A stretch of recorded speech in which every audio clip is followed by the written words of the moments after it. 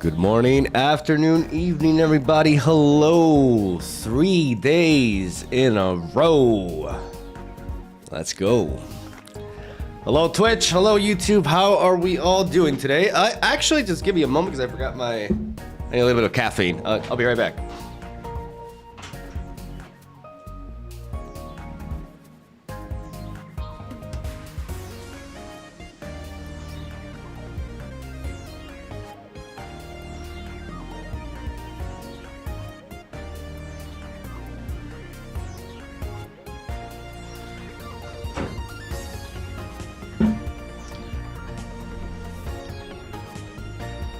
We're back.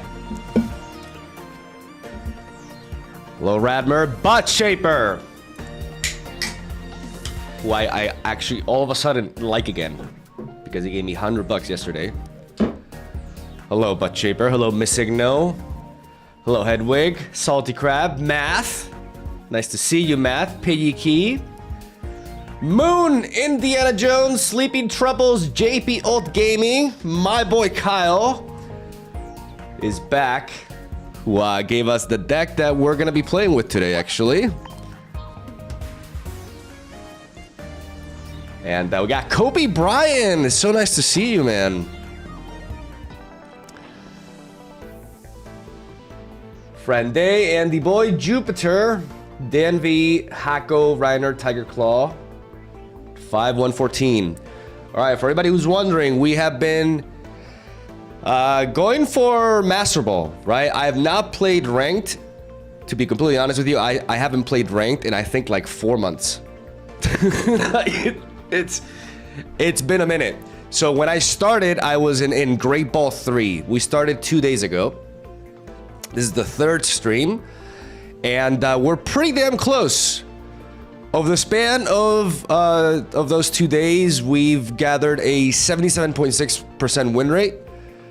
We played a total of math 60, 80, 79, 76 games.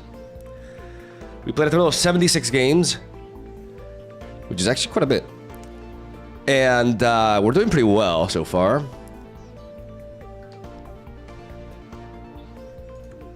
So we are actually playing a deck without Pokeball that was given to us by Kyle Mitchell, who's in the YouTube chat.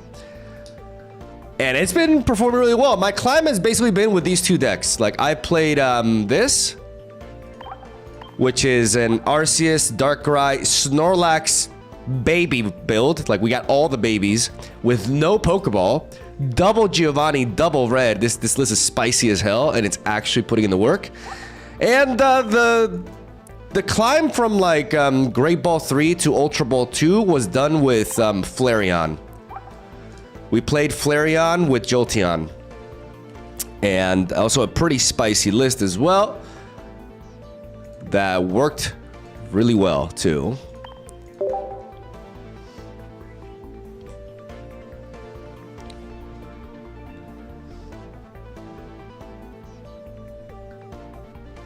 Not gonna lie, that's a record run, insane run.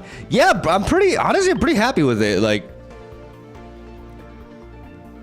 I know people, because I don't play ranked, people think that I'm just like I don't know what I'm doing in the game.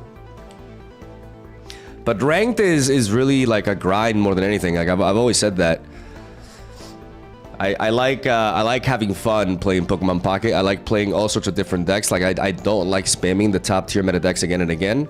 But I do want to reach Master Ball so that I can actually just record all of my videos in Master Ball rank, now that we don't have to worry about de-ranking from Master Ball once we've earned it.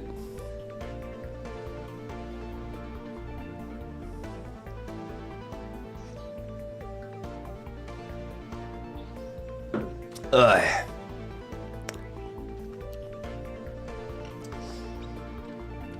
Played a total of meth. Sorry I was late. I was watching a video of how much of a failure Jump Force was. What is that? Surprised you're not sick yet. I mean, I've had a nasty cold. Like, I'm still recovering from it. Now my wife has it. But yeah, we just every single time there's a temperature shift, I get a cold because I don't take proper care of myself. And I feel better, but I can feel like now my lungs are clearing up. You know, I'm coughing a lot.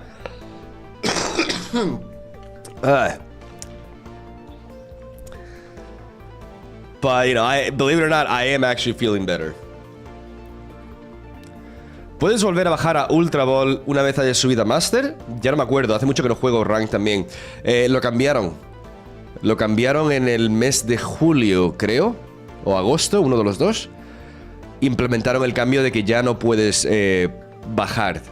No puedes derranquear de Ultra Ball a Great Ball o, por ejemplo, de Masterball a Ultra Ball.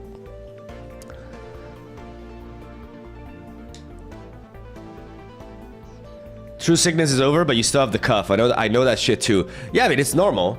It's normal because now is when my lungs are just clearing up. Oh yes, how did the concept artist thing go? The first iteration, like it wasn't. Okay, so it's gonna take a while, honestly. Because I'm actually gonna have a call with them tonight, and to be honest, I may have to invest in like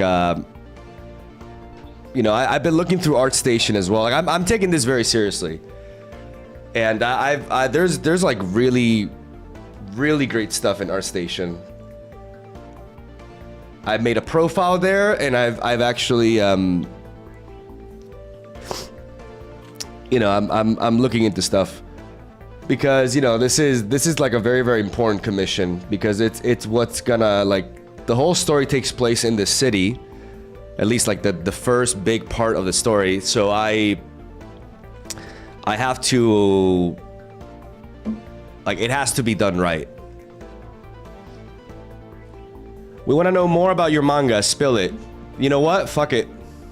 At this point, I've done so much work. Like, the idea of somebody stealing my concept is actually not something that worries me as much.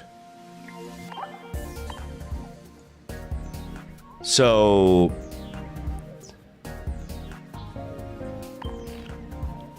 I could talk a little bit about it, honestly.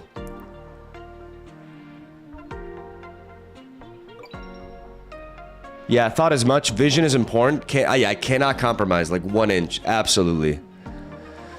And it's my fault because I just gave them very little information. Like it's the first time that I do this, right? Like it's the first time that I try to take what I see in my head and put it in, like, I just did not provide them with enough context and information, and that's what the call later is for. But I actually recorded a video with paint. You know, I actually drew a mock-up of the city in paint, you know, like the shape and stuff of, like, you know, and everything. And I recorded a 20-minute video talking about, like, everything regarding the city and stuff. And I uploaded onto YouTube, like, unlisted for them to look into. But yeah, there's absolutely no compromise whatsoever. So, okay, regarding my story, because I know a lot of, you know, I mention it, but I never really talk about it and stuff. You know, I know quite a few of you probably don't really care, but I know a decent chunk of you are at the very least curious, right? Like, what's my concept? What's my story about? So, my story takes place in it's a different world. Right, I've done world building, you know, like with the nations and everything. Like it's just a different planet, essentially. Though it is human beings that we're talking about here. Like we're not, like, I'm not talking about like aliens or anything like that. But it's not like an alternate reality or like, you know, a fictional version of Earth. You know, like it's something different. That I want to preface that.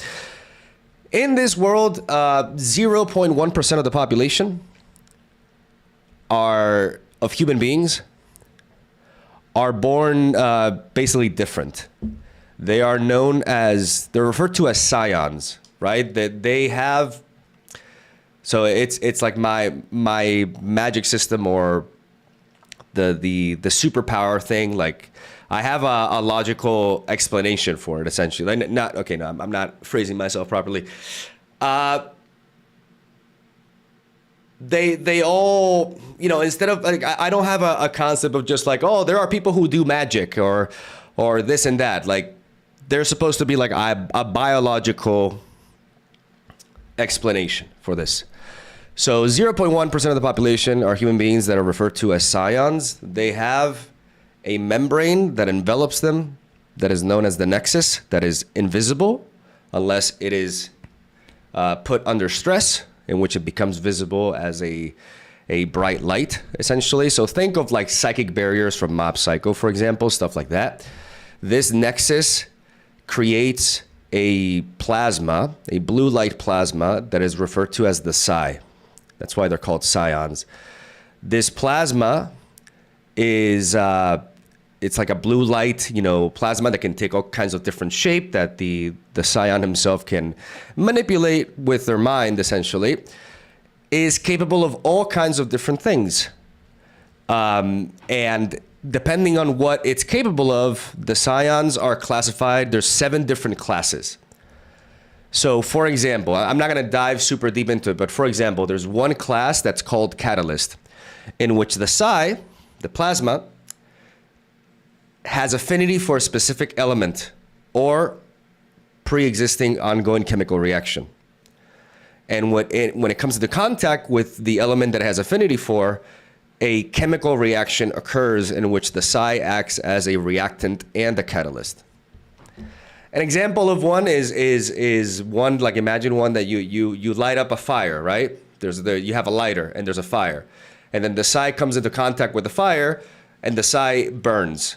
So the ignition just expands in you know, in an intensity and degree that is dependent on the will of the scion itself. So that's an example of one class.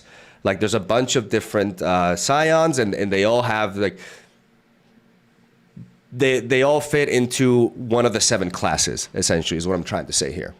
Okay, so my system is structured because I believe that if super beings were to exist, human beings would categorize them, would essentially categorize them as, I'm getting a little bit anxious because I've never spoken about this on camera. Would categorize them into categories. Like, that's what we do with the world and reality around us. We you know, that's why taxonomy exists. Like, we classify things. So there are 7 classes of scions, and they are these super beings. Okay, but that's one aspect of it. My story is called The Tactician of Fire and Stone. All right, and the idea is these scions are not, they don't have freedom.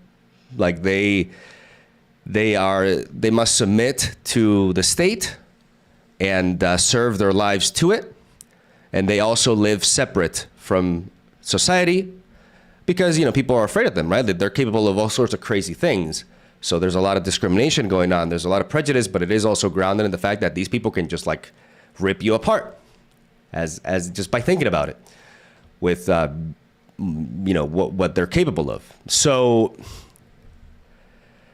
as of recent times, there's been a technological revolution. There's this source of energy. Just imagine like carbon, but 1,000 times more potent, that has bred and a technological revolution, you know, especially regarding like weapons and vehicles.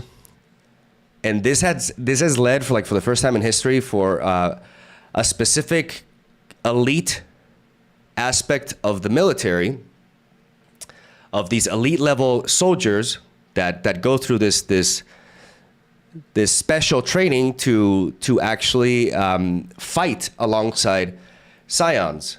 What these people do is, you know, once they receive their title, they are provided with ownership of 2 scions from the state, and those 2 scions fight, and they fight alongside those 2 scions in a 3, like, think of like Chrono Trigger. That's why I mentioned Chrono Trigger. Think of these like 3 people fighting at the same time. right? Like the human being acts more like a support and a commander. And these human beings are called tacticians. They are equipped with, sci-fi weaponry that's founded on this source of energy that was discovered 20 years before the events of the story happened. And they all have all sorts of different kind of weapons that synergize with their scions. And every single tactician has a title that is refers to their unit, like how their unit fights, and basically, like in most of the time it refers to like the two scions. So it's always tactician of X and X. So you have the tactician of fire and stone, you have the tactician of ice and smoke, you have the tactician of tempo and steel, you have the tactician of rift and siege, you have the tactician of shield and storm, etc. Like everyone has their own specific title, they have their own specific weapon that they use to fight alongside these scions in teams, and they're used for all sorts of operations, right? Because most of the military revolves around using scions on a large scale as like armies, but these are like a specific new division essentially within the military, and they are comprised of the very best of the best, like the very elite people. Like being a tactician is a very big deal, right? Like there are very few of them, and that's the premise. That's the concept of my story.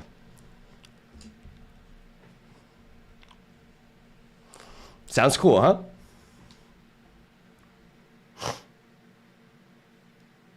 I'm telling you that I when I say I feel confident in my concept, I'm being serious. Like I feel very, very confident. Like this has been 7 years in the making. This isn't something that I just came up with like over a month. Like I've been seven years I've been crafting this.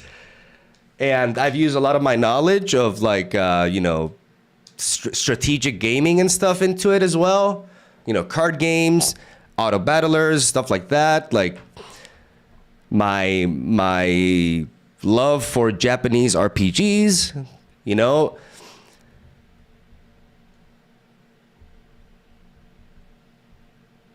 Can you repeat that again? Yeah, that was a lot. I actually feel... Look, I got a lot out. I'm actually a little bit nervous because I've been holding on. Like this is the first time that I actually like voiced this publicly.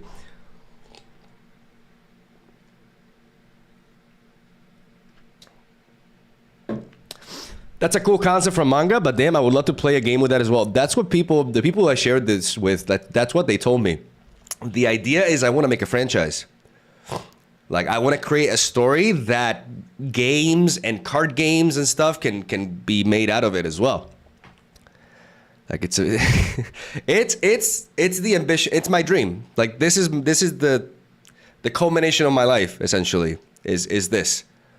So it's taken me 7 years to actually, because this concept has gone through many different iterations, trying to figure it out, trying to make sense, and it's my life's work essentially. God, I'm nervous talking about it, but that's the concept. So, and the main character is the tactician of fire and stone, who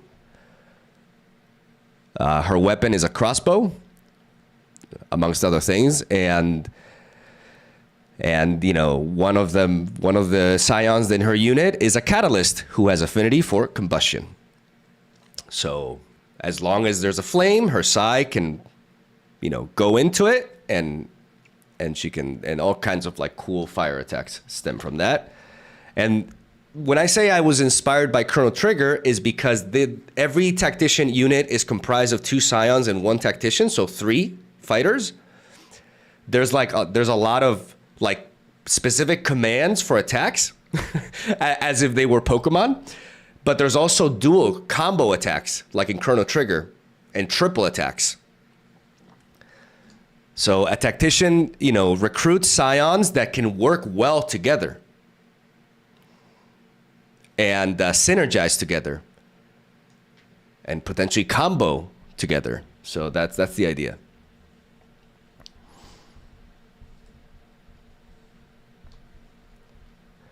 who would they be fighting? The concept is in the capital city, there's this upper city. Do you guys know Alita?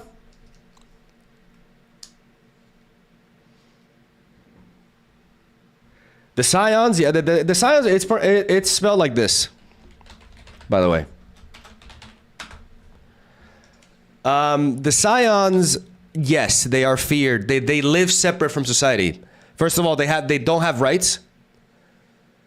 They all have in the nape of their neck, they have like a suppressor node installed with like a sedative. So if they were to rebel or something, you click a switch and it puts them to sleep, right? So they don't have rights. That's also one of the aspects of my story, right? Like the moral ambiguity and like all the political aspects of having this portion of civilization that spawns randomly because they are a genetic anomaly. So if two Scions were to have a kid, like that kid is the absolute vast majority of the time, that kid is going to be born like a normal human being.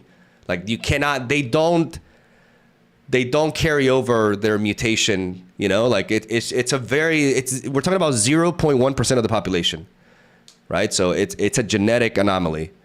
And these people are deprived of rights. Yes, like they are feared, but they're not feared because of just pure bigotry and just prejudice. It's because these beings are capable of like insane, like they represent the maximum like source of power a nation has. You know, like they are incredibly powerful and they are very dangerous. Like imagine walking to a bar and there's a guy that can blow the whole town up, you know, and I mean that's a bit of an exaggeration, right? But they can blow like the place up, you know.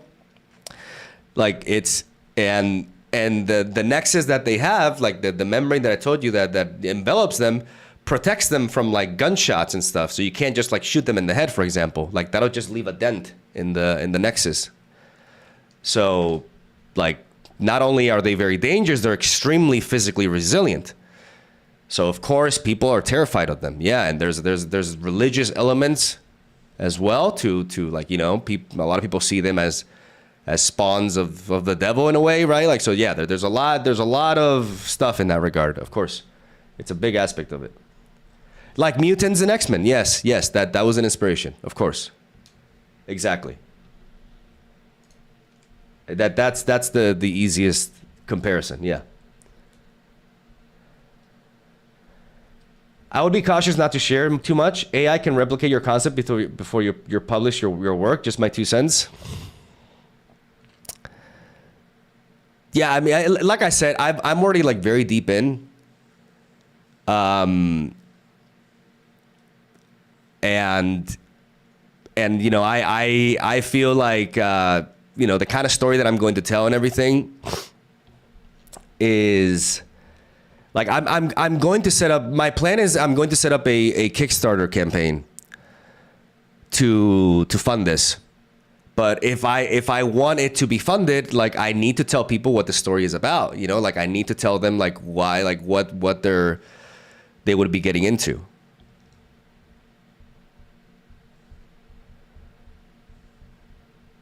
And at the same time, I am not particularly worried about AI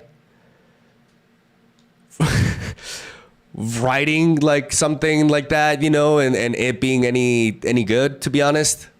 So my concern is not AI. My concern is more like, you know, somebody just ripping off my idea, right? But I'm already so far up ahead.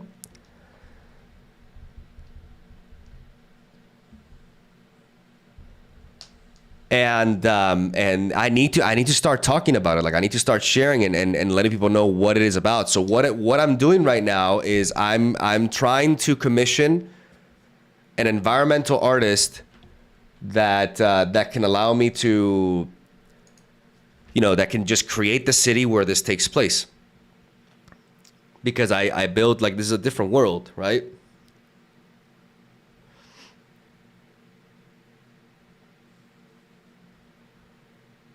Oh shit, it's Satumi. How you doing, man? Okay, maybe we can talk offline about it. Yeah, I just wanted to share because I've been like teasing this thing for so long, but not really saying anything about it. You know, there's a lot more information for me to share, but I'm gonna keep it to myself for now. But now you guys understand like what my concept is about fundamentally, and I hope you like it.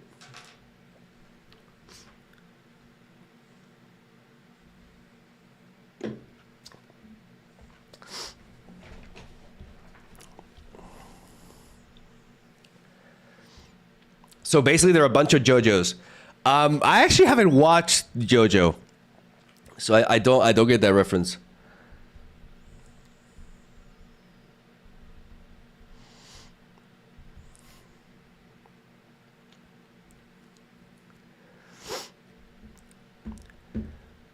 But I appreciate the concerns, and more than anything, I appreciate the kind words. I'm happy you guys like the idea. An idea is an idea. Like, as good as an idea is, it all comes down to execution. I have finished chapter 3 with we're talking about 40 to 50 page monthly chapters. So I finished the script for chapter 3, and I'm right now I am basically planning what is like the first arc. Right? And you know, planning out because in my combat system, there's gonna be a lot of tactical elements, right? It's gonna be battles are gonna be very strategic, but not strategic to the point where you sacrifice dynamic, exciting action, right? I think I can portray battles and such in a way that hasn't been done before. And I'm excited for that.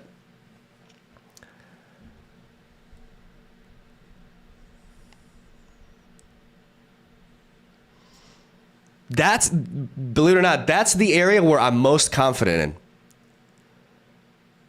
My ability to write action. I've even found myself using like my background in MMA as well. You know, I mean, it's helpful to a certain extent, but stuff like that. Like I'm very confident in my ability to write action.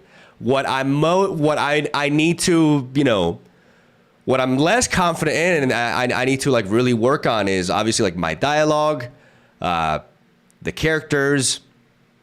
You know, I have really good concepts for the characters and who they are and stuff, and I've been really, really happy with the dialogue that I've been writing, but it's definitely been the hardest thing.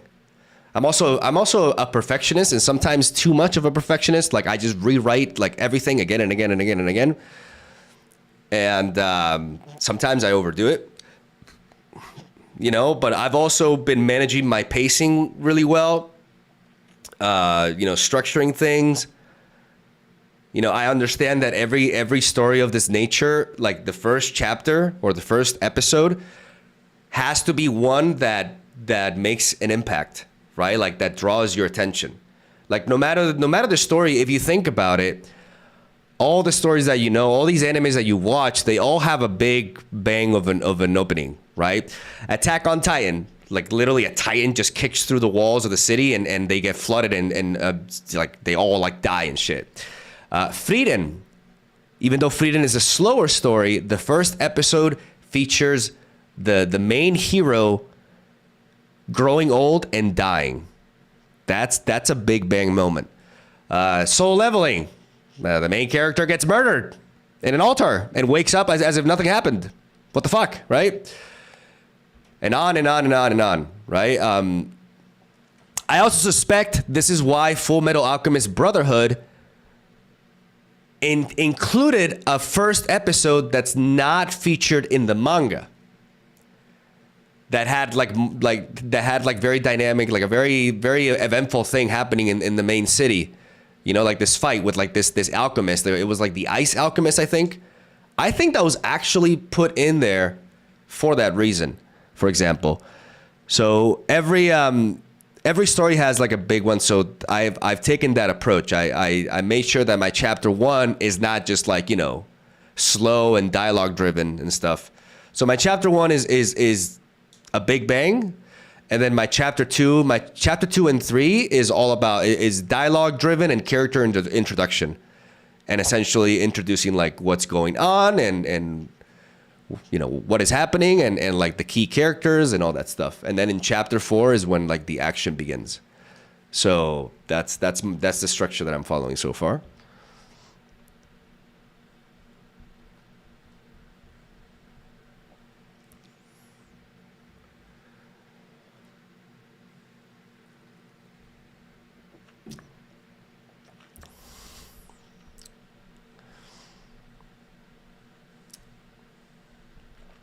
I appreciate it, Marsman. I appreciate the concern. But I think there's so many layers to my story that go beyond what I just said that I'm not worried about AI stealing, like actually making a good... I just don't think we're at a point, especially for a manga series. I just don't think we're at a point where AI can legitimately like create something that's good. I just don't think we're anywhere near that.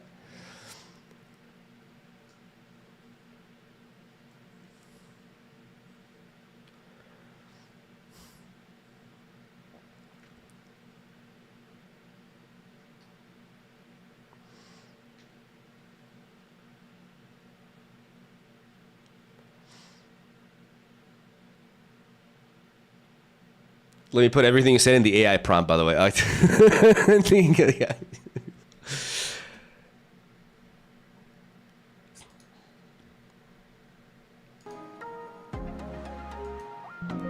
So I'm gonna like now the plan is to just keep going and make the set up a presentation. I don't have the funds to do everything that I have to do with the story because I'm not an artist. So I need to hire an artist, and I want to work with a good manga artist that can bring this concept to life. I write the scripts with like the panelings, you know, the size of the panels and everything, and the dialogue and you know what is happening in every panel and everything. But I need to work alongside an artist to. When it comes to art styles, I talked about it with my wife, and I think an art style that would fit my theme and stuff, because I think my story falls more into the seinen category. And just how I envision it in general, I think the a Bleach-like art style is what I'm aiming for. I think Bleach is very good, like, faces. And it would be fitting.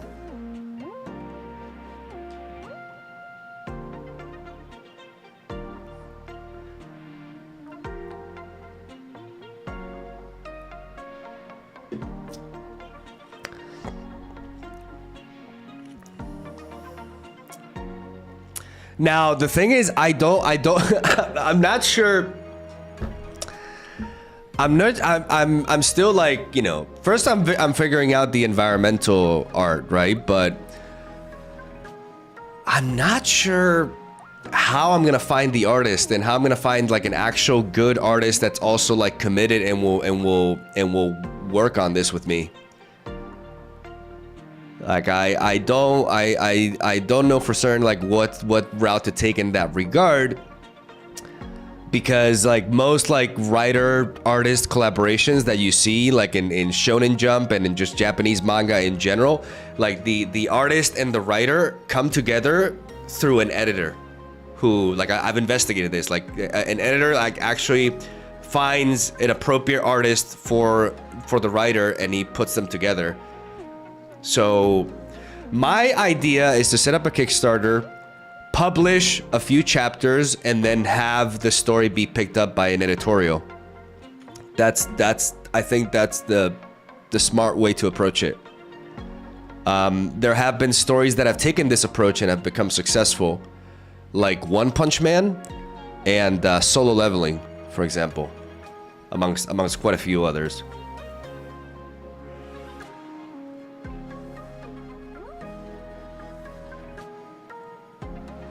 So I've used Fiverr. Yeah, I just have to find.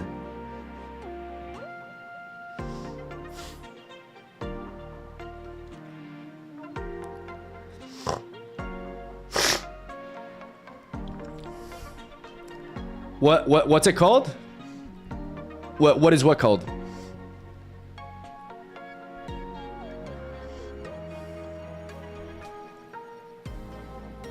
It's expensive, exactly. Like I make no mistake. Like, if I work with an artist, like I have to pay them a very strong salary. That's why I need to set up a Kickstarter. Like that's why I need crowdfunding. I'm going to need crowdfunding. The good thing that I have going on for me is that I have a YouTube channel. Like, I don't have a massive YouTube channel, but I have like a middle class YouTube channel that can lead to a lot of exposure. But I have to do a very good presentation. You know, like with the environment art, you know, with some character designs and with the premise and everything.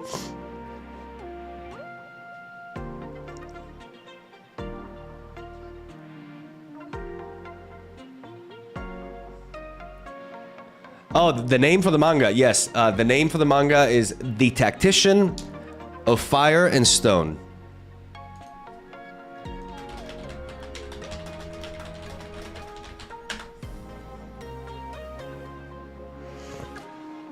I actually really like that name. It has Harry Potter vibes.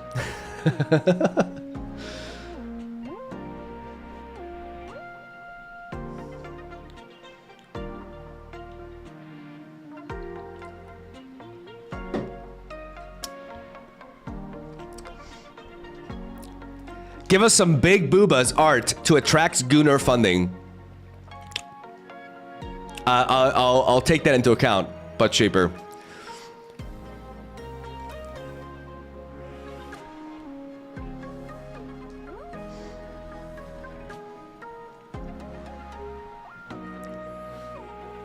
Thank you. Marketing advice for free. Yeah, I don't know what I'd do without you.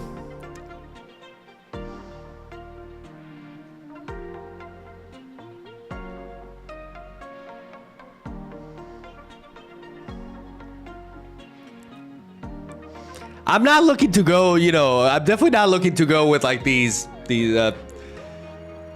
just like super bouncing anime titties and shit, you know, like I'm trying to make a serious story.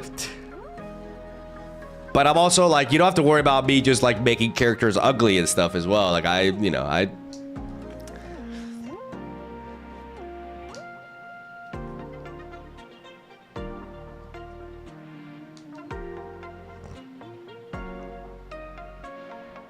like attractive women with good body proportions exist, so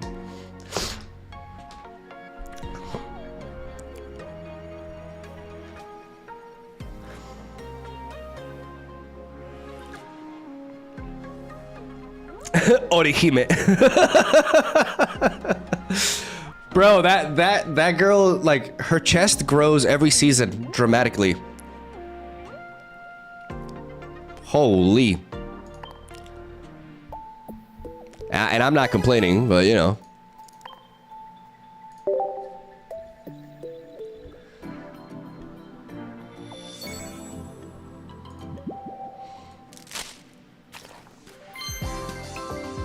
Yeah, I don't think Orihime is a good character, to be honest. Yeah. I'm not trying to talk shit, but I just don't think. I don't think too highly of her.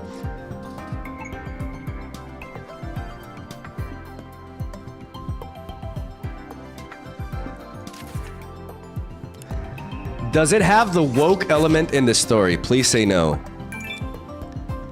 Okay, I'm not trying to get divisive or anything, okay? I'm a believer that you can tell the story, whatever story you want to tell. Like, and you know,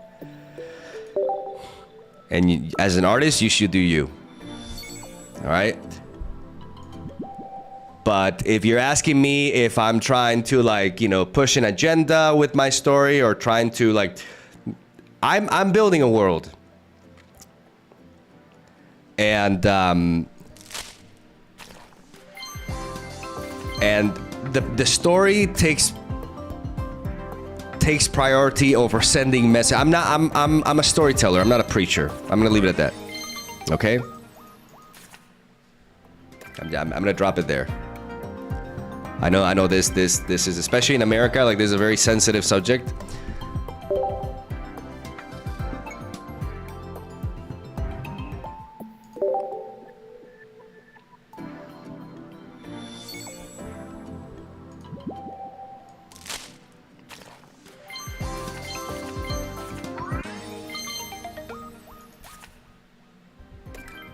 Yeah, I'm not afraid of anything. Like, I'm not afraid of, like, you know,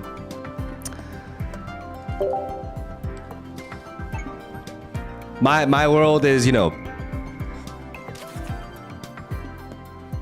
it's designed the way it is and everything, and I'm not afraid of, like, you know, oh, is my work gonna be interpreted in a certain way, and this, I don't care. And I'm a firm believer in that, like, a lot of stories, like, people have these misconceptions of just like, oh, this story didn't play out well because of this or that. A story is either good or it isn't.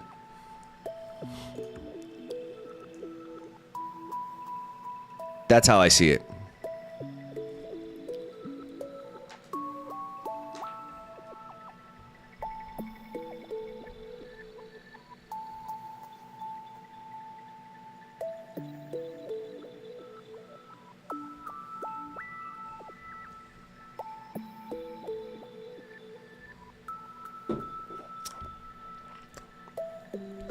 No matter what you write, people will always have different interpretations. What's more important is writing what you believe to be a good... Exactly.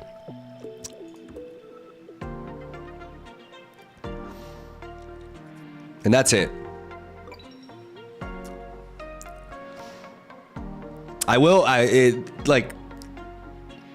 going to tackle a lot of political elements, but political elements of this world. You know, like, a lot of the discussion will revolve around the Scions, right? Like, the fact that they don't have freedom, and, you know, the consequences of that at an individual and on a large scale. You know, conflicting worldviews. Like, two of my main characters see this whole thing through very different perspectives, and in a way, like, it's about them reaching, like, a middle ground, and there's a lot of that, you know. So it's just fun, man. Like, I've been working on this for. I'm just very excited, but it's always been a very daunting task. Like, I've gone through many different phases. Like, I've lost confidence. I've regained it.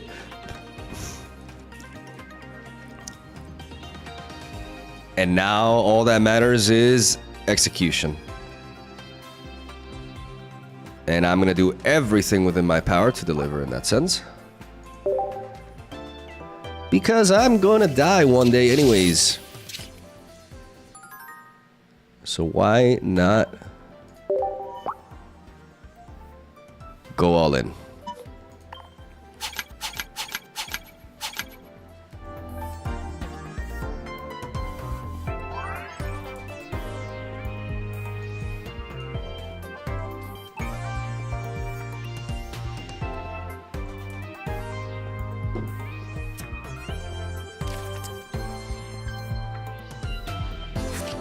Middle? No, I mean, I wanted the green one. And I mean, I got the Absol, like, that's good. There's just nothing. There's nothing in the Wonder Picks today.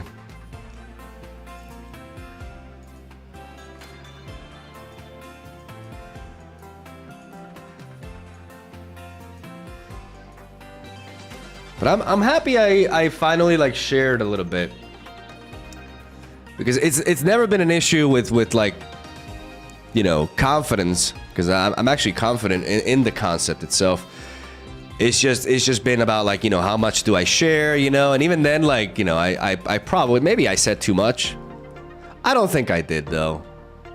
Okay, so I'm of the belief that if what I said, like an AI takes that, and if the AI makes a better story than me,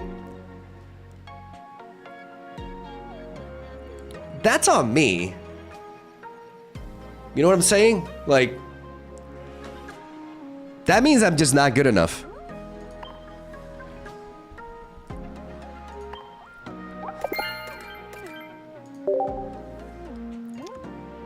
I have to focus on myself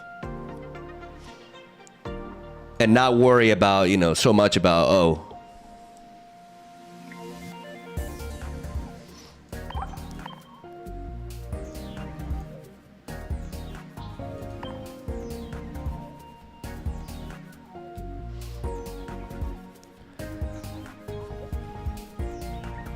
social commentary should be more nuanced than this is my current political beliefs and they're 100% correct. I think where entertainment sometimes fails lately is when they get very preachy. Of just like, you know, like they label complex social political issues as like black or white. And, you know, you have like these Marvel movies where it's like, just like, no, you should be a better person and this and that. It's just like, okay, like, no, like it's exactly that. Like shit can be complex. And I think a good story doesn't try to preach, but it provides you with here's what's going on. Here are the different views and stuff. What do you think? Right? Like, I think that's...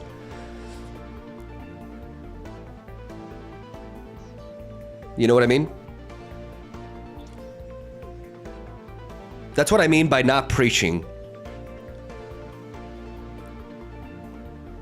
To this day, I change my opinion on things quite regularly. I'm always open to discuss, you know. I don't openly talk about, you know, politics and stuff like that, because I just don't feel like that's my place as like I'm here to play Pokemon, you know, and I'm not here to cause divide and stuff. Like, we all have our values, we all have our beliefs. But I've always been very open to conversation. I don't hate anybody. I don't hate anybody for you know, for how they dress or for where they're from or for where, like, I don't like, and you know, and it's important to always keep an open mind. I think there's not the problem right now is that it's a little bit of a circus because we're not actually conversing, you know, like we're just yelling at each other and just calling each other names.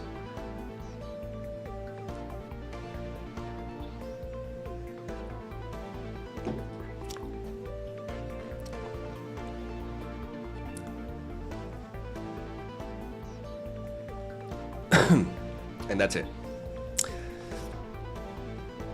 What manga is your inspiration? Best example. My biggest sources of inspiration from manga specifically are Attack on Titan and Full Metal Alchemist Brotherhood. Though I believe that, to me, from what I've seen, I actually think that the best manga, though the genre is quite different, right? But from all the anime that I've seen and, you know, manga that I've read, I hold Haikyuu in a pedestal. Like I consider Haikyuu an absolute masterpiece from beginning to end. I think just because it's a sports volleyball, like it's a sports anime, you know, it doesn't get as much recognition maybe, but I think Haikyuu is Oh, it's just incredibly well done. It really is. It really, really is. It deserves all the success it had because it's just so, like, the character development and all that. It's a story about just kids in high school playing volleyball at the end of the day, right? But it's just so, it's a masterclass. It's a masterclass of storytelling, in my opinion.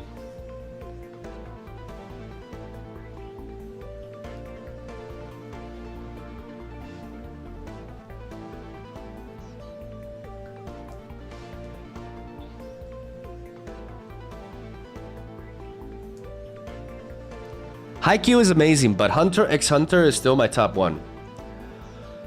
Hunter x Hunter is definitely, it's definitely great.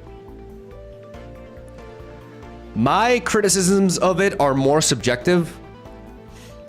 Like sometimes the character designs get like really, it gets really weird. And there's like no consistency to like how characters are designed and stuff. That's not a bad thing. It's just more of like a preference thing, you know? But it definitely is an elite product, right? I'm talking about the artwork, yeah.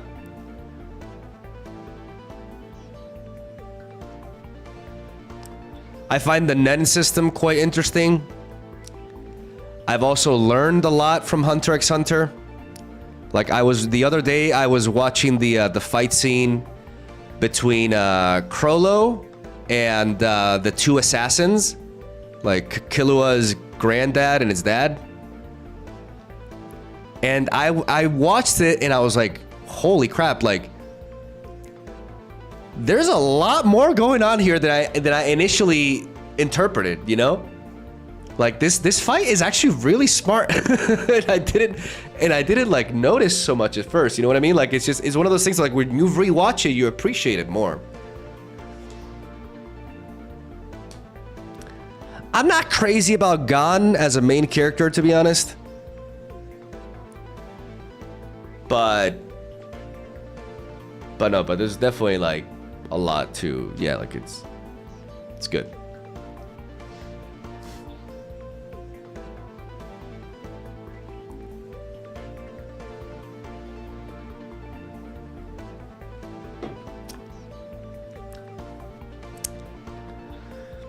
Good, see, the artist of Blame and Tower Dungeon for your premise. Very much Tower Dungeon 5 panels would go hard for your concept.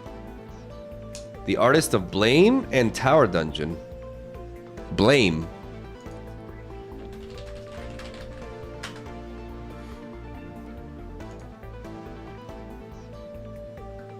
Interesting. Tower Dungeon. Was this anime like, was this manga picked up? I think this is also another example. Maybe I'm wrong, but I think I heard that this was an example of a manga series that was like online at first, but then it was picked up by an editorial after. I'm not sure if that's true though.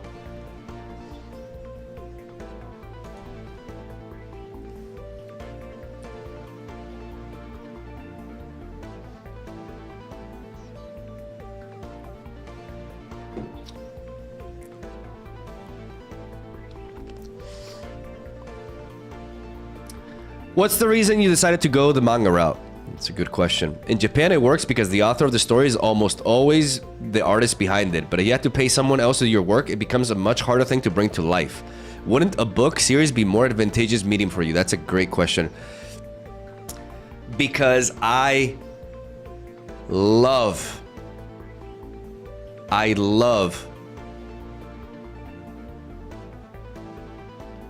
action portrayed in manga and anime.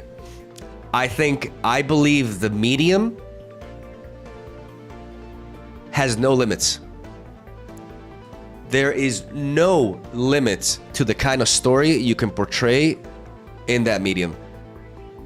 And I I believe I have a talent for visualizing and planning like fights that could be displayed in a manga format and in an animated one as well. I think that we live in an era where it's only the beginning. I think over the next few decades, we're gonna see some insane stories come out of this medium because there is nothing that fundamentally holds it back.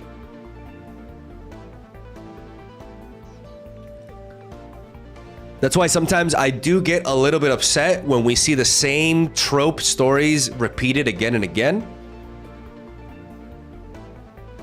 Because it just, the potential, at least the way I see it, is just gargantuan.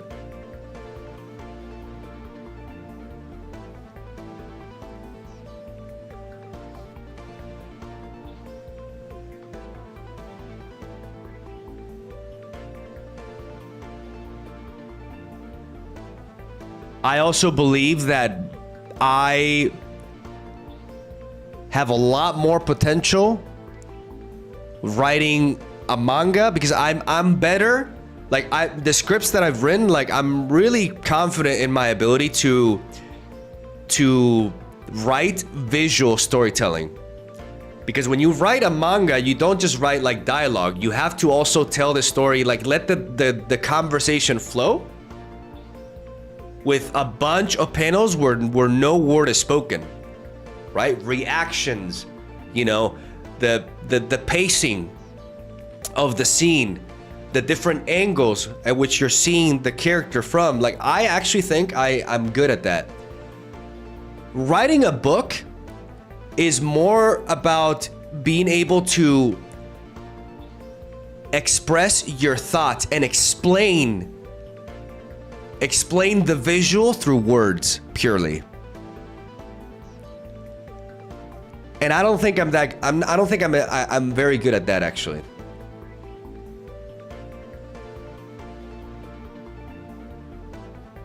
When I say manga, in reality it's just comic. It's a comic, right?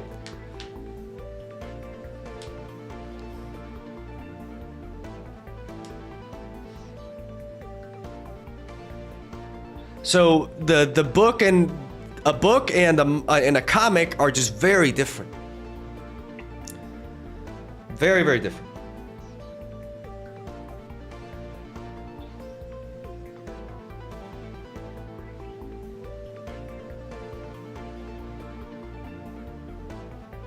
When I hear manga, it's Japanese comic. I mean, it's just labels, you know? It's just like a story portrayed through panels where you mix visuals with that.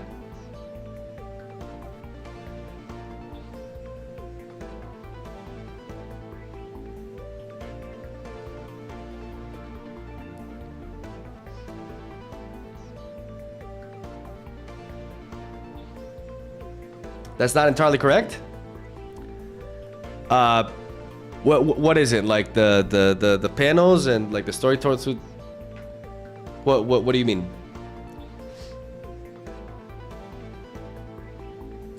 Will it have color? No, that's why I say, I mean, especially because I personally enjoy the manga format a lot more than Western comics. I like the humor, I like the dynamics. But I also think that with time, the two different styles, they're just gonna blend more and more. But yeah, no, I'm not, no color, black and white. Black and white is what I'm aiming for. I think coloring slows down production a lot. And I enjoy reading manga in black and white. Like, I really enjoy that. It's less, I don't know if this makes any sense, but it's just gentler on the eyes.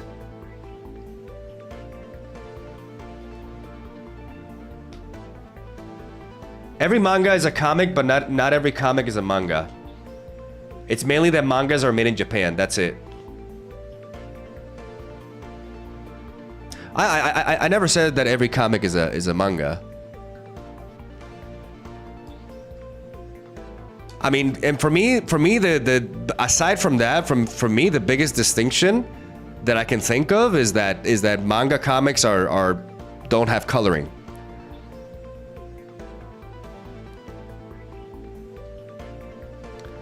Some people can't handle the yap sessions, and I couldn't care less. Like it's my stream,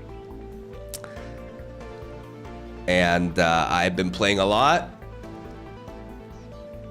And if you don't like that I'm yapping, then you can just go somewhere else. Like, I don't know what else to tell you.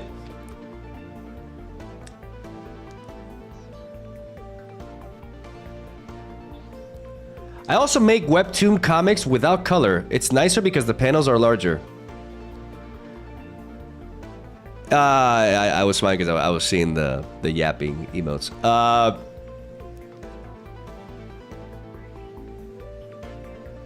The panels are larger?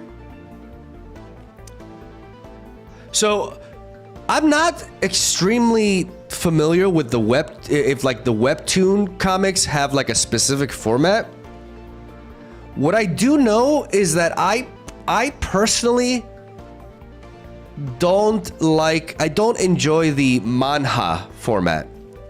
So there's like this format where you read a digital manga or comic or whatever, and you're just literally always scrolling down. Like it's a narrow, like one panel per time, and you're just like scrolling down constantly. I find it tiring. I like just the regular comic or manga format where you have like a page with like 5 to 6, sometimes like 9, or sometimes like just 1, but on average like 5 to 6 panels per page.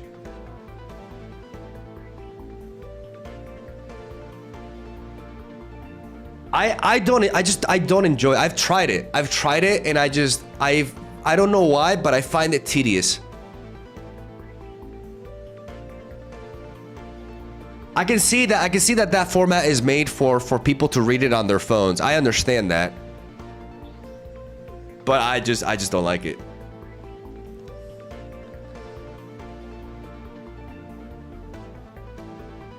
What you said about stories having no limits is true, and the only limitations are human ideas and imaginations themselves. Yeah, especially on a medium, like, basically what I'm referring to is animation. It can be applied to books and stuff, but like, as well, but animation and just has no limits. When you make a live action for something, there are always going to be technical limits, right?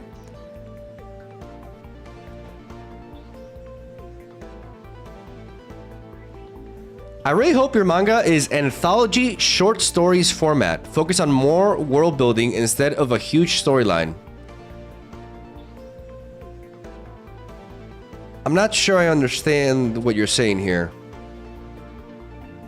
My manga is not a bunch of short stories. It's one long series.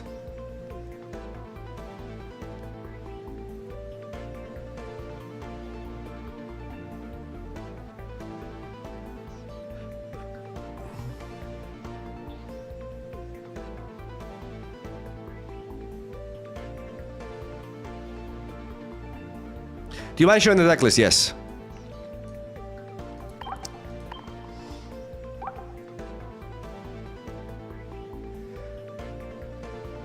Hell no. So many stories get boring because world building and power scaling stuff.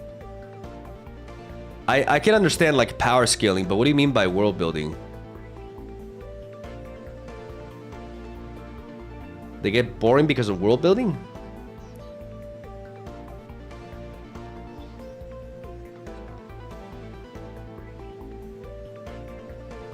Yeah, it's a wacky-ass list that wins games.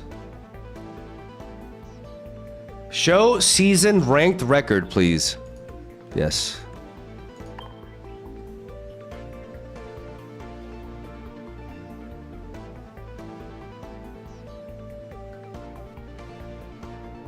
Oh, you mean like exposition? No, no, yeah.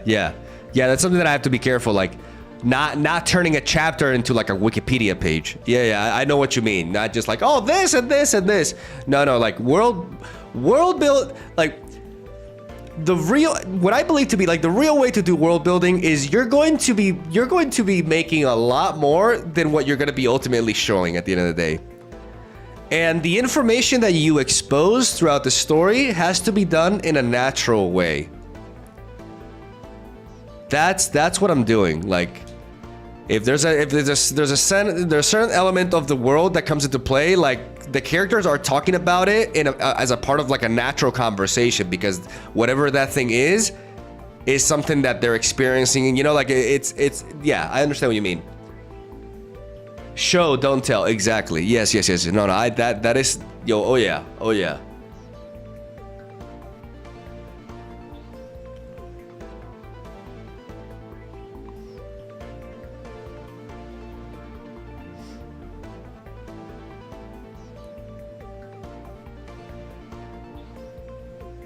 It's just better for publishing like season breaks, etc. I think it's tough for people nowadays to following a huge thought through line.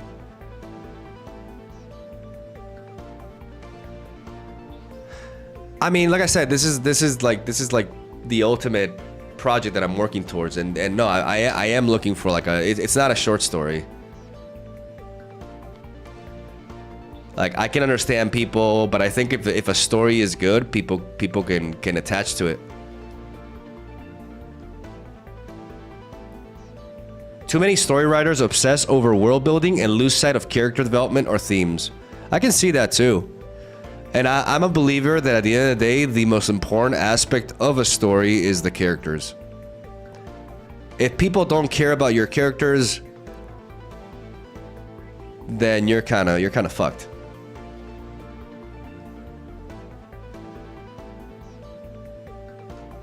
It's always the characters. The characters is what comes first. Everything else is secondary to that.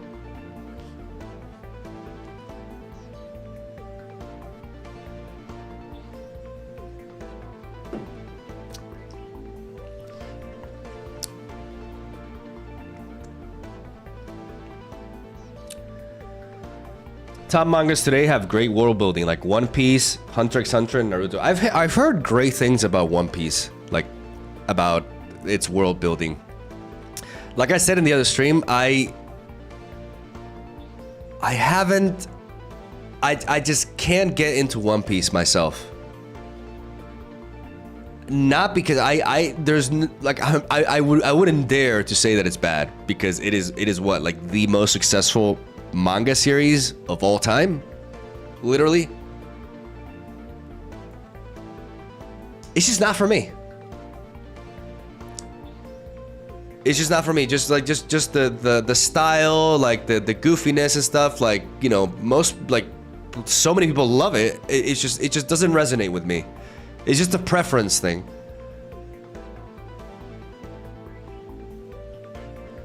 Probably overset at this point, but Frieden was just too good. Frieden was a breath of fresh air. Frieden is pretty fucking exceptional, yeah. Do I consider it perfect? No, for my taste, no. Because I do think, I think the action is solid, but it could be better, personally. And I also think that it feels quite slow at times, because it's more of a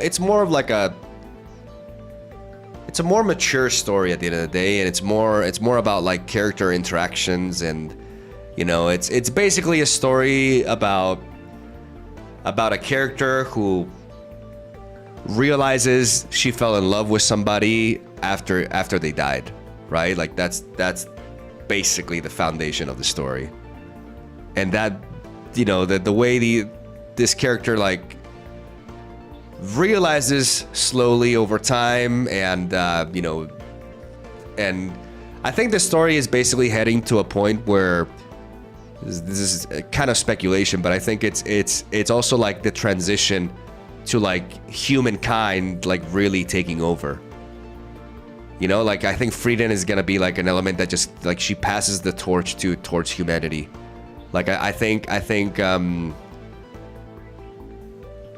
the way I interpret it is I think what's her name, bro? The purple haired girl.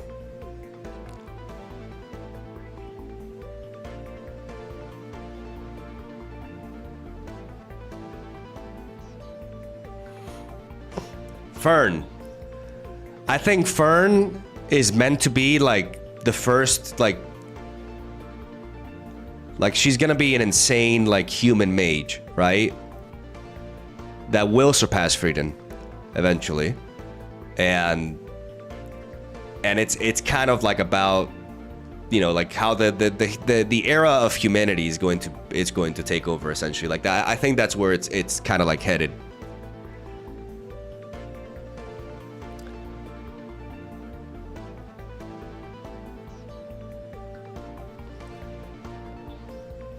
I still can't believe soul leveling 1 over Frieden. I mean that you shouldn't pay. I wouldn't even like acknowledge that, to be honest, because that is just absolutely ridiculous.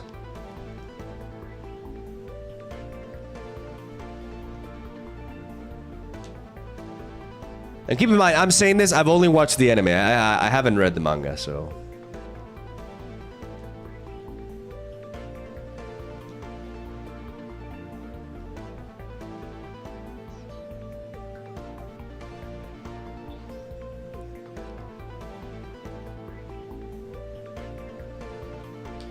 I think the underlying message of Frieden is to live in the moment. Yeah. Life can pass you by. Yeah. That is it. Yeah.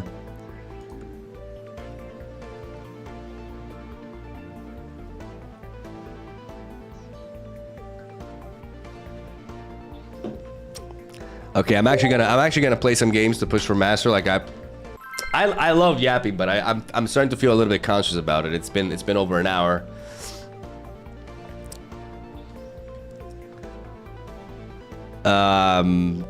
But you know, I'm happy I shared.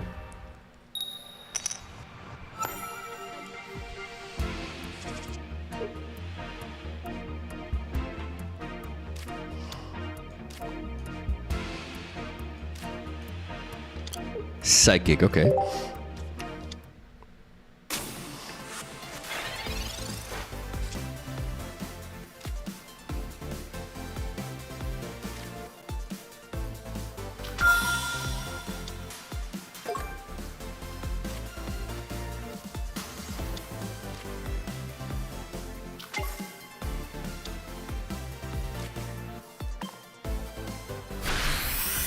So I'm gonna develop Magby and Mantike so that if they have a Repel or a Sabrina, they don't slow me down. Because I'm facing Psychic and I see an Eevee, I don't have to worry about Suicune.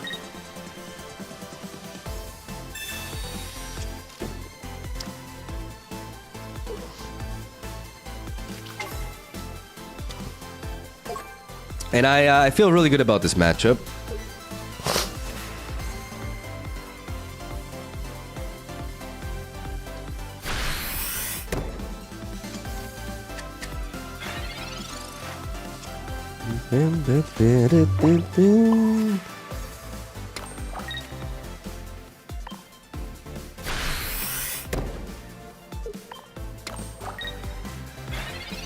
We pump up the RCS and then we follow it up with Darkrai, and this is too good of an opener. Like I feel like we're just set. Like even if they have a giant cape, we're with the red in hand, we're set to KO this Espeon.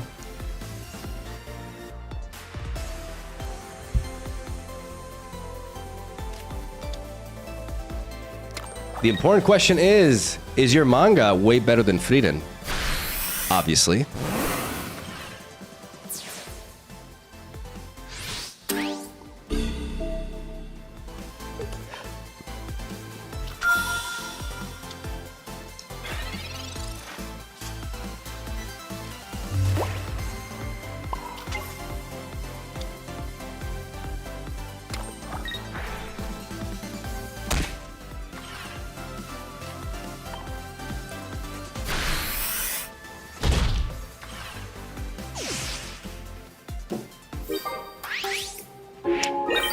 Let me be confident, man.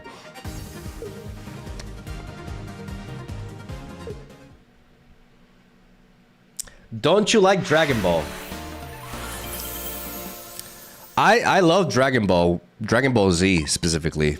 Like I wasn't ever like super crazy about Dragon Ball as a kid, but Dragon Ball Z, oh my god, I was all over that, especially the Cell Saga. Do I care about it now? Not really, no. I think it was important as a pioneer in many ways. But you know,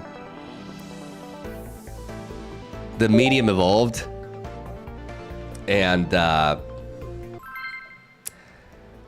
can't really say I care much at all about like Dragon Ball Super, for example. Like I have no idea what's going on there. I just yeah, it's just one of those things. Like I really liked it as a kid. It definitely mattered a lot for me.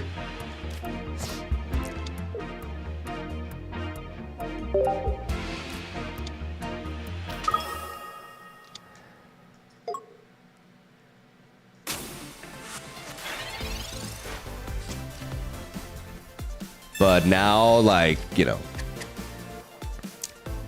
I don't consider it to be an all-time great or anything like that. And I don't mean that as disrespect or anything. I just think, you know, just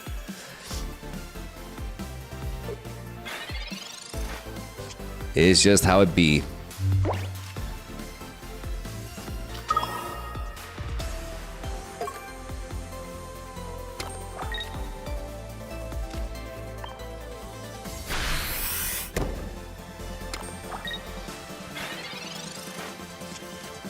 Keeping this Snorlax in hand, because if they do have a red card, I actually probably welcome it just to find more Pokemon, because right now I'm missing a I need to draw a Pokemon.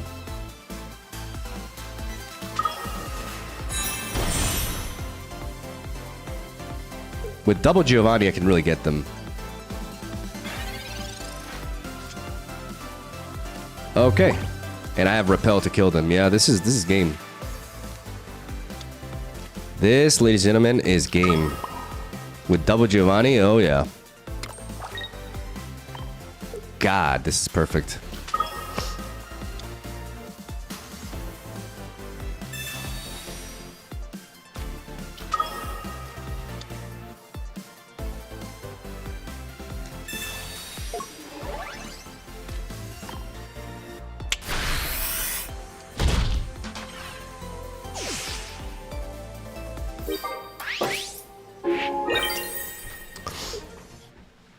Yep.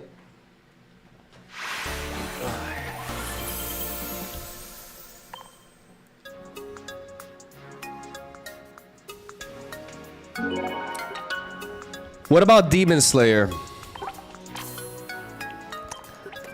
Absolutely batshit insane animation. Like, I don't know if I've seen anything like it. Like, it's pretty crazy. The premise and the story, I mean, the characters, I'm not crazy about, to be honest, but you know, it can be fun to watch.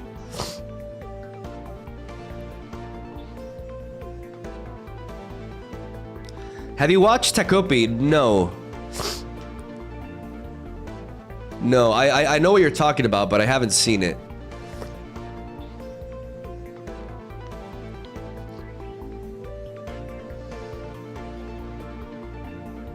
What's with the deck's name? It's literally the deck. I have no balls. No tengo bolas, caralho, mano. I run no Pokeballs.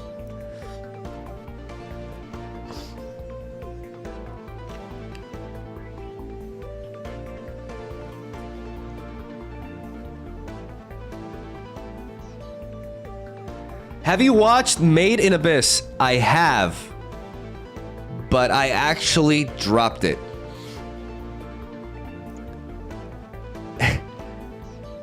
And the reason why I dropped it is it made me very uncomfortable.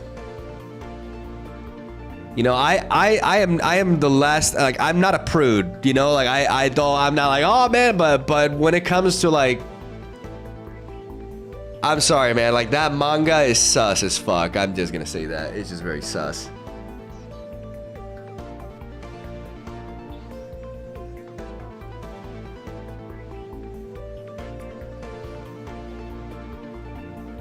Like I saw this panel of like the girl like just like tied up like half naked, and like we're talking about like what is she, like 10? Like I couldn't. No, I just couldn't.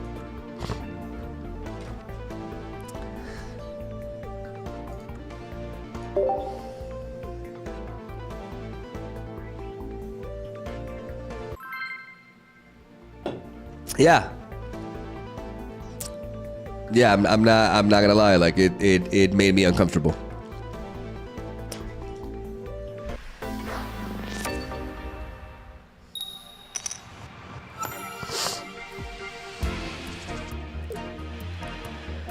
Okay, at least we have a professor's research. Okay. What is this, water?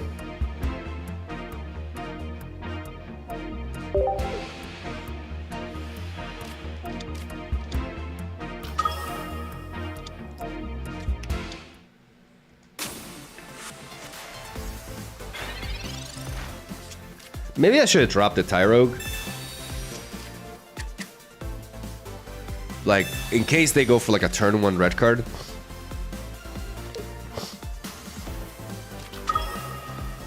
Okay, so they find all the pieces. Okay. Okay. That's an opener.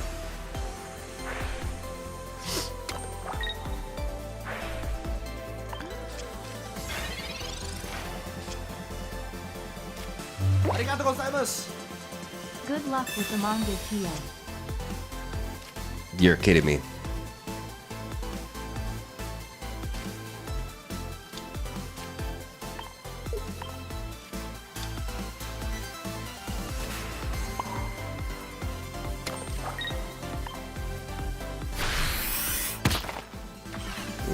No.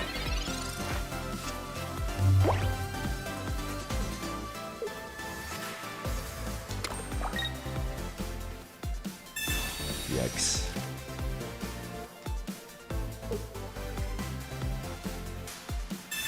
Yeah, no, we're getting smoked this one.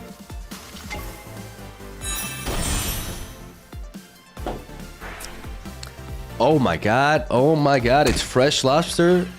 Holy fuck. Wow, I did not expect you here. Okay, we're dead.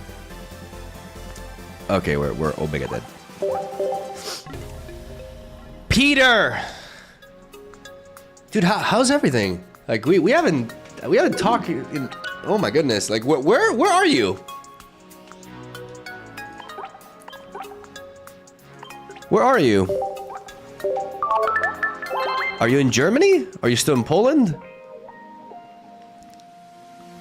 You're running too many babies, I think. Nah, I mean, it's that actually does not happen often.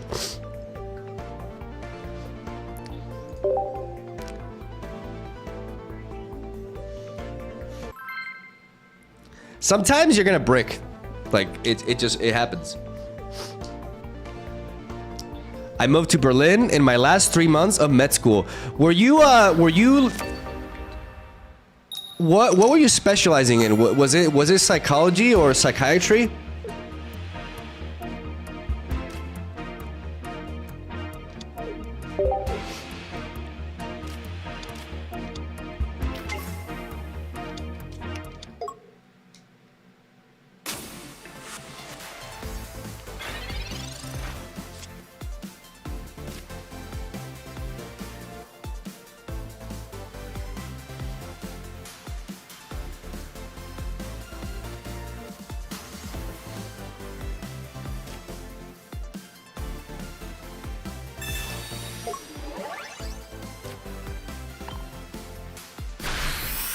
Arigatou gozaimasu.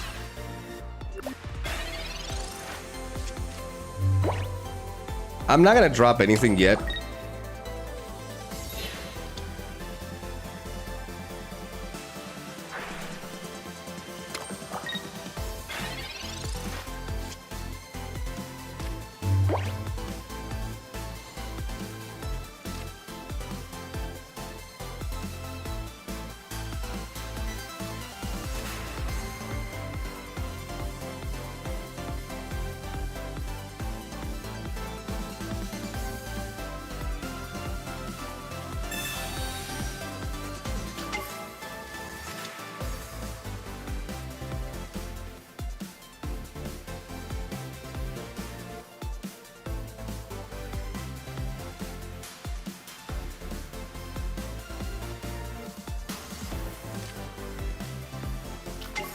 Psychiatry. Probably gonna do children and youth. That's so cool, dude.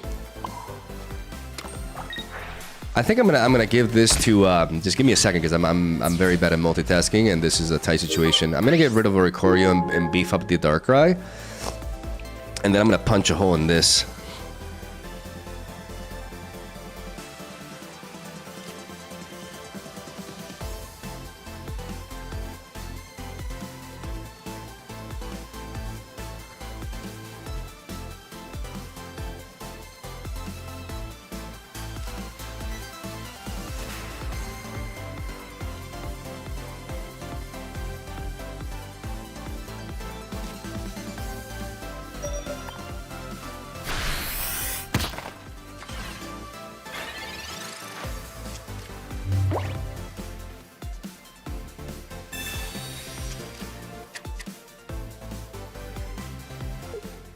Wow, I'm so happy they conceded because that was actually like a very awkward situation just because we're going first and we didn't, you know.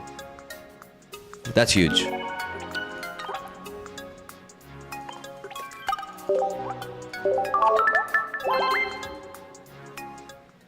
My win rate should have gone up a little bit, right? Because I went 3-1.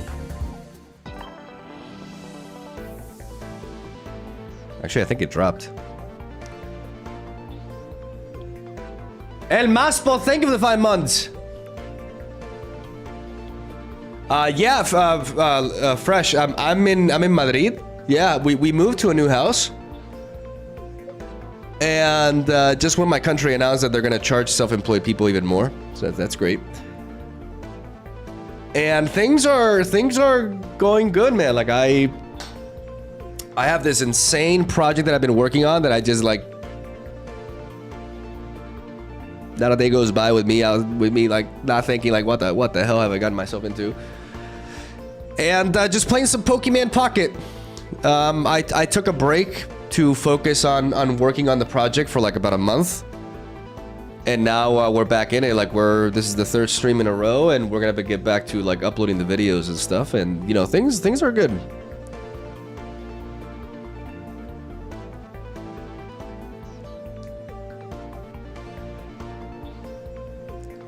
But it's sick that you only have 3 months. Like time flies by, man. Do you think you're gonna like try to get into working like immediately after med school, or are you gonna do something like after your degree? Like what's your plan?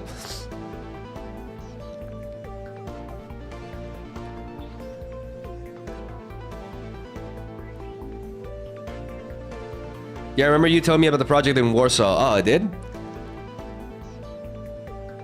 Yeah, I mean, it's been 7 years. Yeah, I've yapped about it a lot.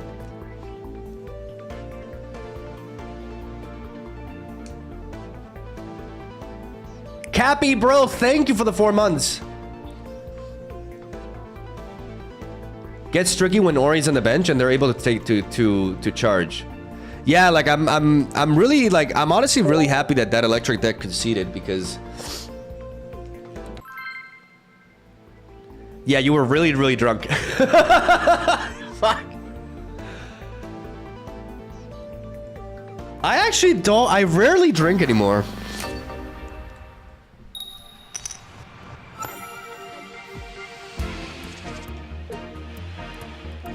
Okay.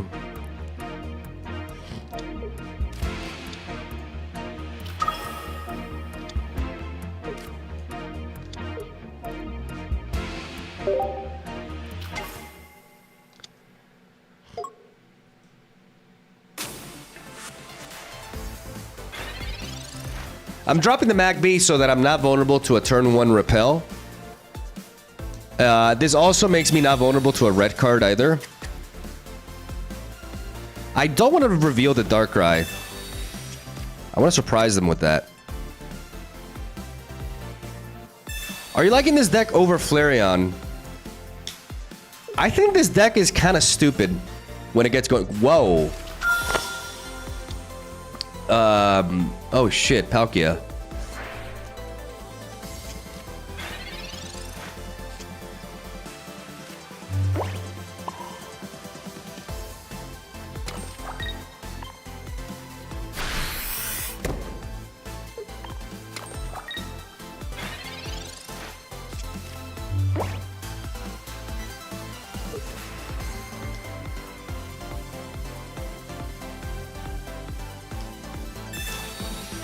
Please don't make me look too misty. Oh, thank God.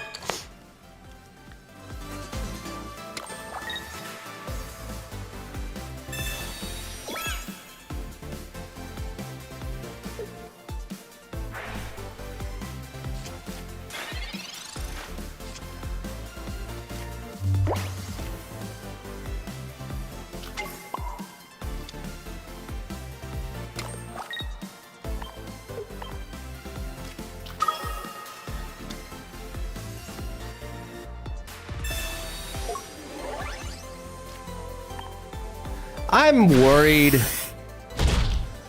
about Crawdunt into like a Team Rocket Grunt.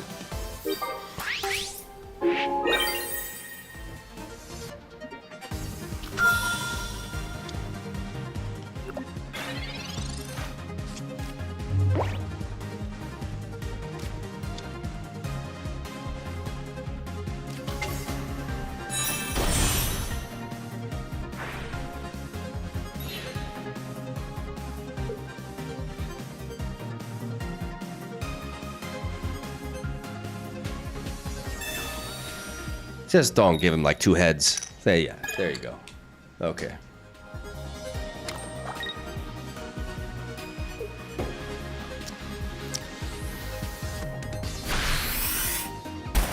Easy.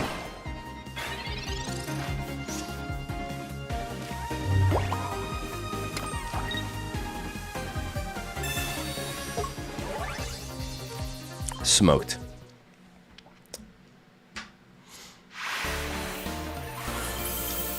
No, they needed 3 heads, right? Yeah, they needed 3 heads. 3 heads, yeah, yeah.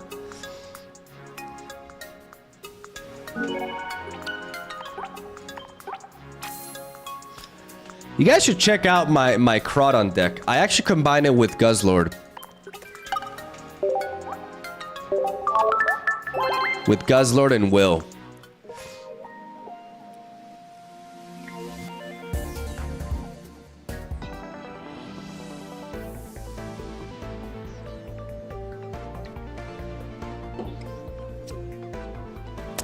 I do not understand what the Snorlax are doing. The Snorlax is basically a different version of Arceus. It's a basic that it hits for 130 and has an HP stat that can survive high-end attacks as well.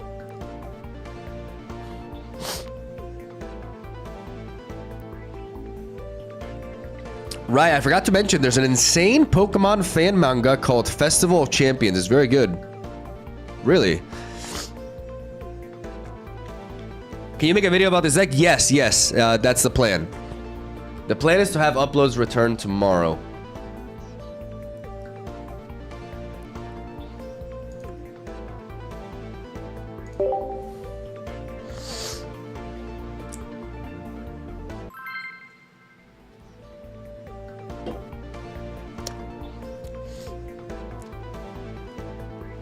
What is Tyro doing? Providing us with with damage early. Gives us a good resource against Oricorio. Works well with Darkrai as well.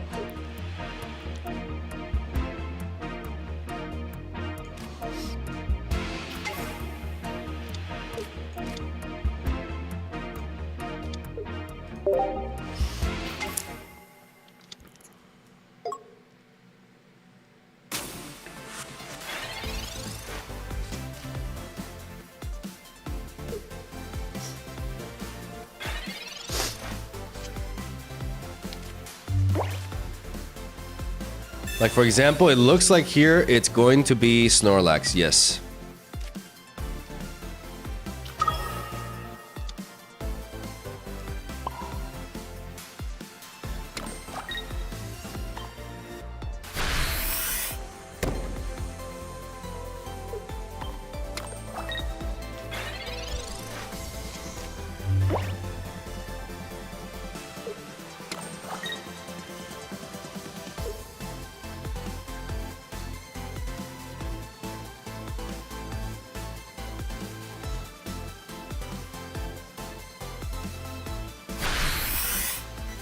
The problem is these babies get destroyed by Eevee, so...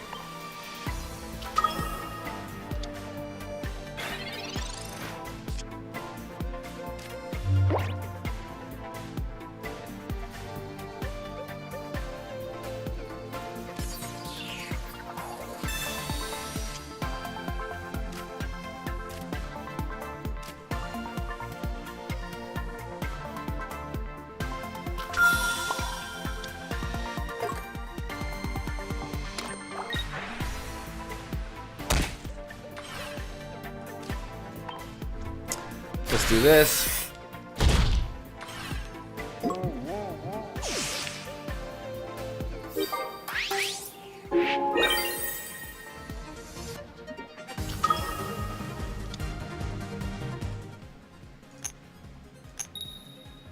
Nice.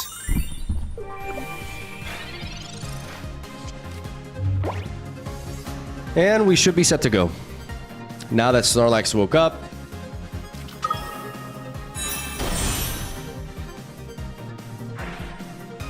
The thing about this entire deck just caps out 140 HP with a Giant Cape 160. And with a combination of Darkrai and Red or Giovanni, my Snorlax one-hit KOs them no matter what. So they just cannot avoid this. If they were to Sabrina me for some reason or repel me, I have Darkrai to pivot out with now that we invested energy onto it.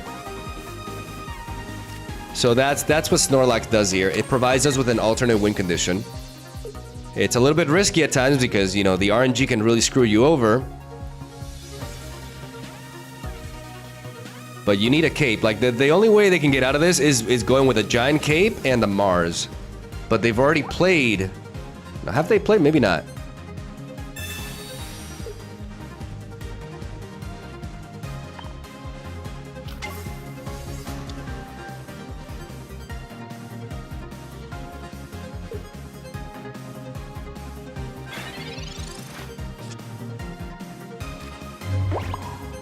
So we do this.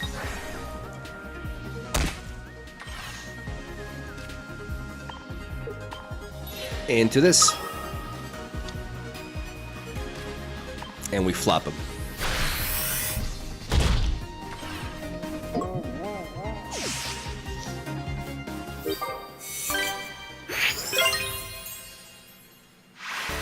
They didn't have energy, you could put the baby. Yeah, but they haven't played a supporter. So what if they have like X speed into Dawn and they bite me with the Eevee in the back? Like I just wanted to make sure they had no chance.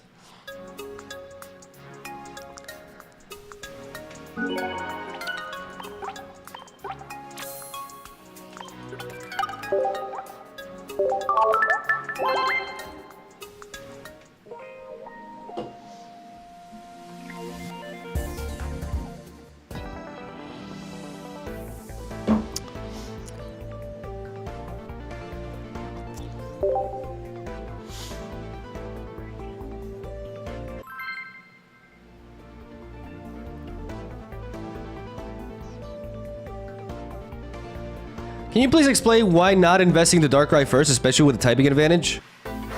The typing advantage is not supreme because Sylveon is actually weak to Steel. This deck wants to build up either Snorlax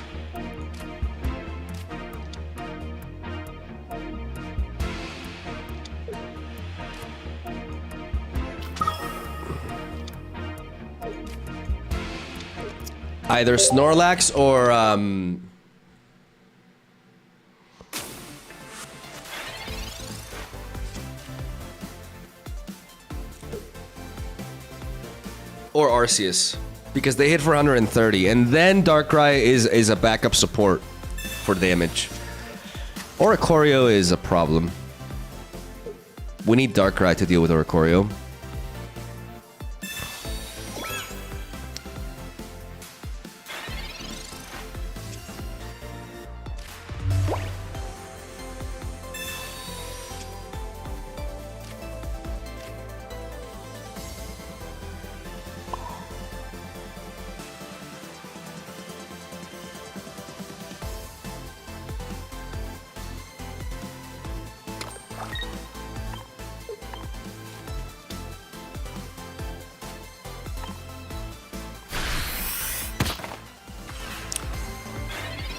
Unless we just punch it down with Tyrogue, though I expect them to do something. But then again, they missed the Zeraora at the beginning.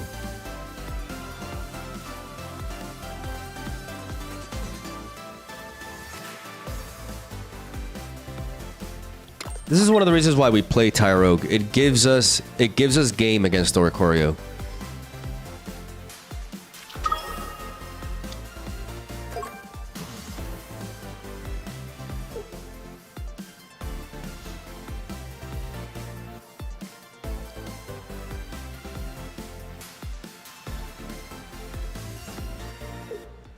Omega lol.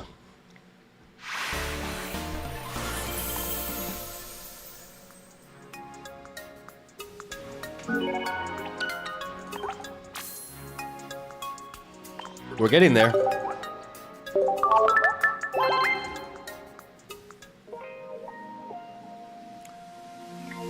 We are getting there.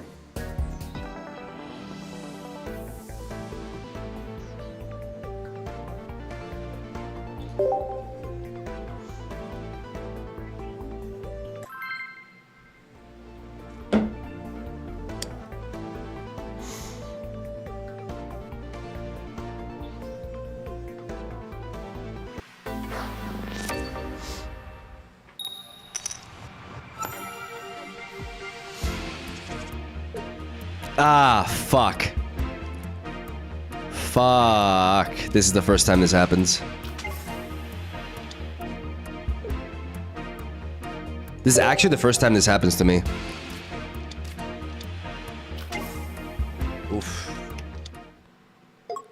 Oh, Flareon. Oh, dear God.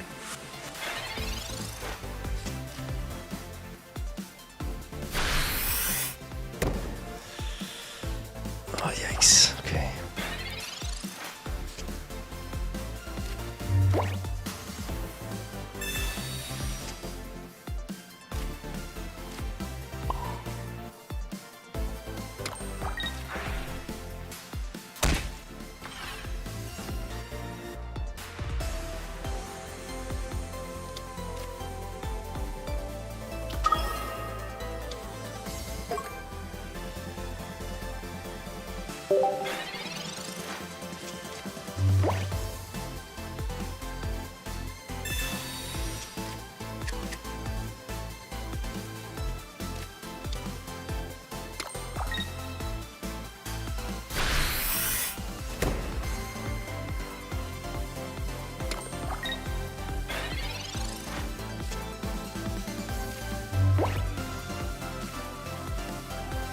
I need to find another baby. Shit. Okay. No, this. Oh my goodness, this is such a problem.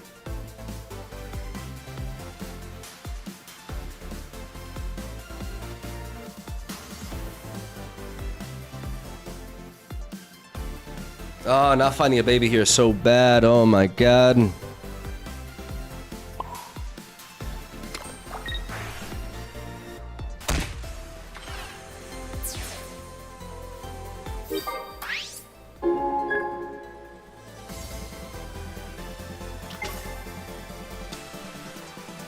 I mean, all they need is Flareon and an EV bag and they kill me. And I can't even repel to slow them down.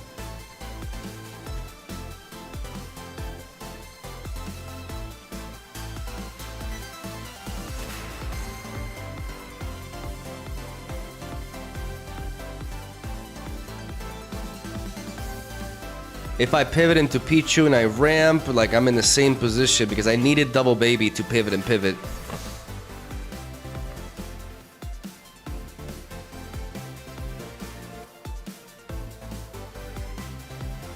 I just have to hope they don't have it.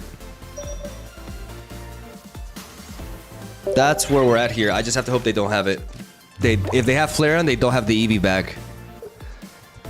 I just have to pray.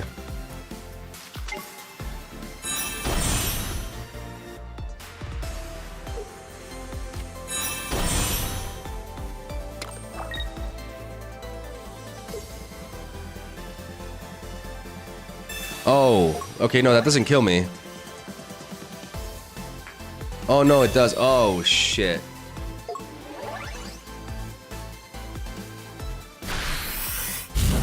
Well, rip. Ah, fuck.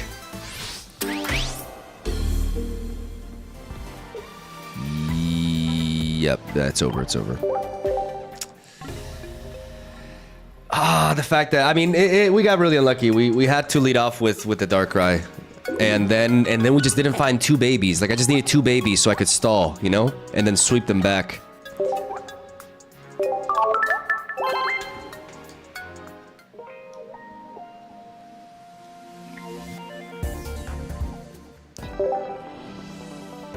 Ah, that's unfortunate because we were getting a win streak there. And we were really close to just turboing, but... I want this climb to be over, man.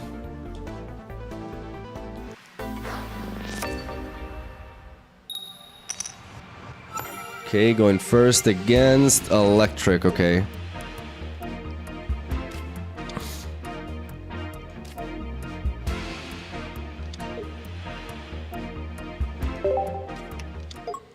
Okay.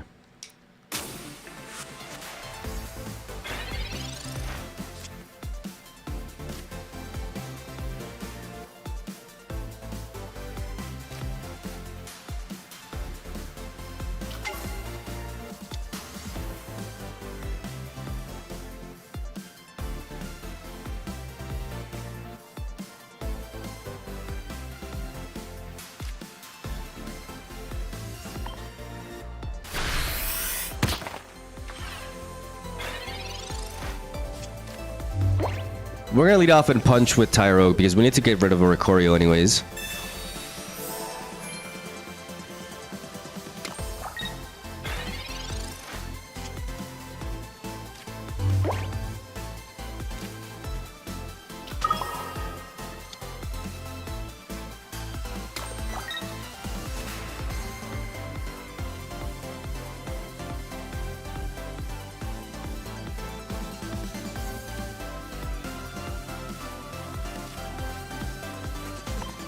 I want to surprise them with a second Tyrogue. I want to make them think that I don't have it.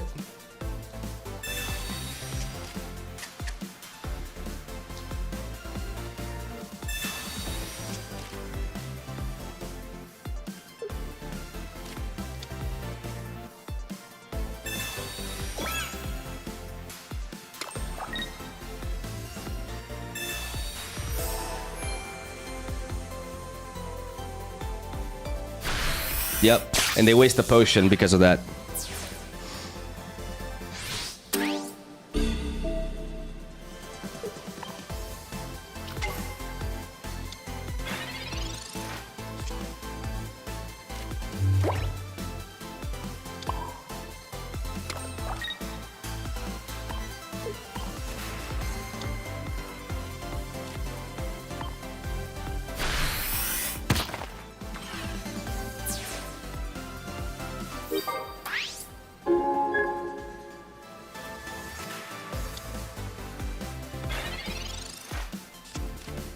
And now I want Darkrai.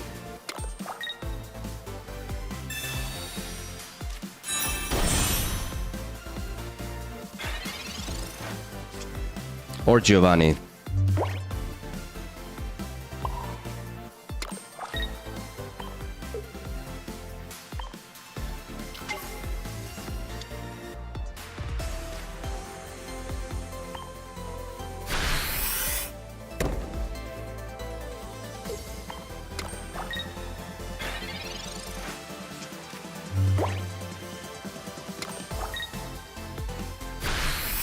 Good.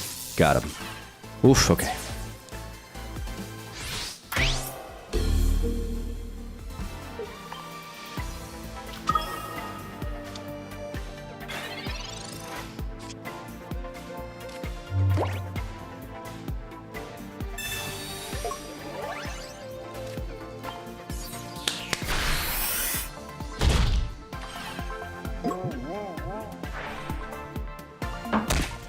Okay.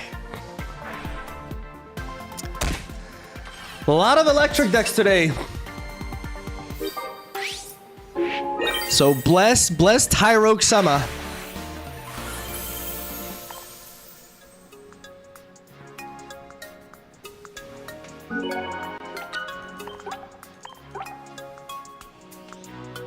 Okay.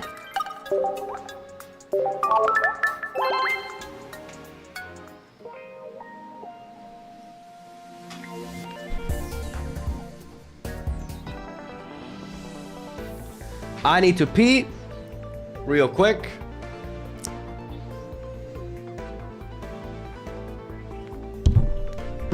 And we'll keep going. Okay, I'll be right back. Oh, the deck list, yeah.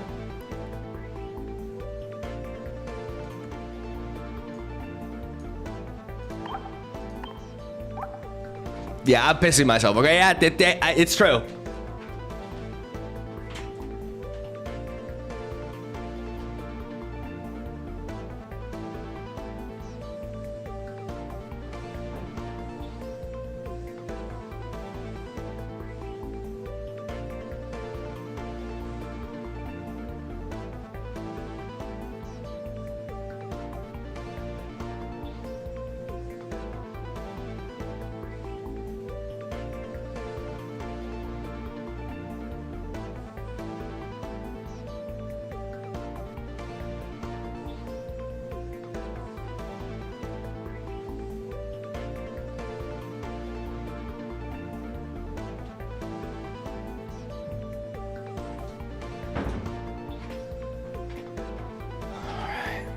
Let me actually refill my water.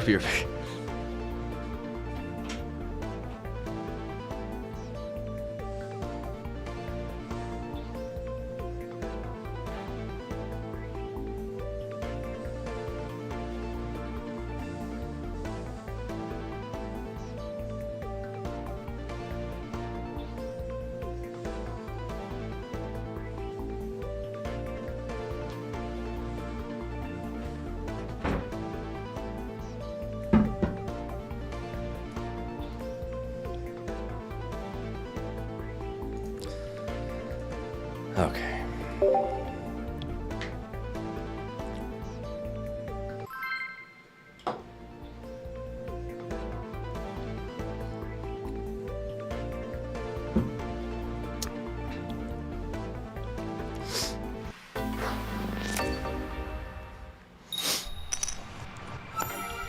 First against the darkness, okay.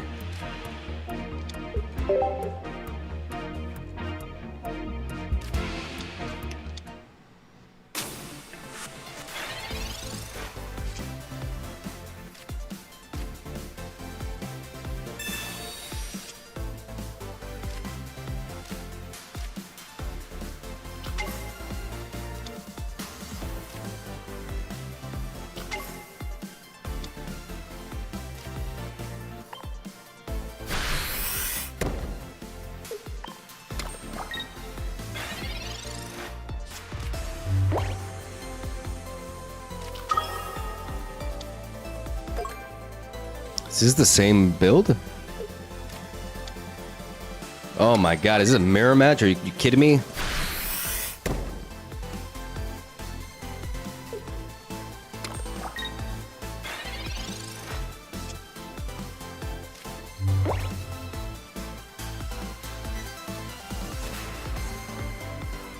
It's a mirror match and I do not have like my Arceus. Fuck.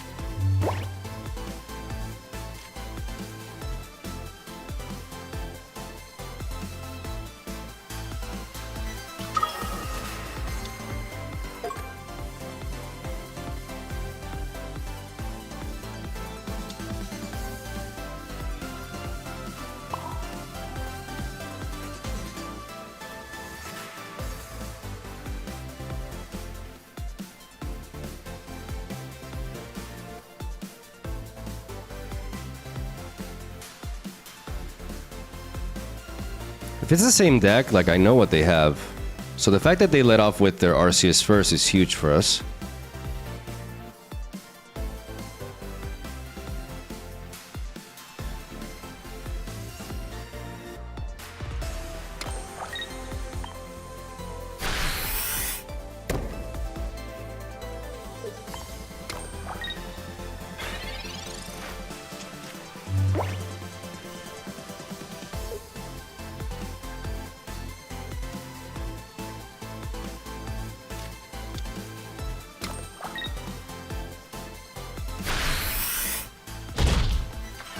What the fuck does this do?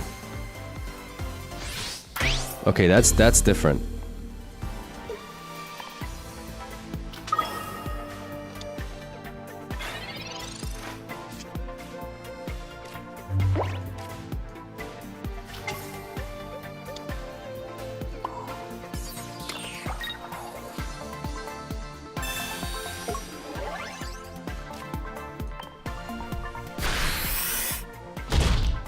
I thought I was screwed, but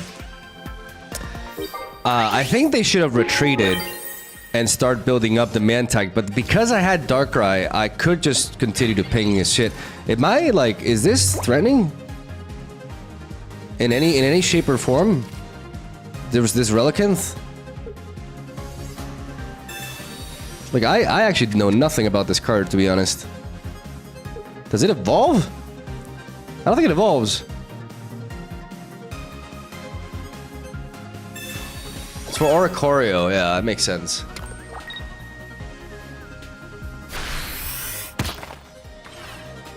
Good shit. Concede.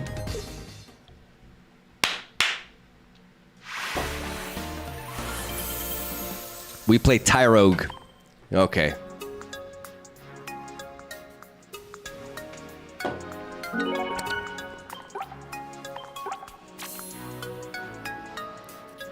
All right.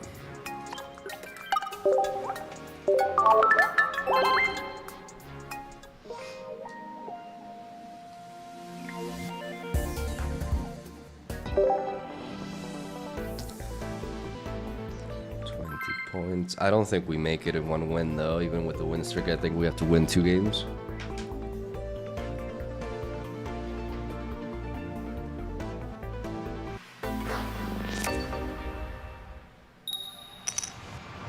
Going second against Electric again. God damn it. Okay.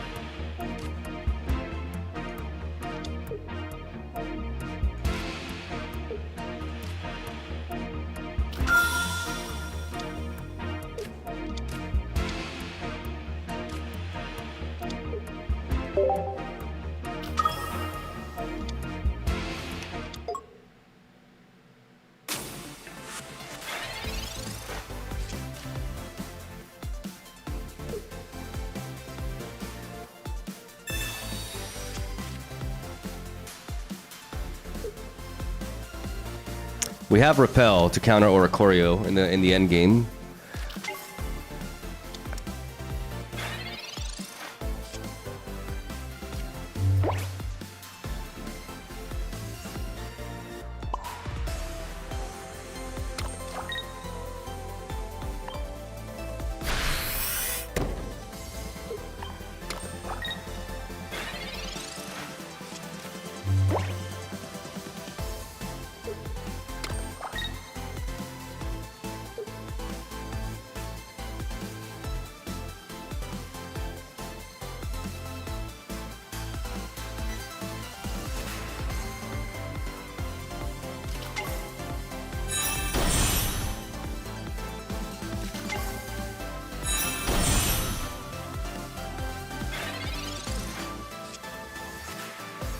Beautiful.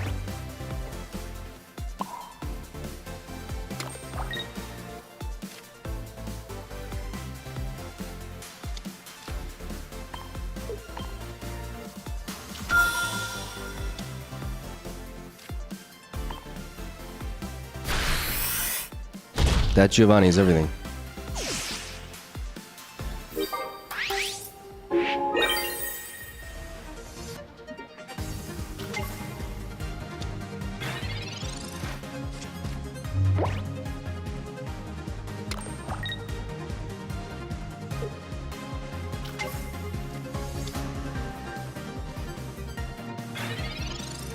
Easy. Easy peasy.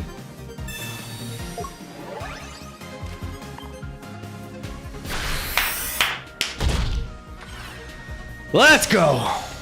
I'm nervous. I'm so close and I get nervous. Oh. Win streak bonus? Oh, God! Okay.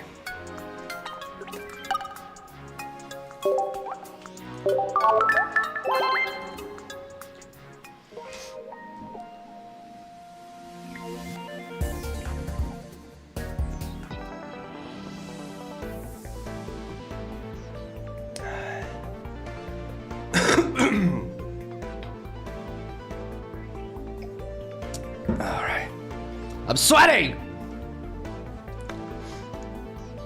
Oh, God, my heart. Okay, here we go. I'm too old for this shit. Wish me luck.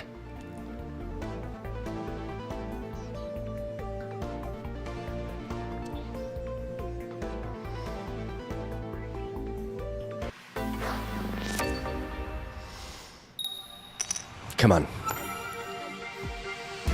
Fire. Okay. Oh, well, okay. We have Professor's Research. Oh, they have a heat. Oh no. Oh no. Watch me break. I mean, I have 13 Pokemon. I have 13 fucking Pokemon. Come on.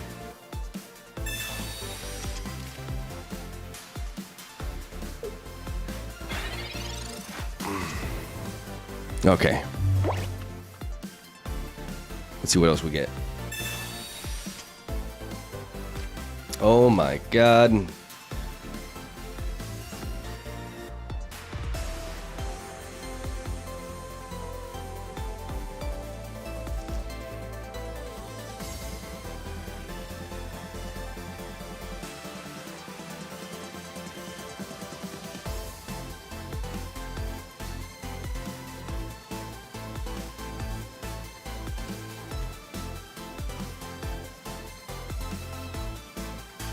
If I go for Giovanni, I force them to evolve, but if they evolve into that thing, I'm fucked.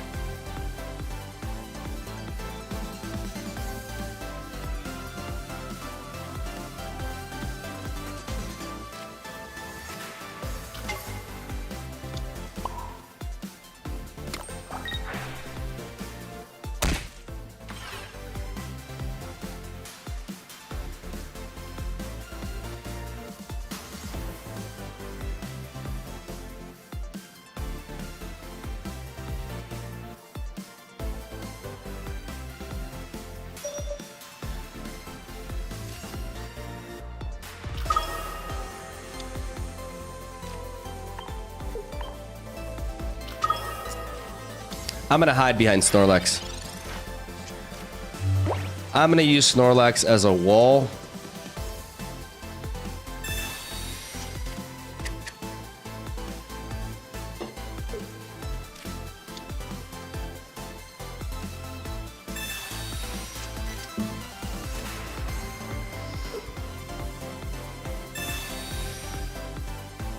Yep.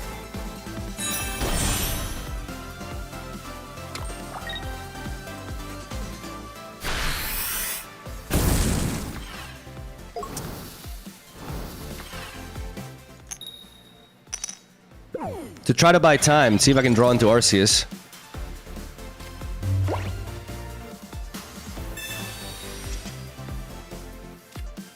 Okay.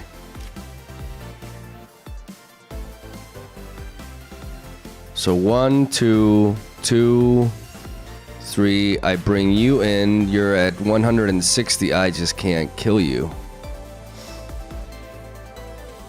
I just cannot kill you.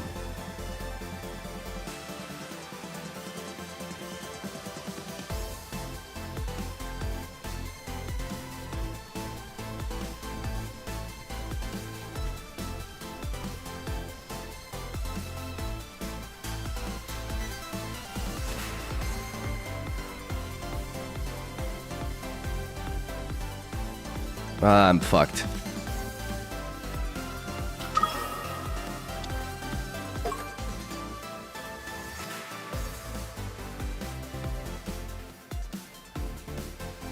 I think maybe I just had to attack and just try to wear them down. No, I just don't know how.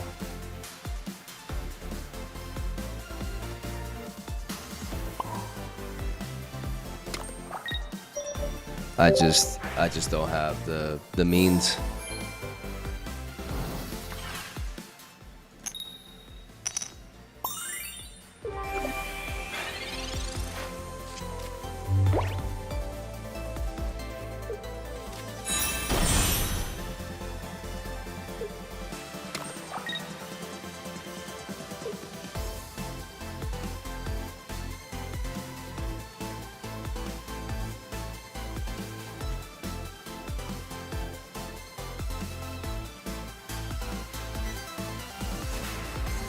I have to like bait the Ilima. That's what I have to do. I have to like bluff the Ilima to make them think, oh shit, like he's just gonna bounce that. But no, I mean it does. Yeah, no, that doesn't matter anyways. This is copium. This is such copium. This is such copium.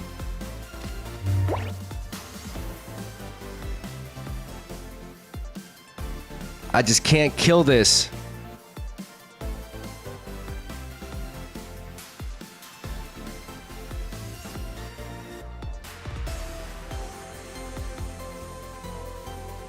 If I built the damage here, was this better? 140, 120.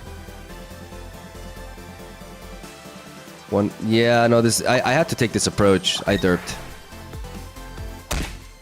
If I wanted a chance, I had to do it like this. I had to go with the. I had to go with a Darkrai, all in with a Darkrai. And they probably were gonna heal anyways, but you know. Yeah, it's over. Ah, that was doomed. Crap.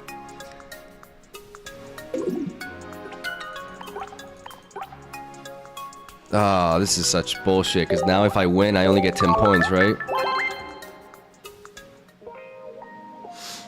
God damn it.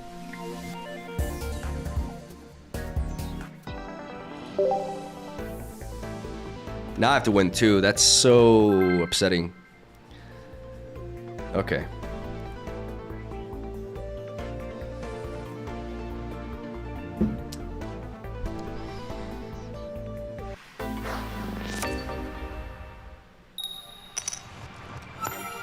Second against the electric again, okay.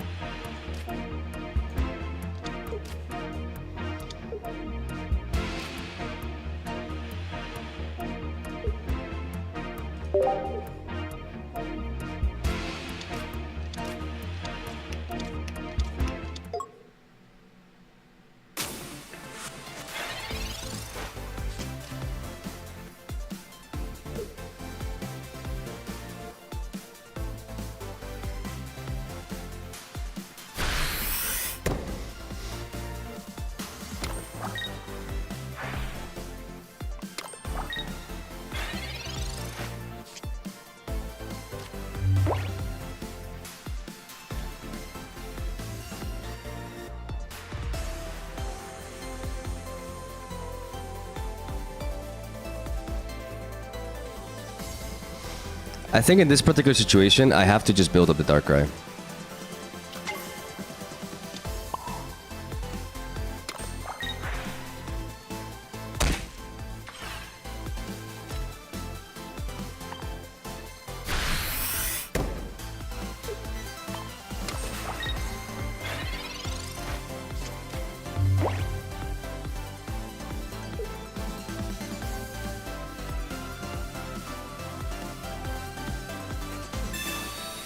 Because if I send the Snorlax to the front, like right now, that Oricorio is a problem.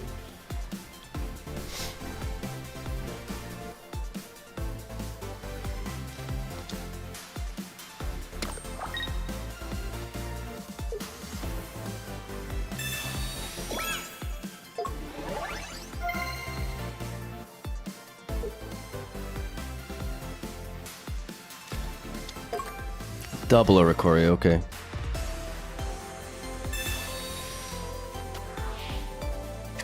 Fucking red card me.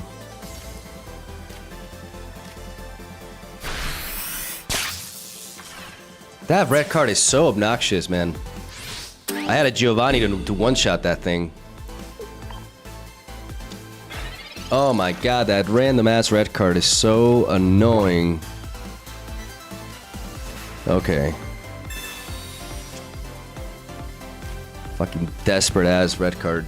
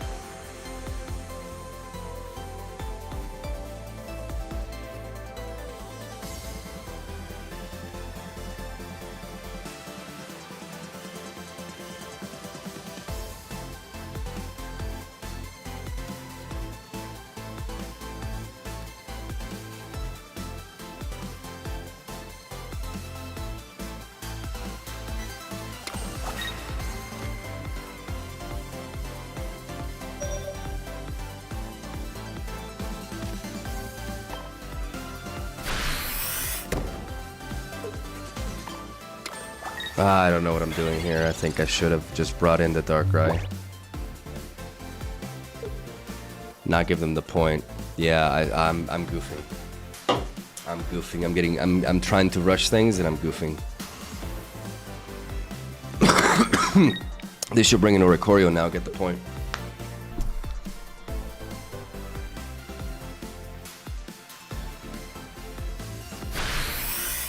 That's a mistake. Because I get a point on them.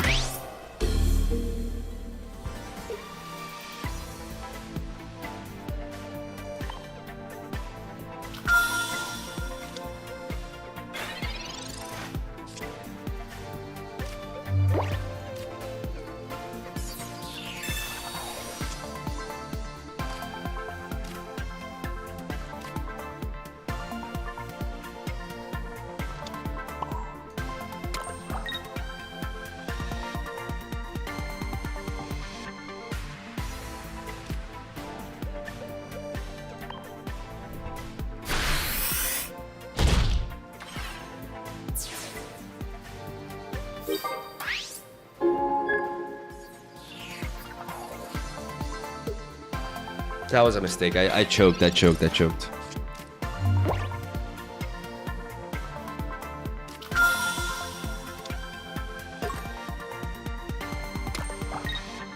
Okay, but now I'm gonna surprise them.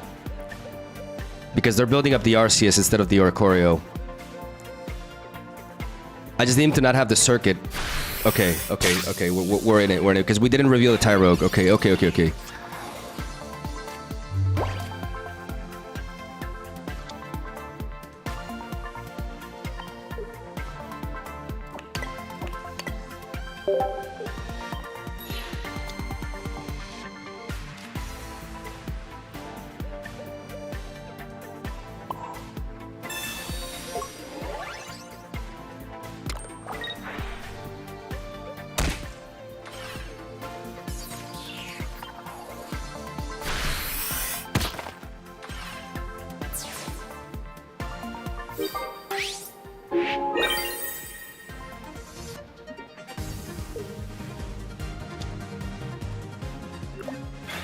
Oh, elemental switch. They have elemental switch. Fuck.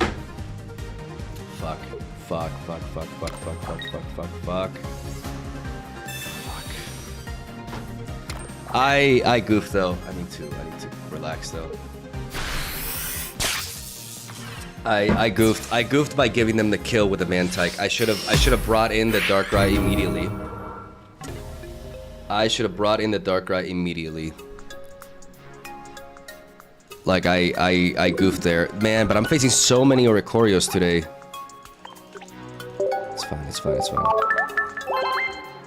Let's just think carefully about our plays.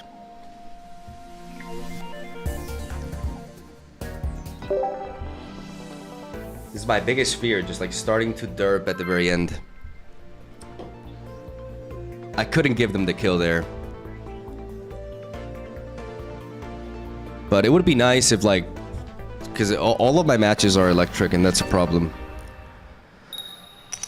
Okay, going second against water. Okay.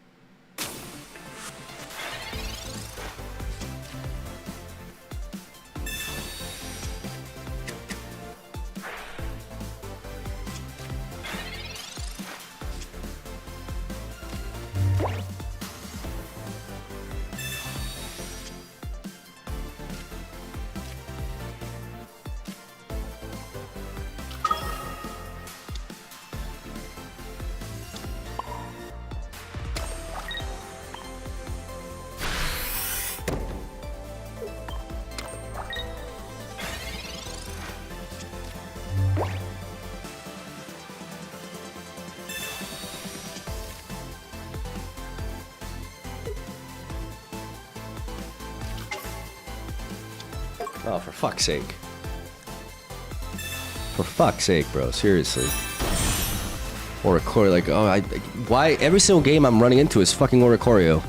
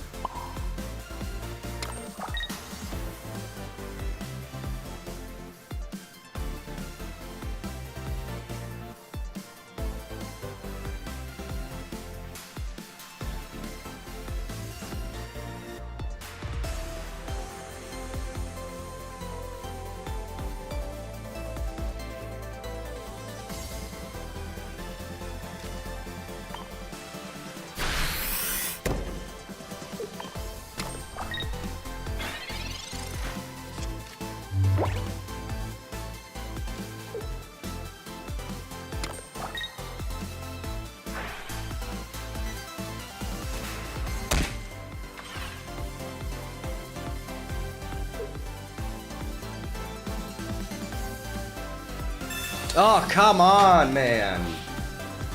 Come on. Please. Oh, my goodness. Please give me a Red or Giovanni. Oh, for fuck's sake, bro. Oh, thank you. God damn it. That's so obnoxious.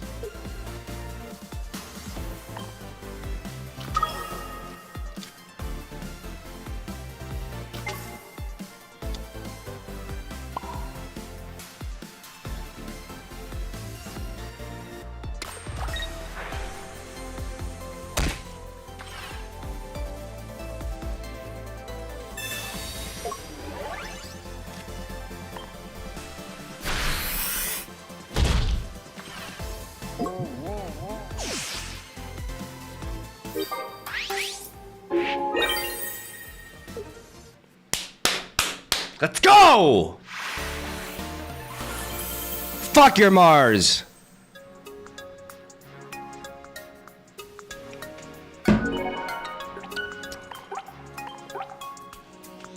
Okay.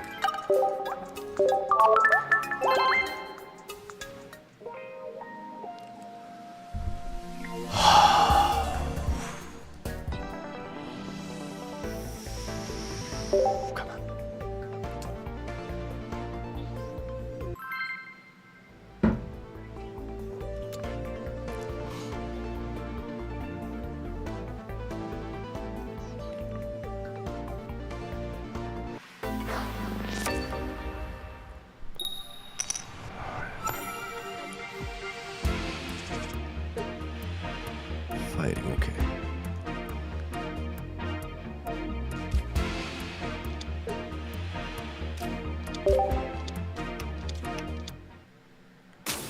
Okay. Golden Arceus for good luck.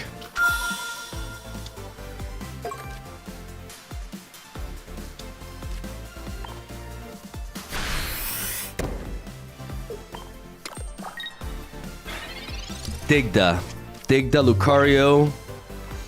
That's a lot of stage 1 evolutions. That's a lot of stage 1 evolutions which require proper draws, and if they're playing something like Hiker,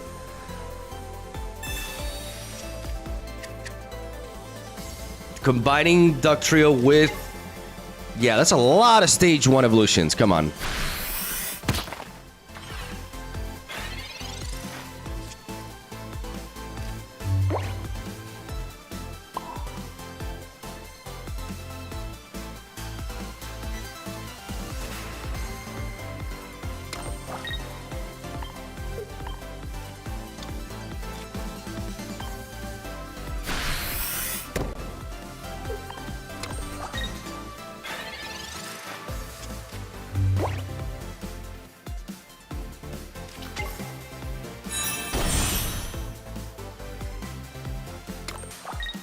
Shit. Red? Darkrai or red? Darkrai or red for the win? Darkrai or red for the... Ah, Giovanni, god damn it. Oh, they're gonna get like 2 kills here.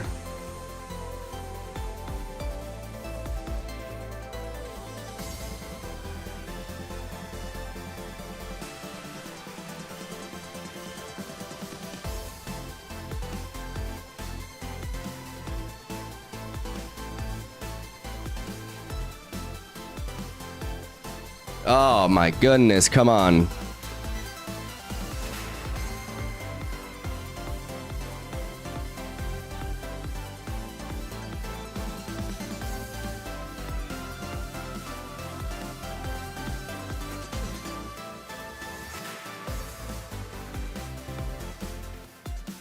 I die to a Cyrus, bro.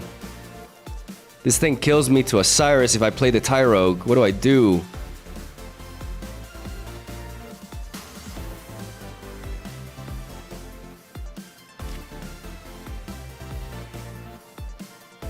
I'm gonna lose to Cyrus, man. I can't believe this. This fringe matchup, and I just... Oh, come on. No, I lose to Cyrus. I lose to Cyrus.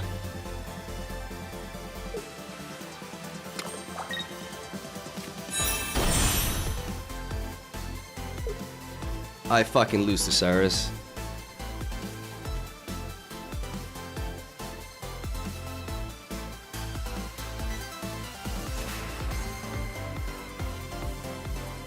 God damn it. No, what are you doing? What the fuck are you doing? That is crazy. That is insane.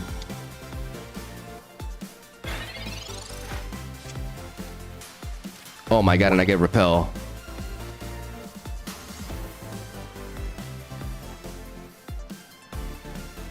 What do I drop here? Another Arceus. That's insane.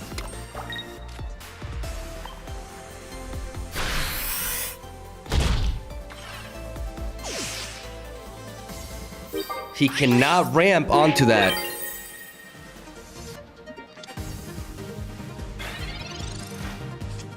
He cannot ramp onto that. Yes! Yes!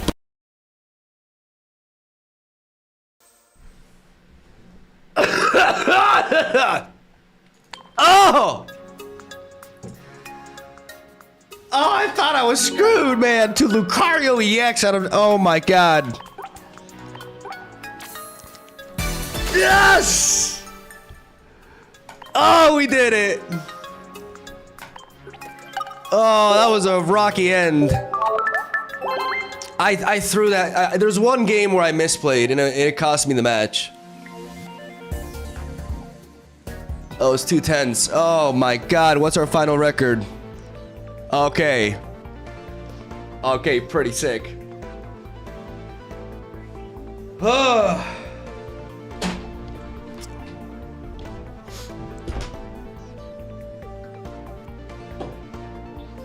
Oh my god.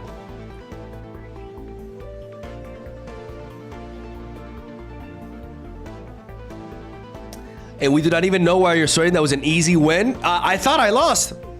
Because if they hit my 2 babies with the Lucario, then 1 Cyrus kills my 3rd baby and they win.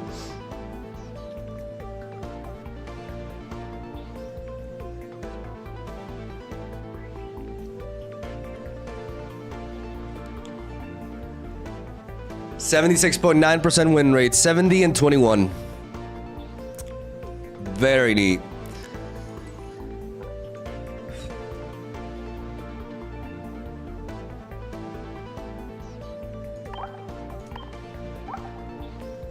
I was nervous at the end though. I legitimately, because imagine if I just start tilting and losing like crazy.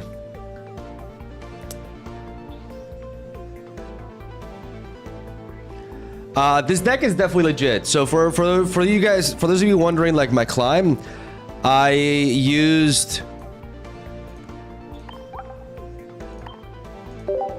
this deck, which is Flareon Jolteon, to go from Great Ball 3 to Ultra Ball 2. Great Ball 3 to Ultra Ball 2 was with Flareon Jolteon. And then from Ultra Ball 2 to Master Ball,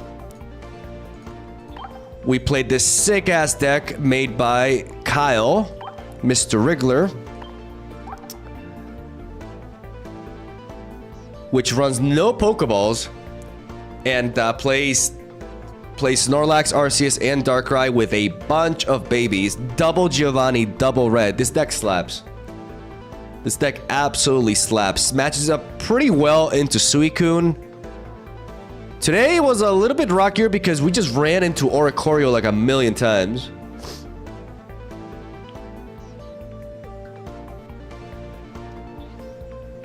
And that was our climb. Those 2 decks. We got to Master Ball from Great Ball 3 in 3 days. 3 streams. 2 streams, like basically 2 5-hour streams. It was like 5 hours and 4 hours. So 5 hours, 4 hours, 1 hour. So we got to Master Ball from Great Ball because I didn't play off camera. I didn't play off stream at all. I played no games off stream. You can check the VOD if you don't believe me. So we We got there in 10 hours. 10 hours from Great Ball 3 to Masterball.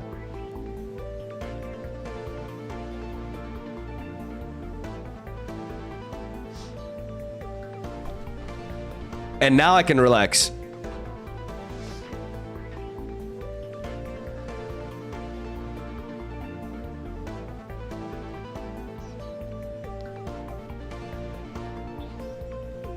What do you think about adding a Relicanth like you faced before in order to beat the yellow birds? I mean, I could have done that.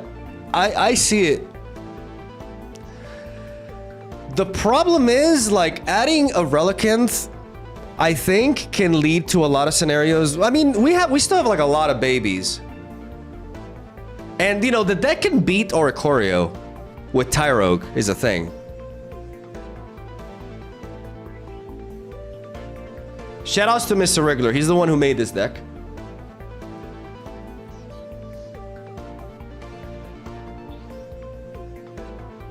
Did you get any game without any baby in starting hands? The vast majority of the games, I got a baby in my opener. I recall one game, perhaps two, in which that didn't happen.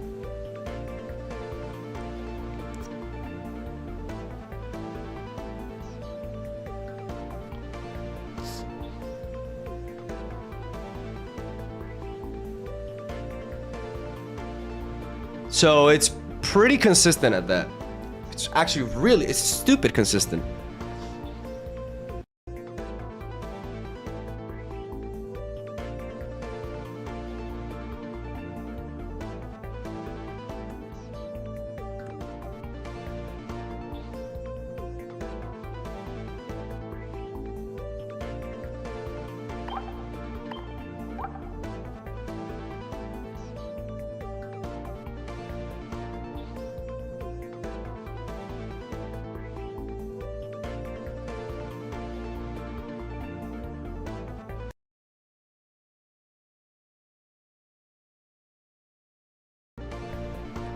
Yeah, my mic is fucked.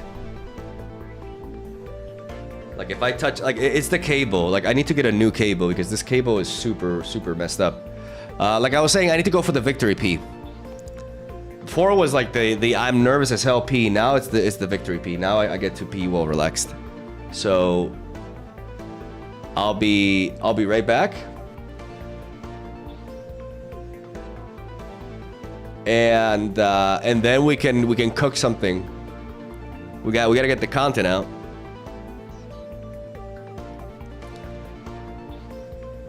Brother, you're muted. Not anymore. I was.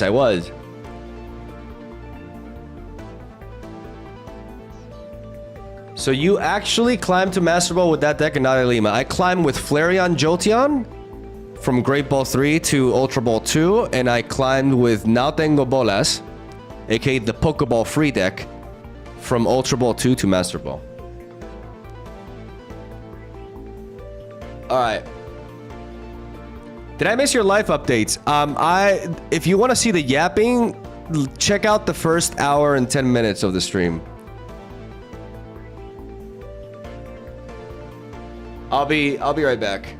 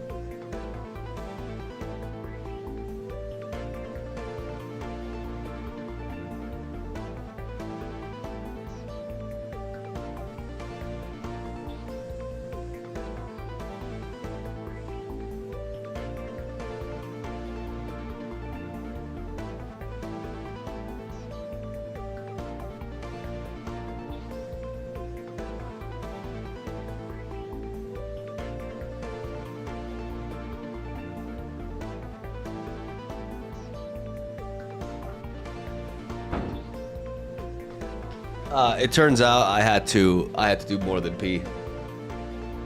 You know, don't want to get graphic, but you know, I had to. Number 2. All right, a lot of stress built up.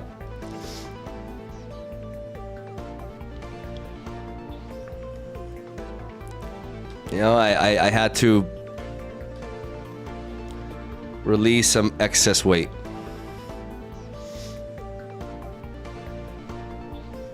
Mog, have you considered using undergarments? What is an undergarment?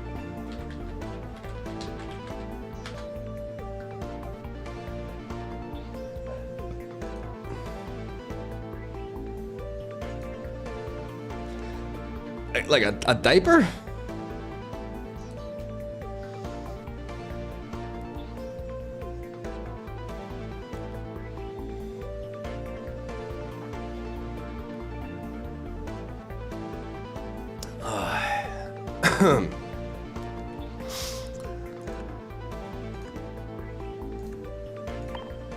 All right, I'm gonna Gyazo this.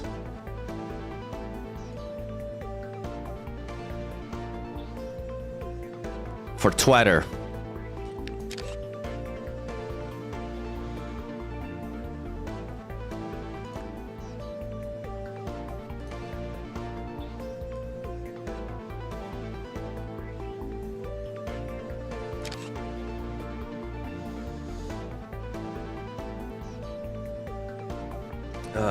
Okay.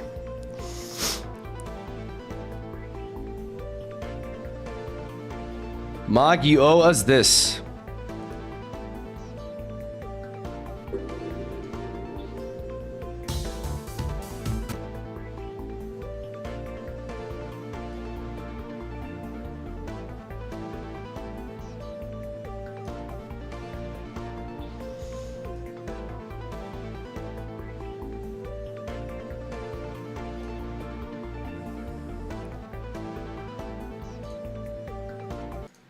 Okay.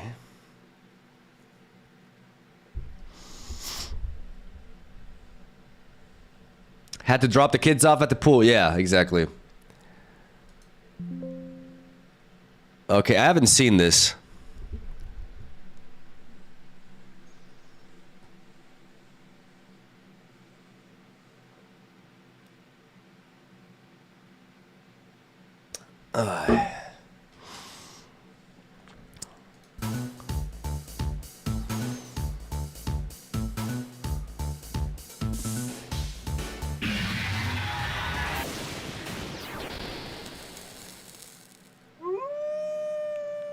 Beep boo boo bop boo boo bop.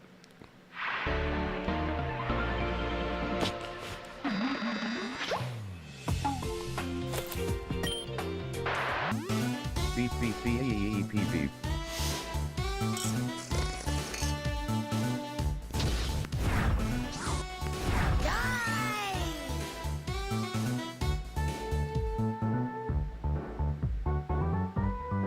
Beep, beep.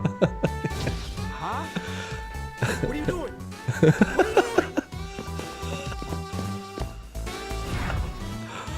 This is actually real.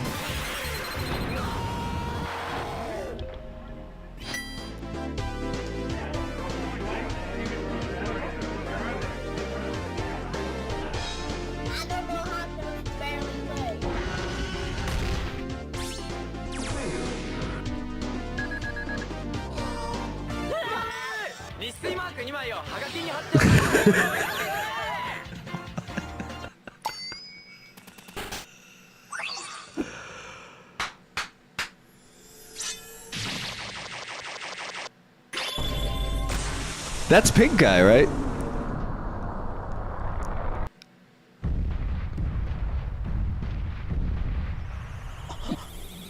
Behold my true power and despair. Obliterate! Of course he's playing Dark Riker Athena. Obliterate! Obliterate! Obliterate! Fucking tryhard. Obliterate!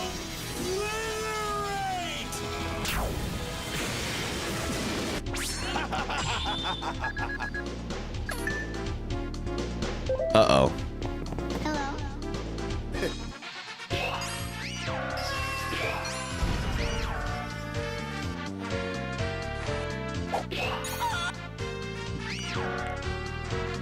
Fuck this thing.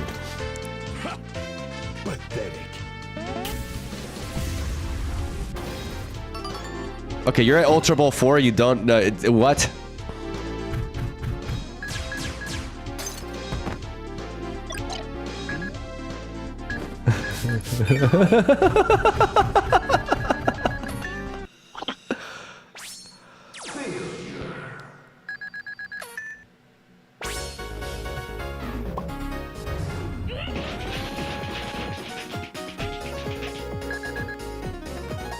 Oh, this is my fear.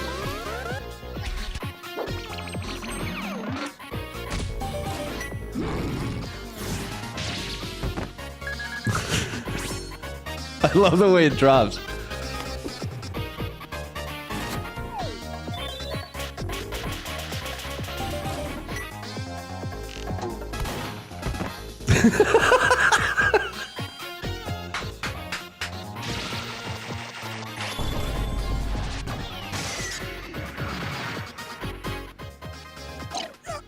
You need me.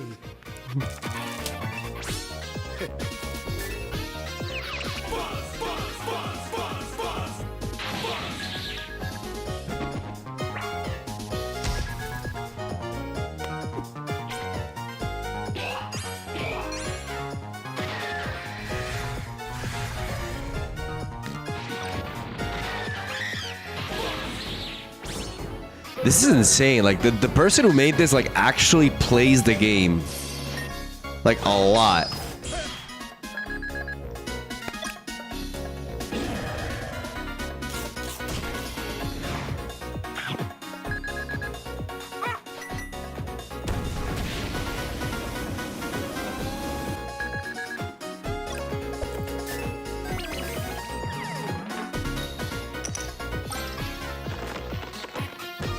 That's a base deck.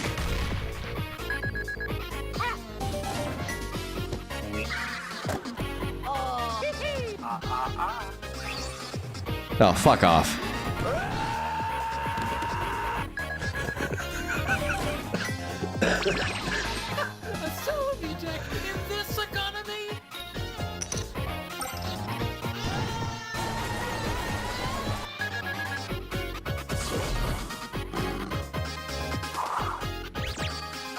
But you said we were friends. We pinky swore. I lied.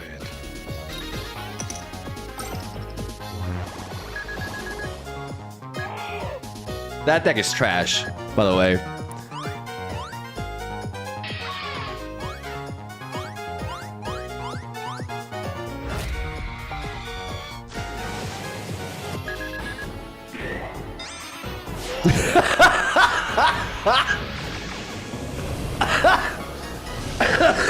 Oh, fuck. Oh. Oh my god, that's so good.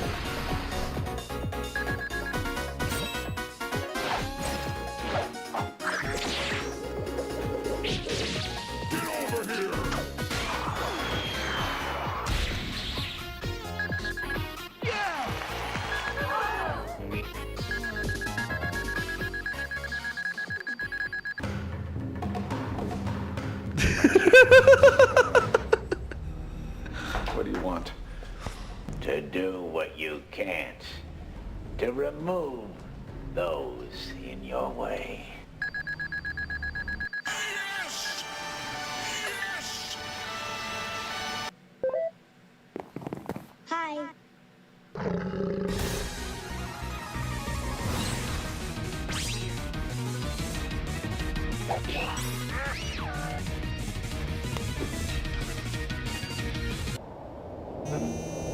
Okay, he's playing the deck. Got a blast.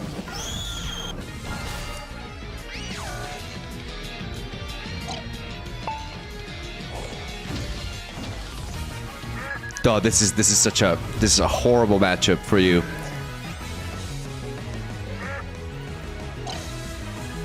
Thank you.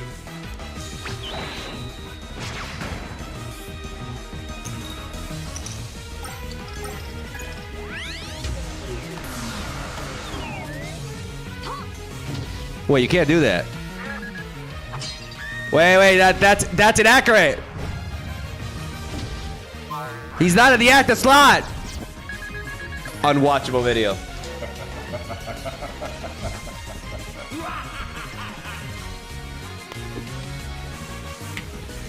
Bye-bye.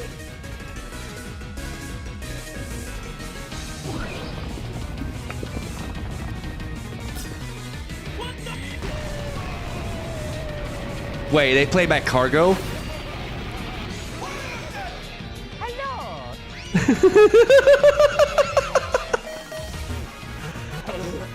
Oh my gosh. What do I do? Another one.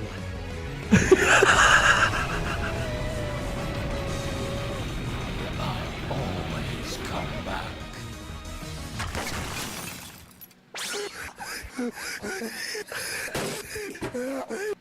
It is possible to commit no mistakes and still lose. That is not a weakness. That is life. I believe I understand.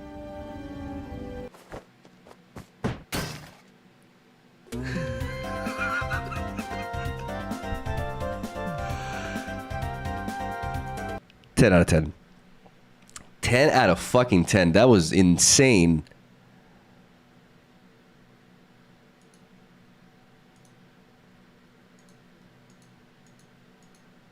Like they feature like everything.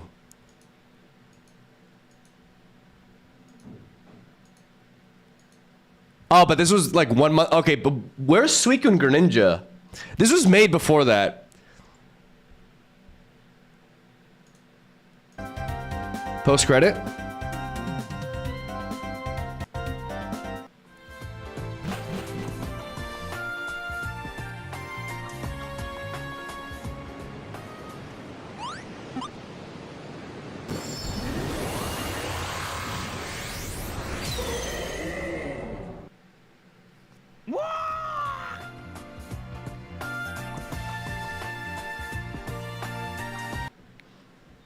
They actually ignored Suicune Greninja. Okay, that was actually like that was actually a lot better than that's amazing.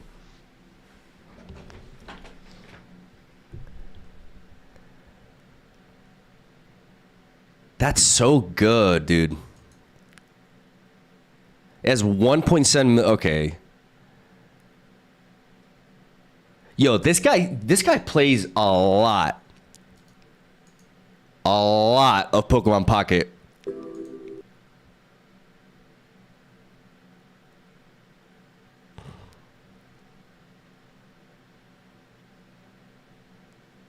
Like this is a legit gamer.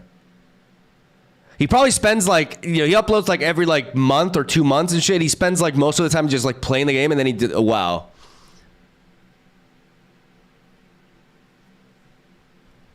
Yeah, that's the thing. It was probably made earlier, but did they announce like Mega Blaziken before Suicune was released?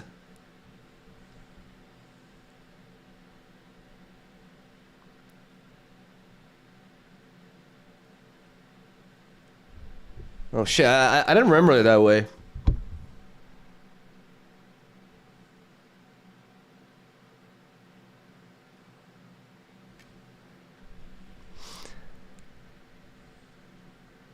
No, this is incredible.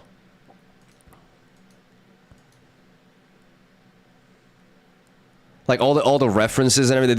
This is super well done. It's like accurate and it's well done. Except like there's like one moment where I like that just can't happen, right? Like when they play Team Rocket Grunt, but they hit the Arceus in the bench.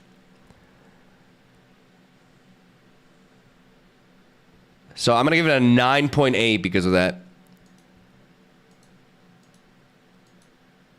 But like this guy understands like how all these different archetypes play, and he also like understands like these like meme decks, right? Like these non-meta decks, like, you know, the Will Alolan Executor probably saw my video. The Typhlosion Zatushe, which is awful. Like the Sweet Relay, Greninja Umbreon.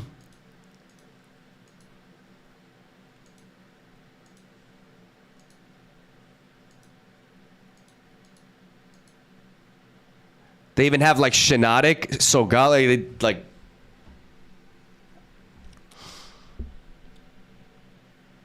This is like informed as fuck.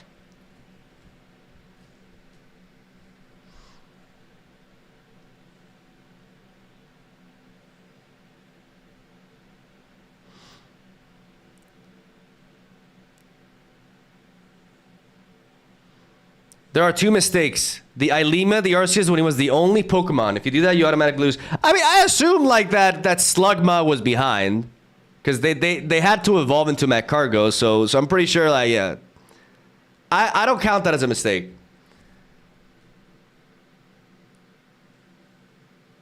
Cinema.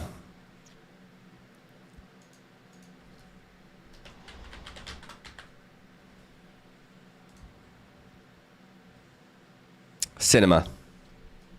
Actual cinema.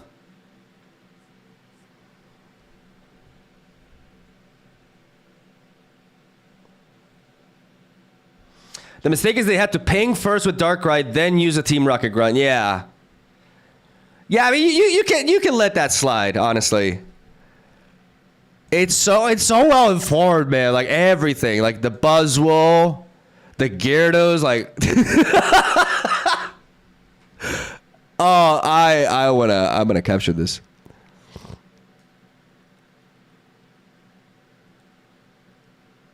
I'm gonna use it to reply on Twitter. I'm gonna make this an emote.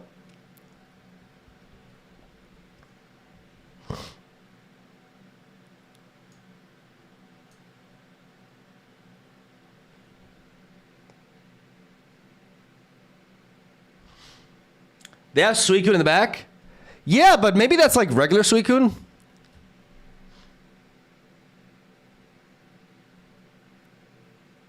Because regular Suicune was released 1 month before.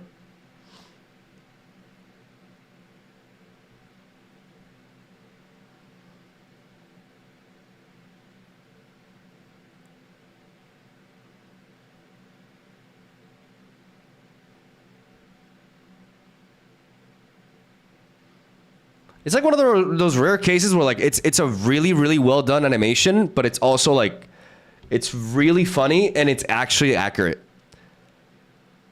Like it's legit perfect.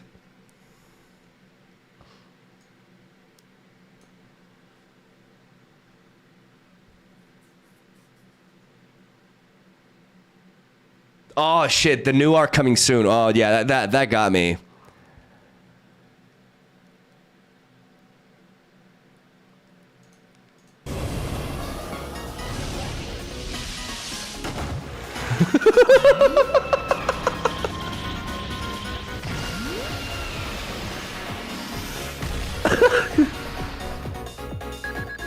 Oh. Oh, it's so good, bro.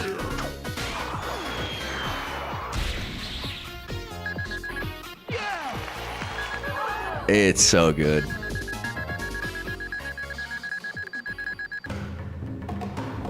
I love this. What do you want?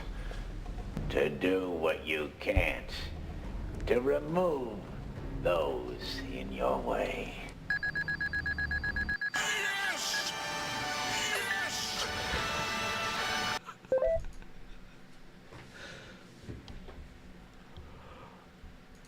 Oh man.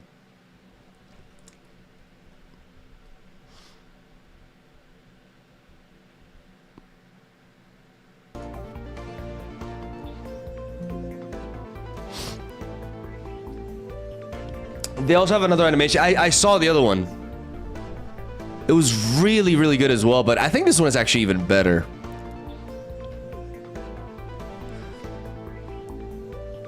Like the other one had like Alakazam, Celebi,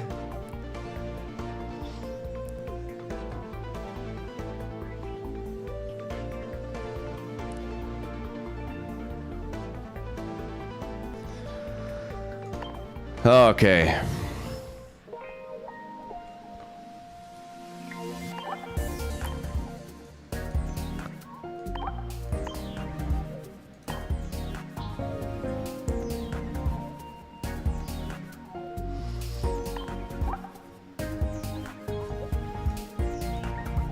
Yeah.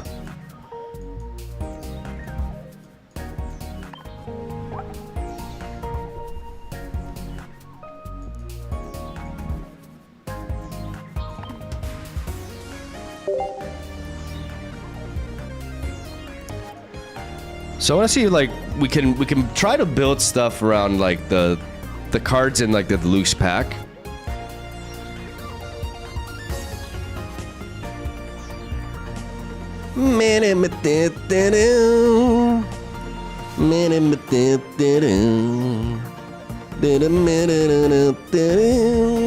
I never get tired of this song.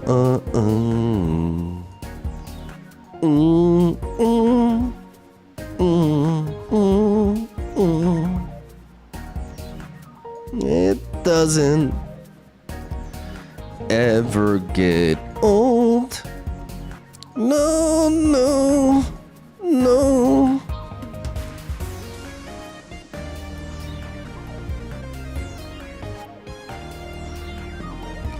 What do we cook?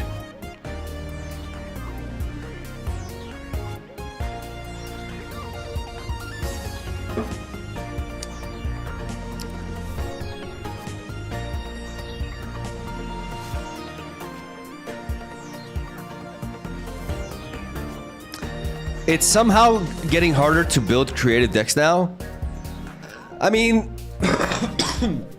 the meta is pretty established, and it's been a while since we got new cards. Gotta keep in mind that the last set was actually not a big set, so we got like a small 2 booster pack set, like not an actual like full expansion, and we have an entire month with nothing new. So it makes sense that there's a bit of a drought.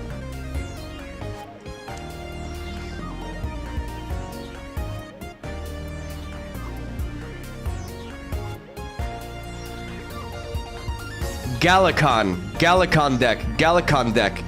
What's a Galacon?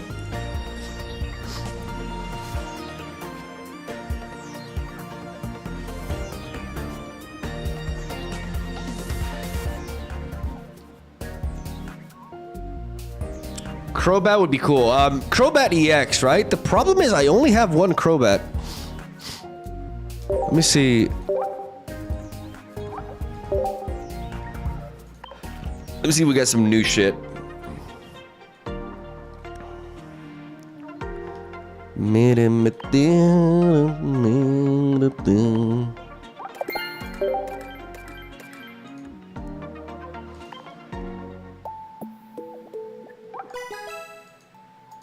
I could trade for it.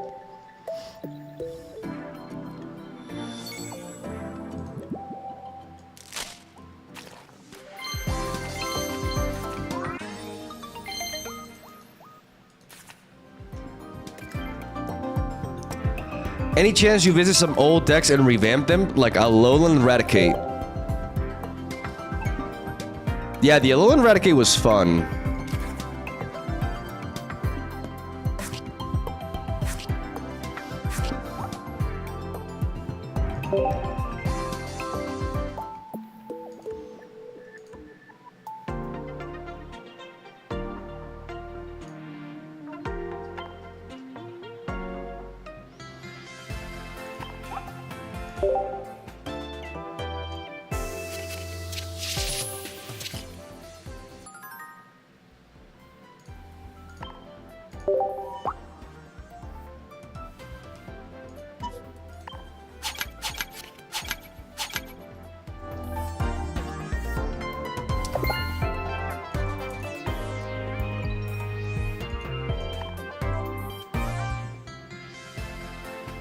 I have 2 Umbreons at this point.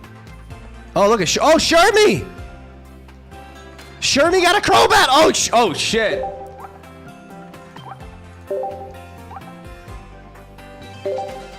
It's meant to be. Give me the sneak peek, please. Yes. Bottom right. Oh, fuck.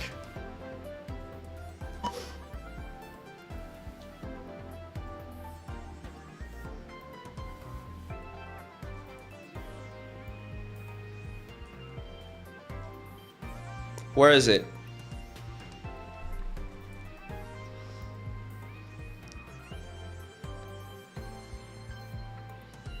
I can't miss this.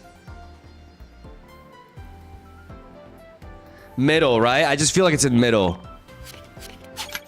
Yes!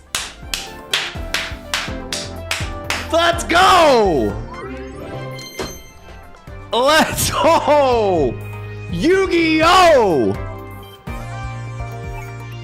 Easy.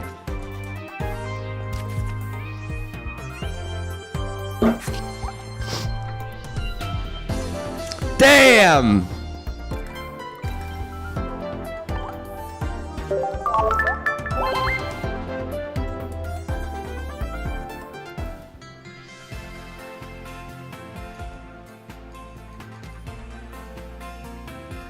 That was that was perfect. We try to get that crodent. The power of love and anime.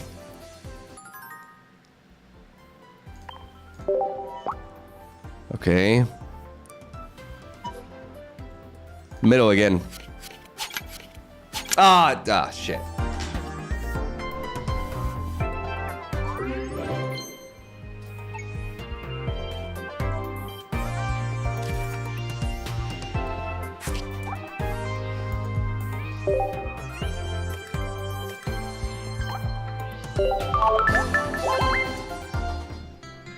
Easy. We're building Crobat.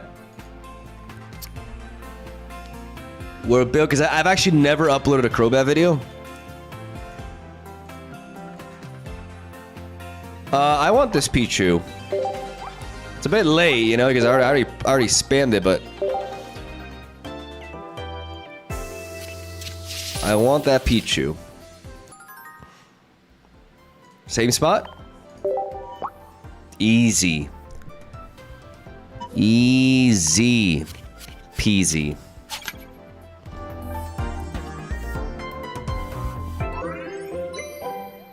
New card, baby.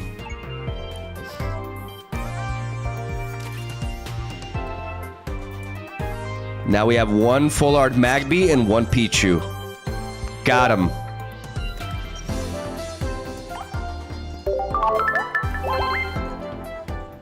Today's a good day.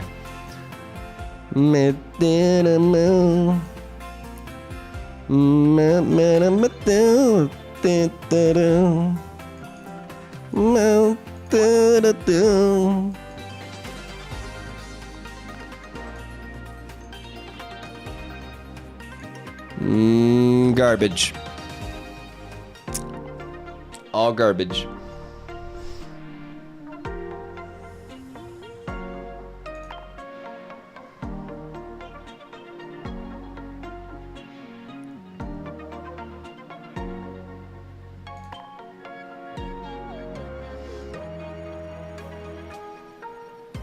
Which 2 stars you gotta trade for and have I have to look into it.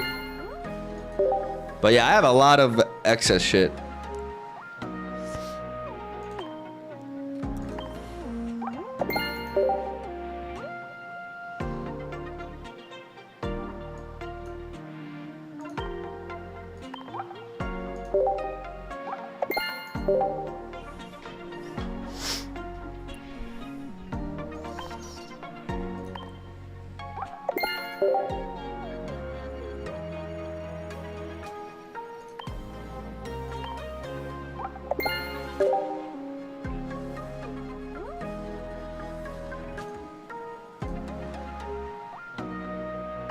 Let me get the stuff.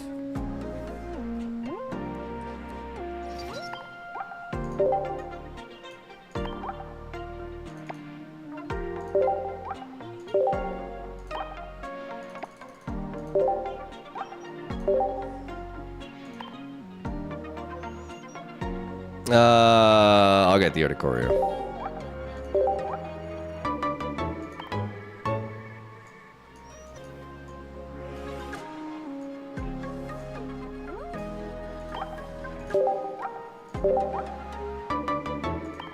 Dun.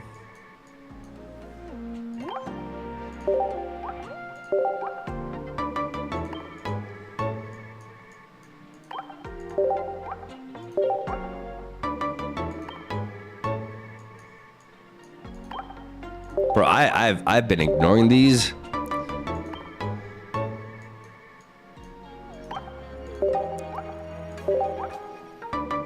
Holy crap! I've never actually gotten these.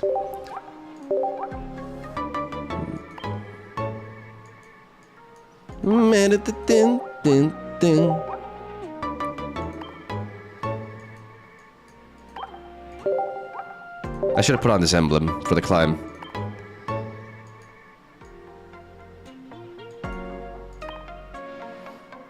And yeah, I'll get the coin. And I'll get the playmat. The sleeve.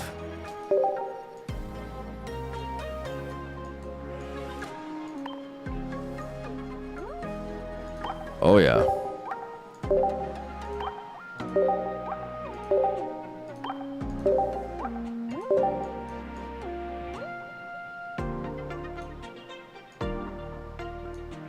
And I can just save these for another occasion, because I don't care about the covers and all that shit.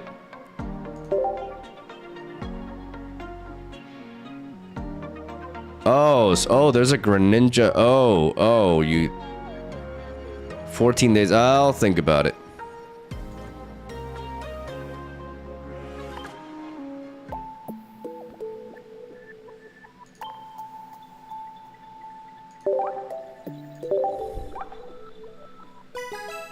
Made a thing.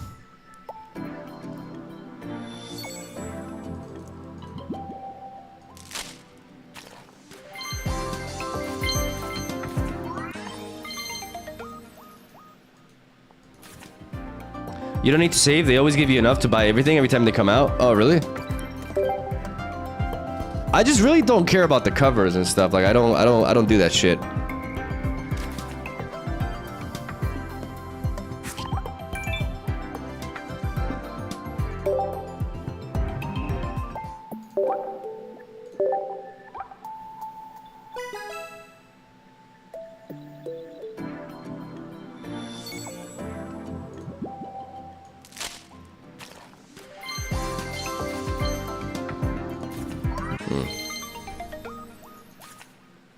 I think I'm missing a second Kingdra. And probably something else. Have you unlocked any secret emblems? I don't know what that is, no.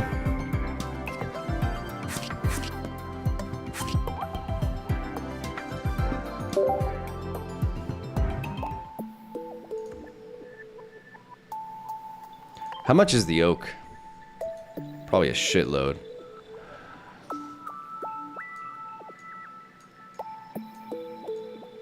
Yeah.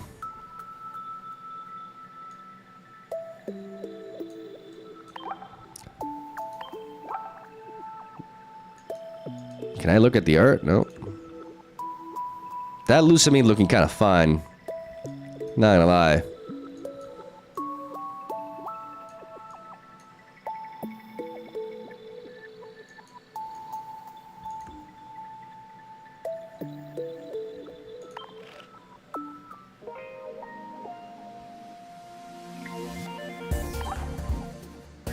Kingdra isn't in the EX set?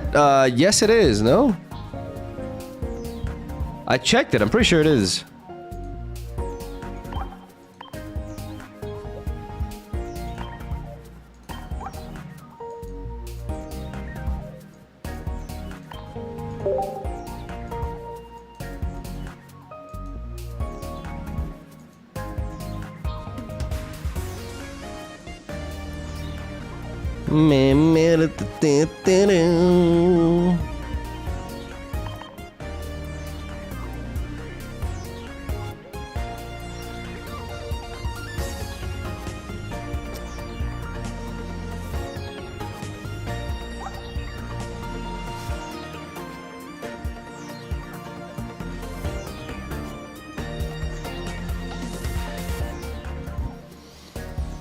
The key thing is to pair this with basics, is a stage 2 evolution.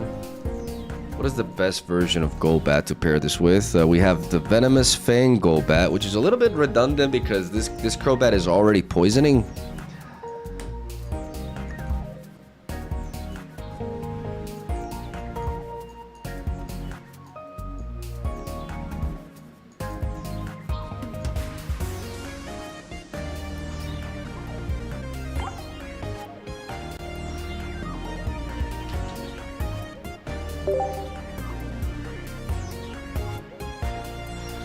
These 3 different versions.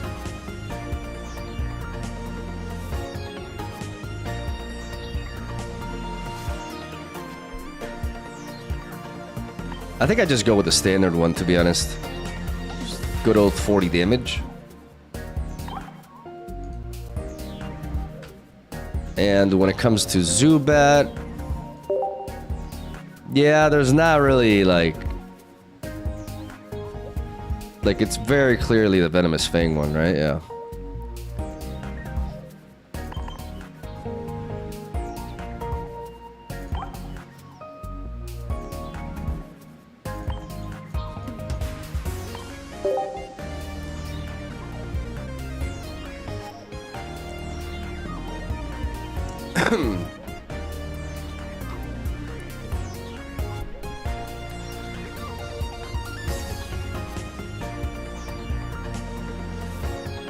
Now, options include Darkrai, Nihilego.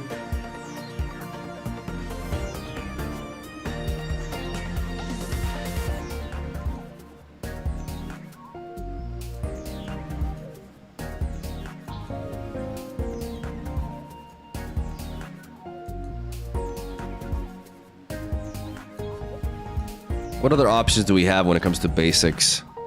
We have Absol. Like, not the Leap Over Absol, but the other Absol that deals 80 for 2 energy. But because Crobat EX is an EX Pokemon, like, it's just better to pair with Darkrai, to be honest.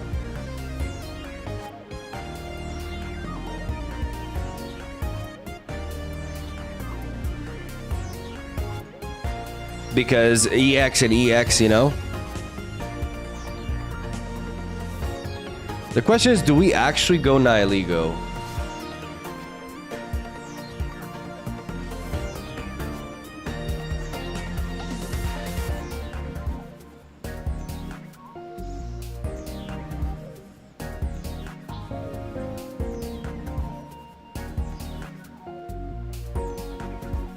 We definitely do need an option too. Like, the cool thing is that we can easily poison the Oricorio, so it's not like a big problem.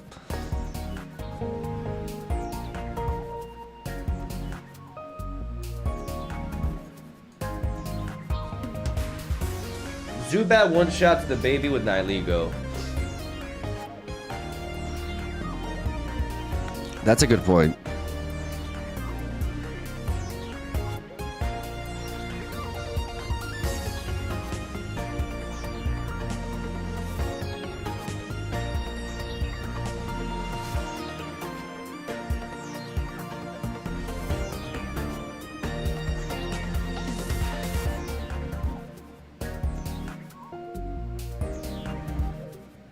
Marco, you think there's any chance for a Blaine deck these days?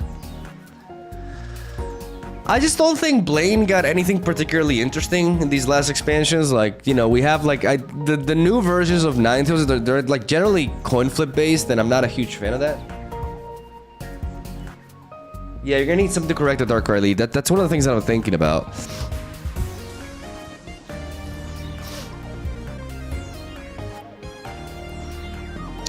What about Celesteela Guzzlord instead of Darkrai?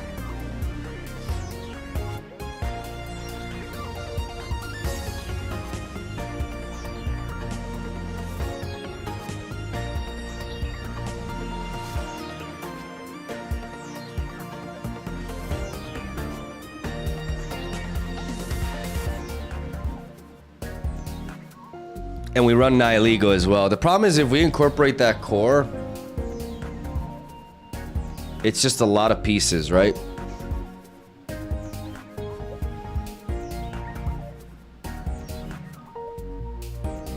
Like, we could run one Guzzlord, we could run, but that's like a lot of Pokemon. And for a stage 2 evolution like that, maybe that's not the way.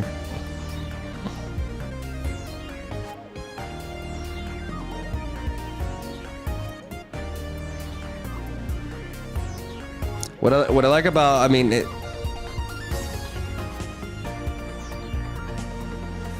what I like about the Nihilego Celesteela idea is that I can sponge hits while I find my pieces, and then I can pivot with Celesteela into Nihilego, put an energy onto Nihilego, and retreat it into Crobat.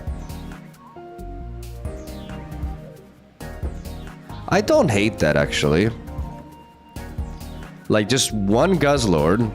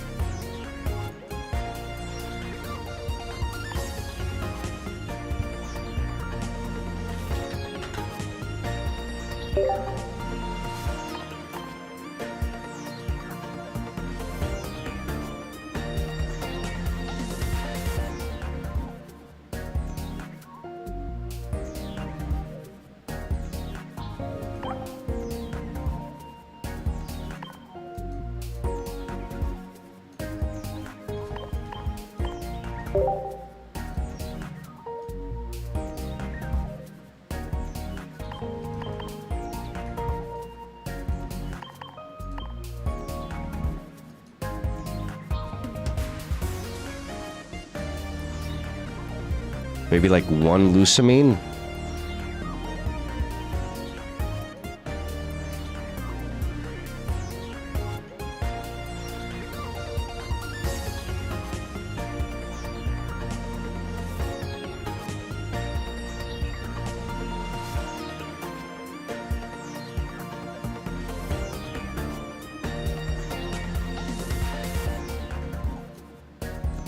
Dark Prism. Dark Prism is Darkrai's attack. You mean Dark Pendant?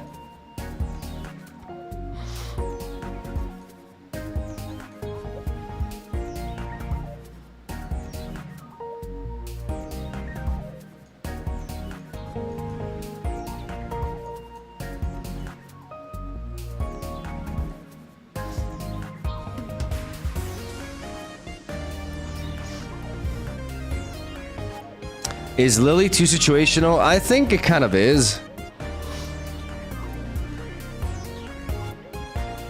Like, we would definitely need at least one Cyrus. I think one Lusamine makes sense, right? One Lusamine gives us the ability to charge up the Guzzlord.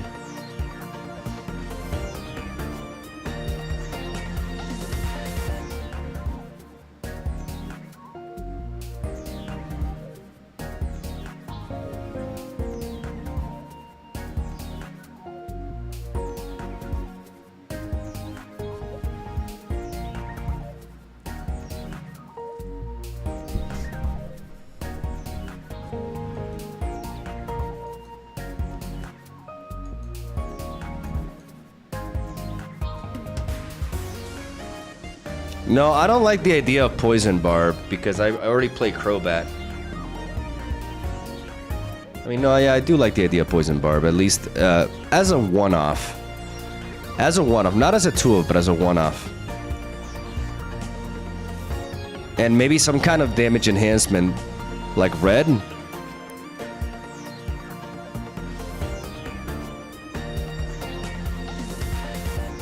Zubat plus Giovanni one-shots baby Pokemon. Yeah, maybe Giovanni instead. Because Giovanni... If I play one Giovanni, I match up extremely well against the babies.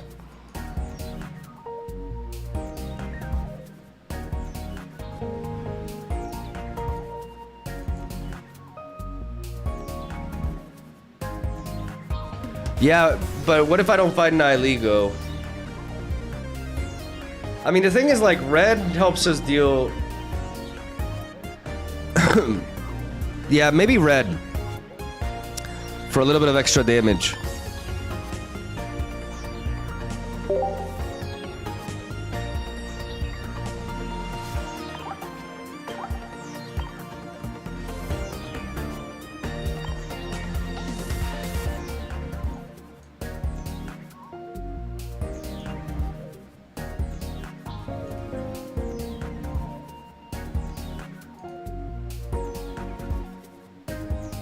Save these one moment.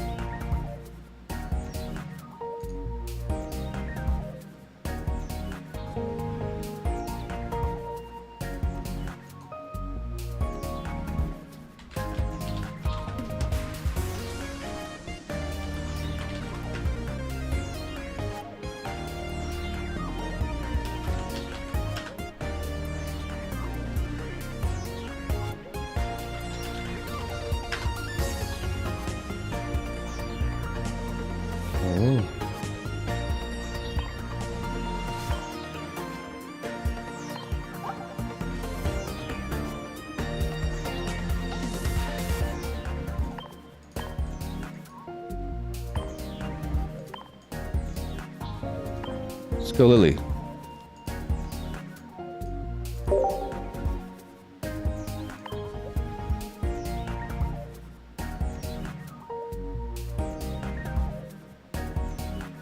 Remove one cell, steal it for an INO.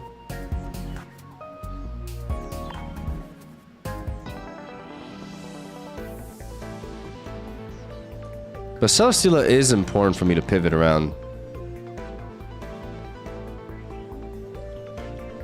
Red just helps in general, like allowing us to get the kill, which is really important.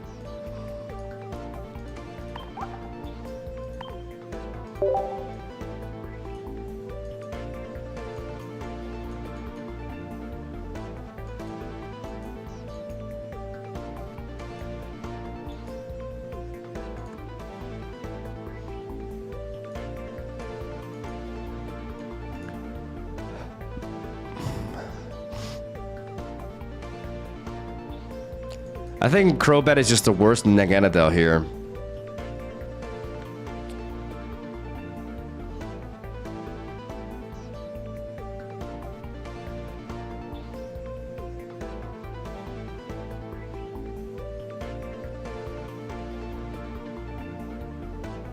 It's just dealing a lot more damage.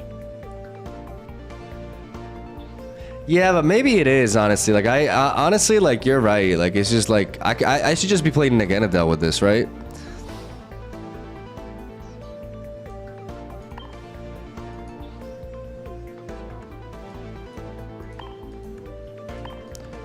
I like the Nihilego.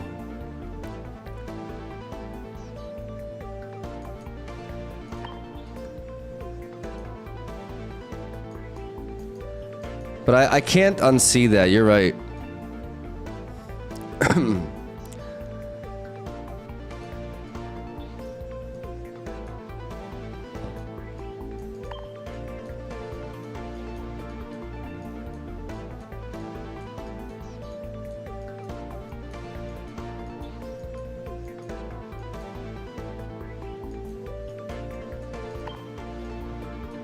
One, two, three, four, five, 6, 7, 8, 9.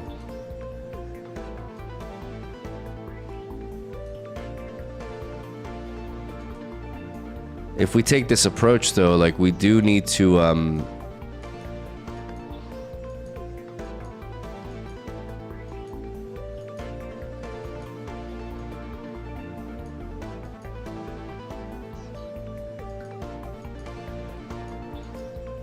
we do need to play Leaf, at least as a one-off, to correct our Darkrai openers.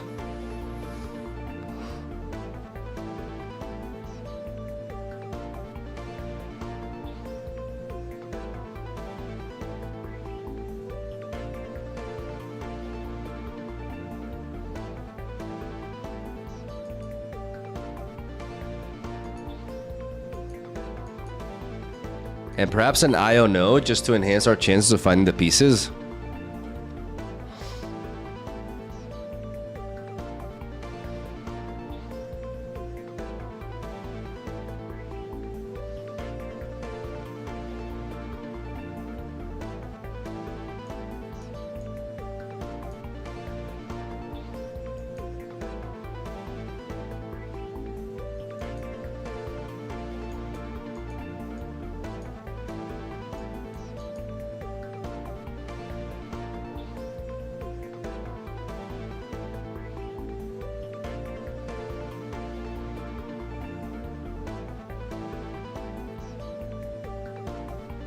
And maybe I play Lily instead of red. Because I do think it is very powerful with Crobat.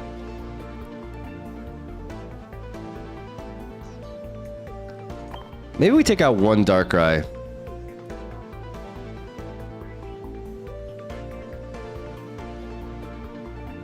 One Darkrai and one Cleffa. I can stand behind that.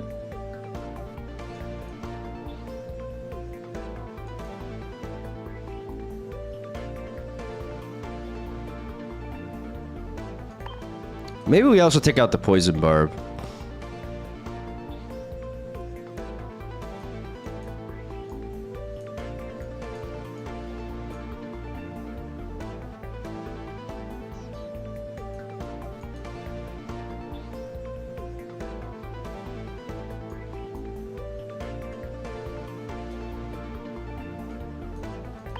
And we could take out the Golbat and run a Pokemon Communication instead of Iono. Because now we have 7 Pokemon. 1, 2, 3, 4, 5, 6, 7. And that's the perfect number for Pokemon Communication.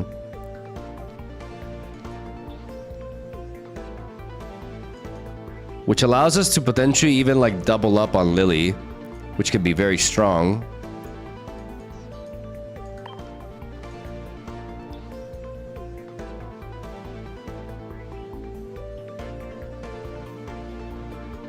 And we have space for more shit.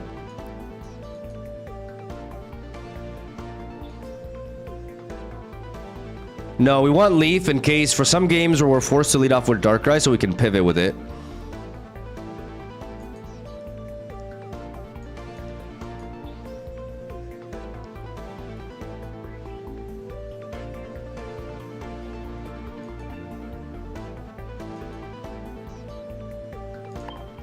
And we could play Repel and Mars. Having some hand disruption could be very useful.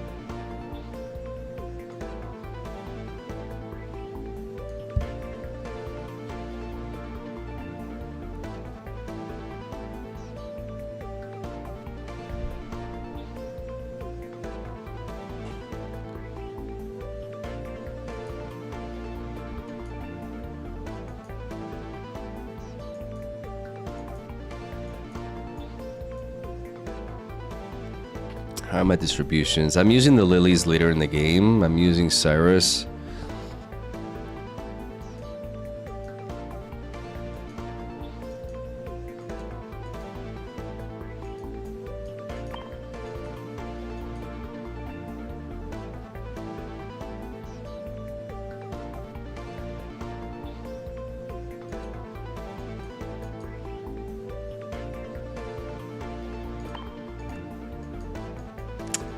My instinct is telling me to go double Pokemon Communication for just super consistency, you know? Just we want to be able to lead off with Crobat as much as possible. So with double Pokemon Communication, we really enhance our chances of doing that.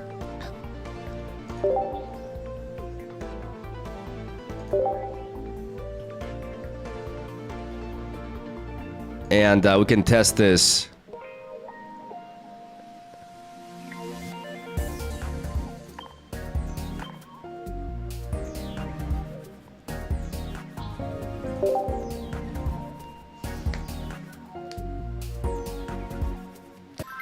Were you not getting good enough results with Flareon? No, we're just building new decks. We already made it to Masterball.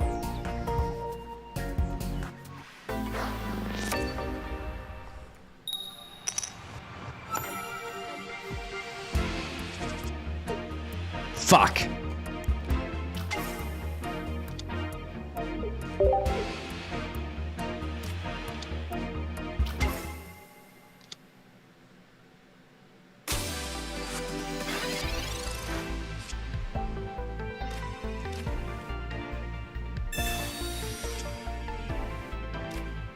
Okay, we got the leaf.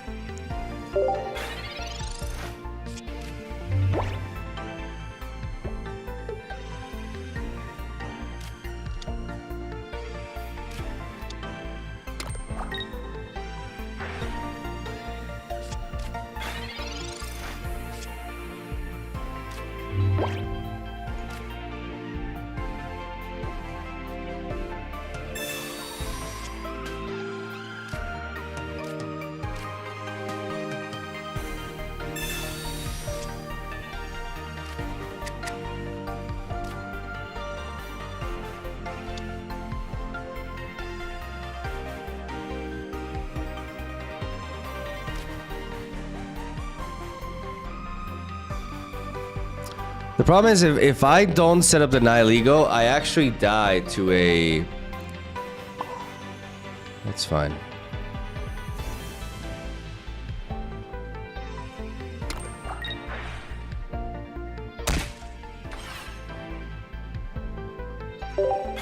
I'm worried about like a Repel or Sabrina here.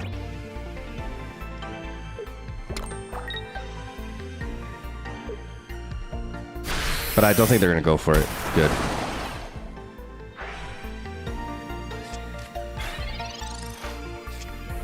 And now we do this.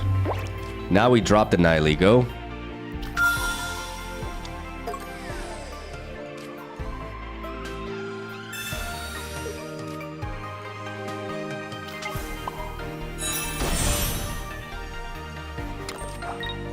We leaf.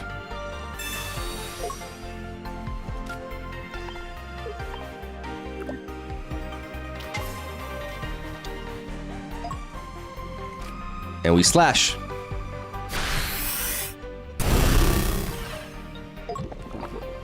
Oh yeah. Because now the poison allows us to threaten the Suicune with the Darkrai thing. And having double Lily with Crobat just feels really, really nice.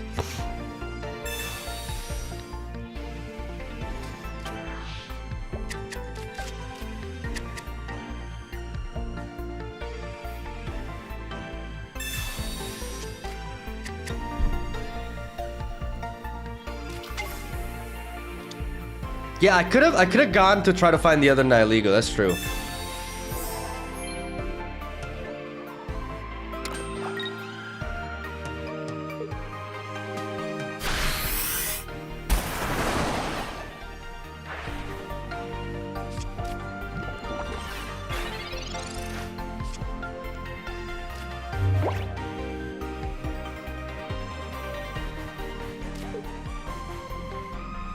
But now I'm just gonna build up the others.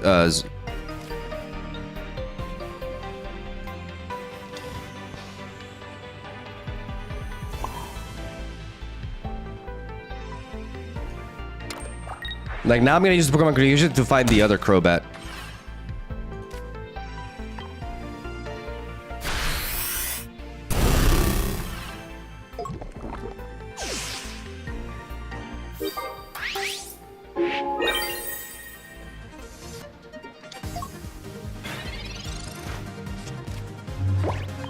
Now, just drawing a Pokemon guarantees me.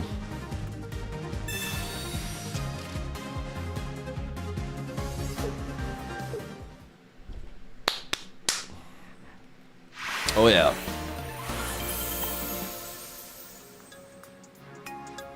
I like combining 2 Pokemon communication with 2 Lilies because I more consistently evolve into Crobat, and then I make use of that healing power.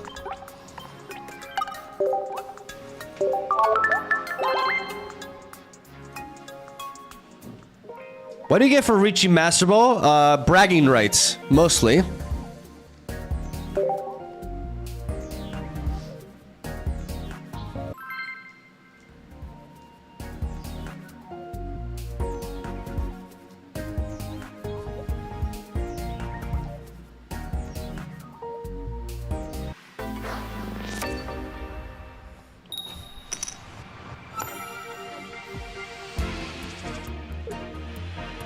And we got a Nihiligo lead.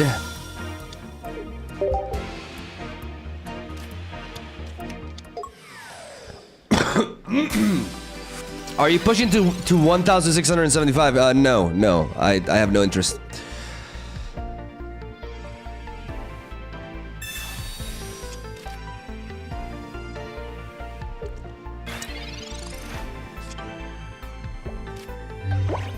Let's go for the research first and then follow it up with a Pokeball because we need Pokemon.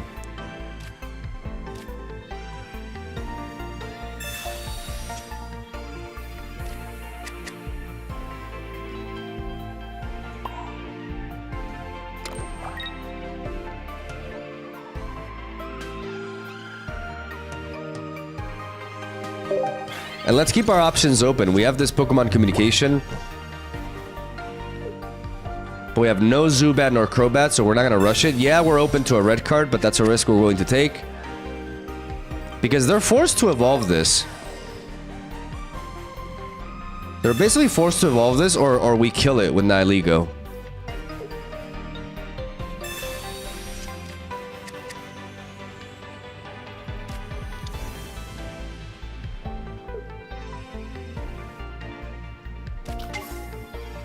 Yep.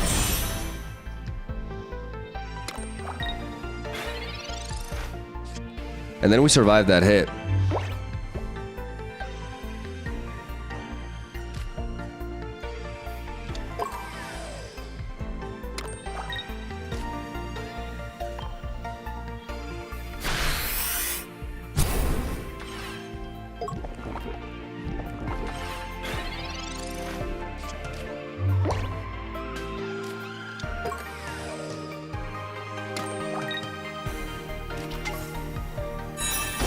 They gotta poison us.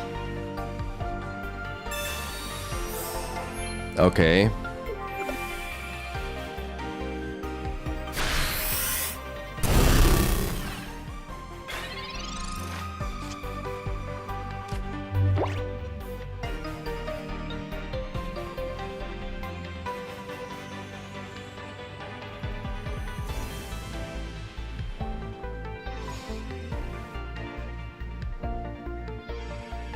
What if we just build up the Darkrai? No, that's not the way. We gotta... Let's go for the Pokemon communication.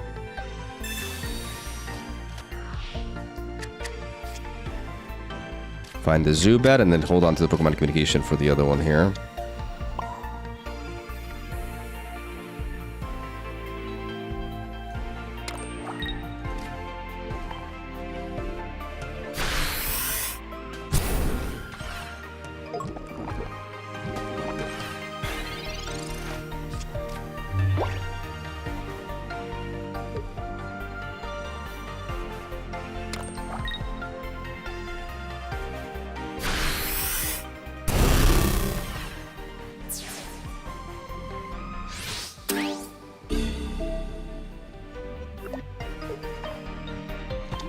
The moment we draw into a Pokemon, we can bring in the bat.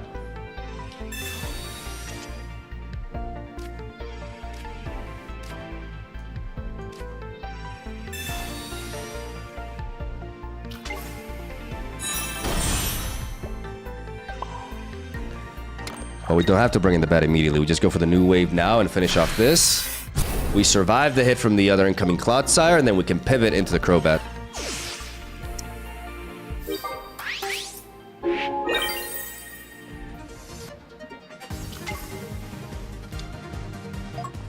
And we got a Crobat with double Lily.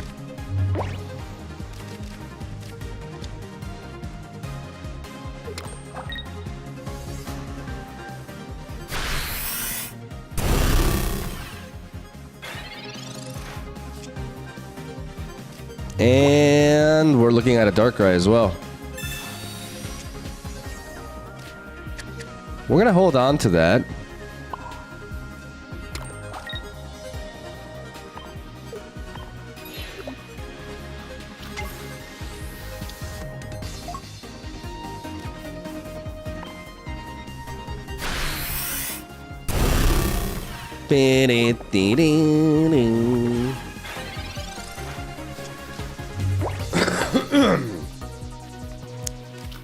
And that's kind of checkmate, bruh.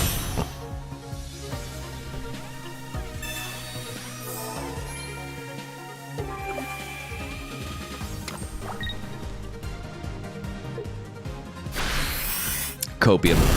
Because now we got that Pokemon communication to hunt for Darkrai for the win.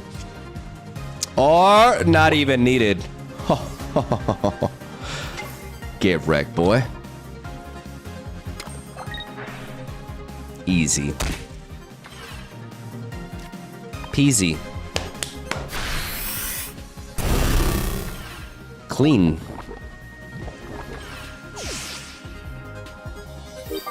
I like the double comms, double Lily. Because we want Crobat to like survive as long as possible. The longer this, because that 170 HP is no joke, and having him in the front for as long, like, not only does it lead to more poison value, but it also gives us more turns to ping at the opponent with Darkrai in the back as well.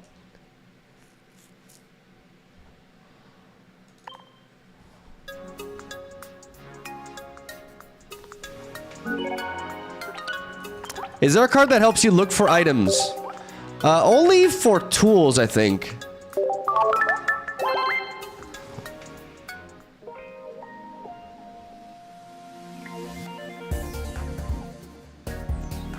Why don't you play in ranked since you don't need ranked? Because I wanted to test the deck, but I can play in ranked. I have a very pretty like win rate, and I'm gonna. It's kind of sad that I'm gonna throw it away, but it's whatever.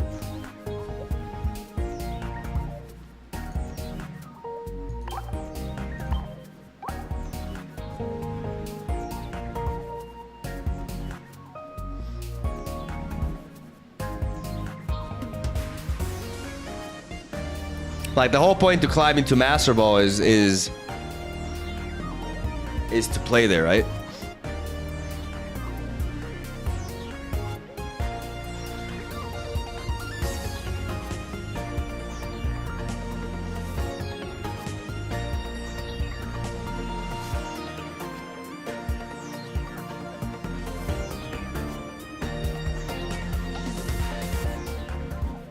Good counter for Oricorio with a double Nihilego, yeah. Yeah, this seems solid.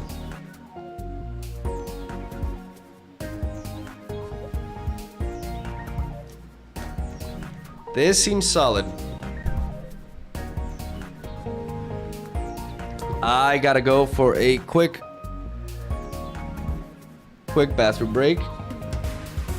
Drink some water. And we'll keep going. I'll leave the deck here. And let's see who I can get. I can get me a video. A third video. Fuck yeah.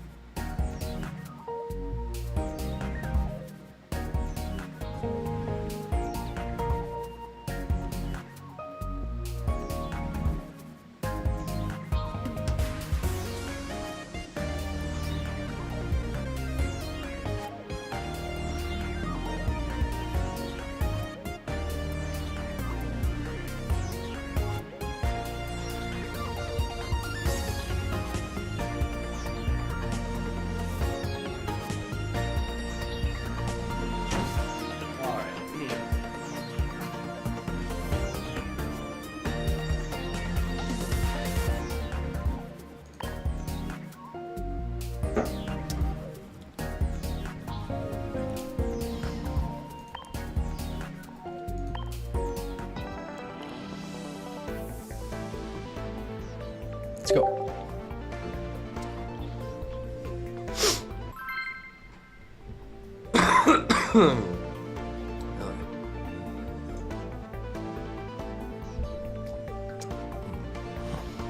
Hey man, hope you enjoy your games. Thank you, D Ford. Welcome. Welcome to the stream. Playing a little bit of Crobat, and we got a Darkrai lead going first. So the absolute worst case scenario. We need Leaf.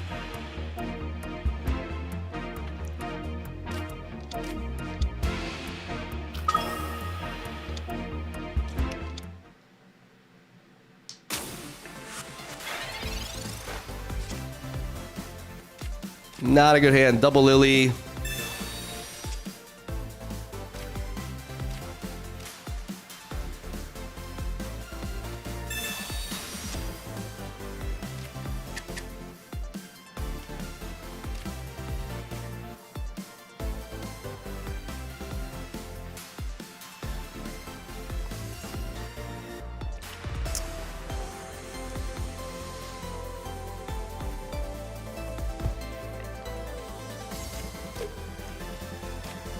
I'm gonna play. I need to play to win, and in order to win, I need to top deck Leaf, and then use Pokemon Communication to find Crobat.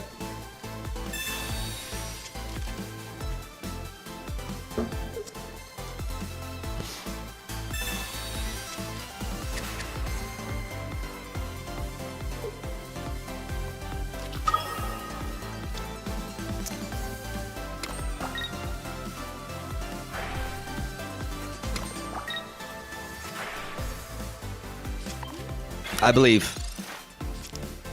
Ah. Shit.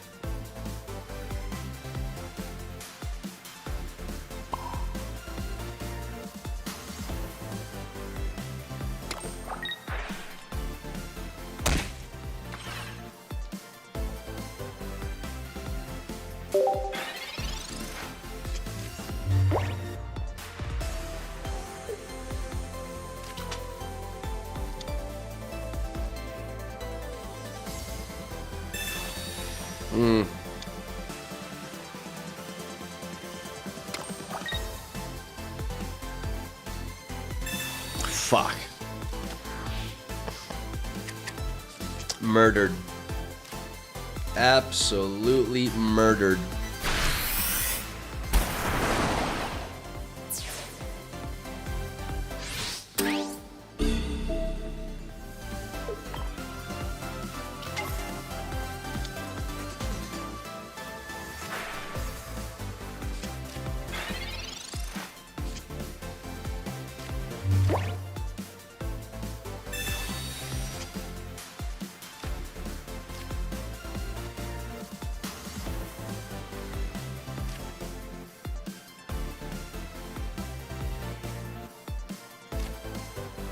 I need to try to find the Zubat again.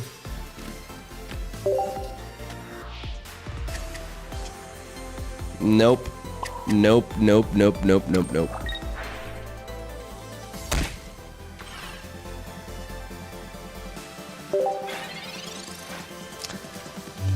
Nope, we die. Yep.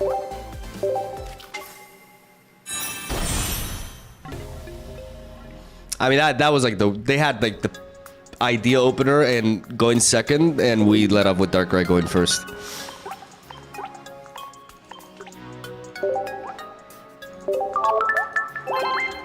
Yeah, I should have maybe tried to evolve Crobat there. Yeah, yeah, you're right.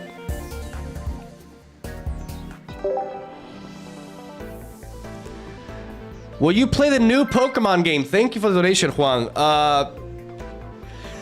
I was thinking about it, but honestly, like, I'm not really drawn to it. Like, I would have to set up a Switch stream, and that requires, like, a lot of things to do, and I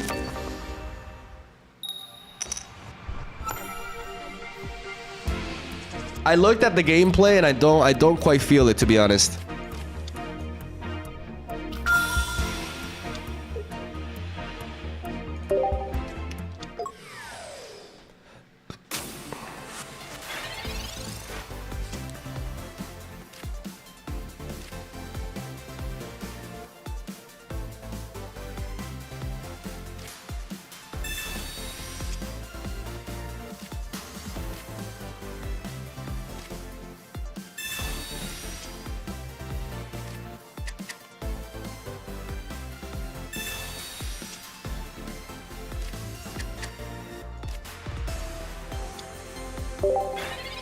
I'm gonna keep the other Nihilego in hand.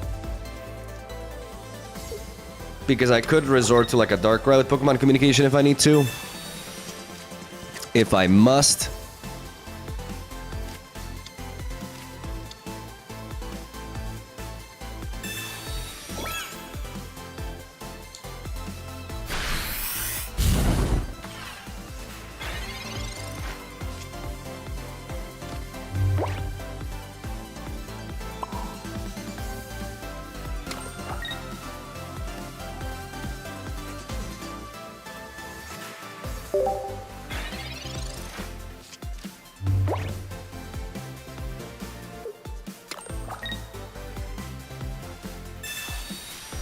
Well, fuck.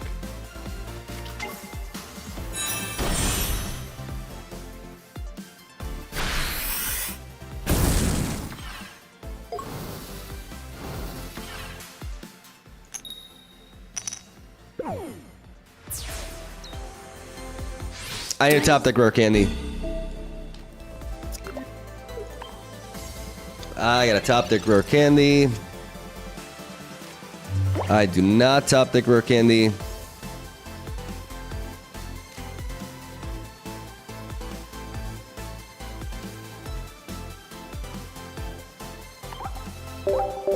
Wrecked. I mean, they ran solo on cards and they found their evolution.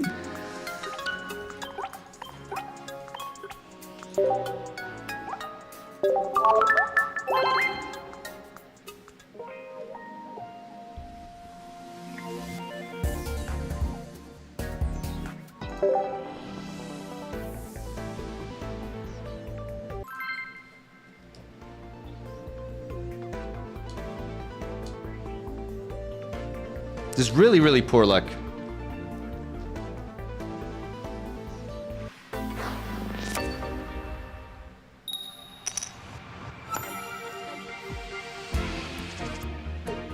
Okay. Now we're talking.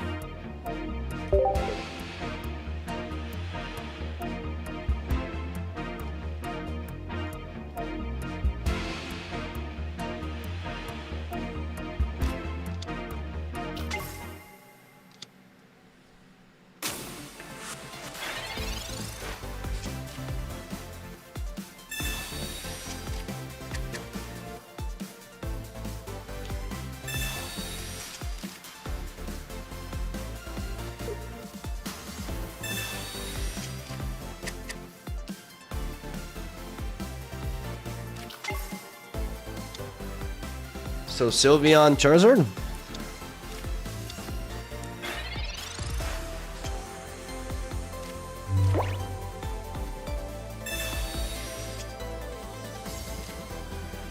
Nihilego? Nihilego, baby, okay.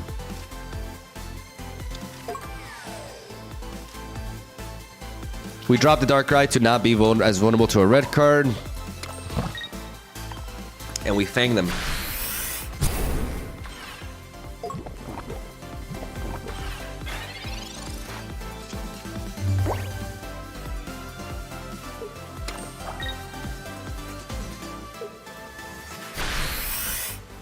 And you die. You die to a Darkrai ping.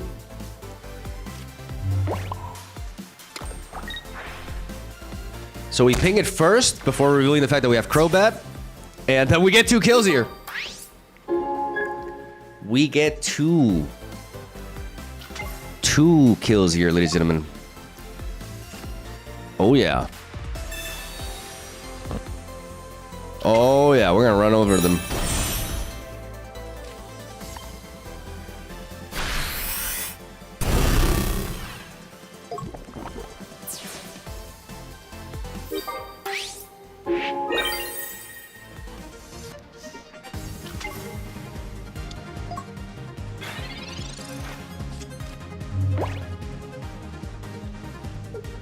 Like, once you reach this kind of board, it's just so powerful. But we got the final boss here, and we can repel it. I repeat, we cannot repel it. But this is a lot of damage. I just need to find another Night Illegal, and then we're just like full force here.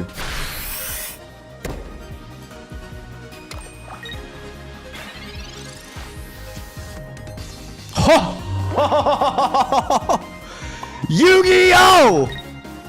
Let's go. God, I'm good. Disgusting. Oh, yeah. And we got the thickness, baby. We got the thickness. It's checkmate. We didn't need that. But with the Lily in mind, like it actually does, yeah. My boy fat. My boy's a fat bat. Oh.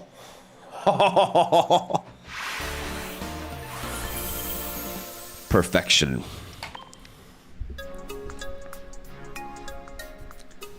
You're a great streamer. Thank you.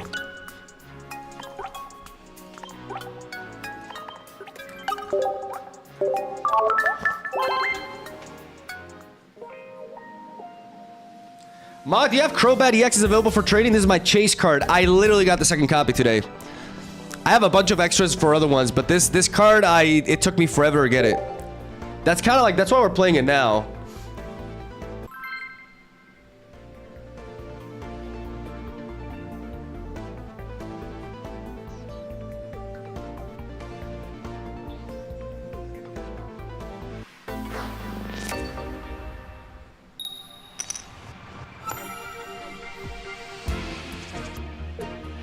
Oh, yeah.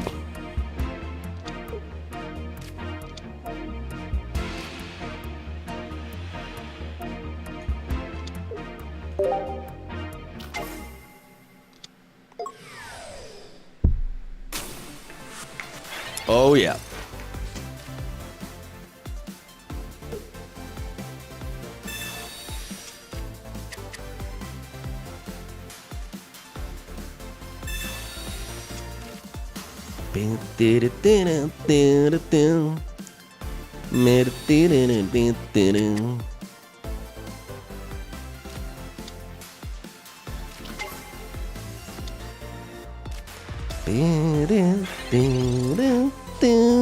You are fucked. Thing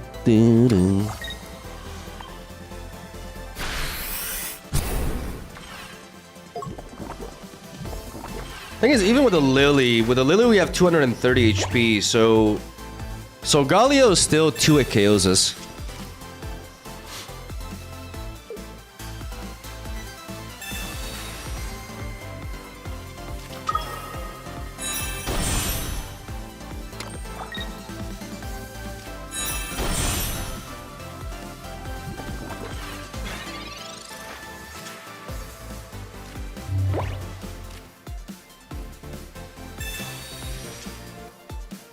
Oh boy.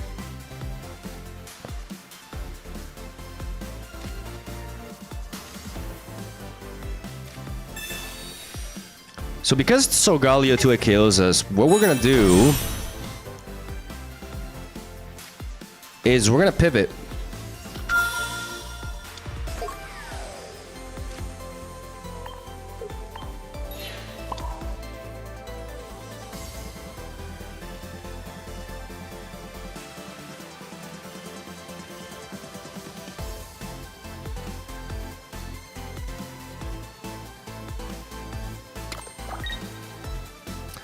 Placing the energy on the Crobat so they can't stall us.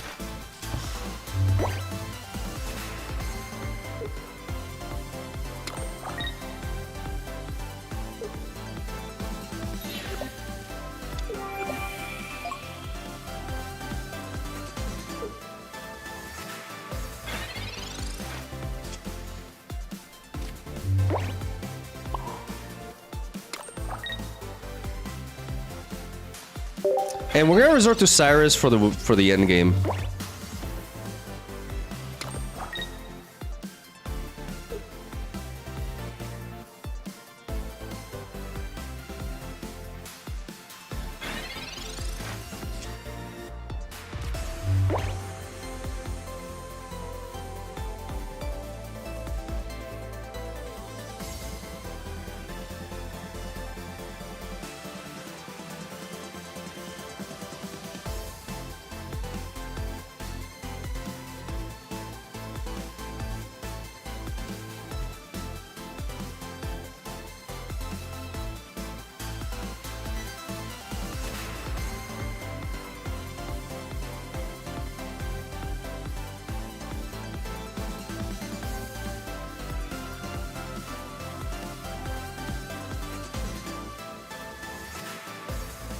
What if I just kill this so Galio comes in? I hit it for 70.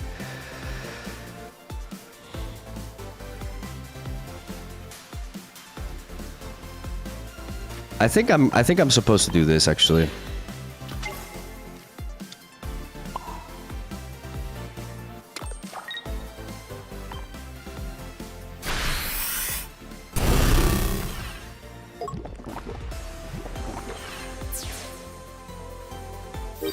Because Mijarna actually kills me. And we want to use the Cyrus to kill the Solgaleo, actually. We can tank this hit no matter what.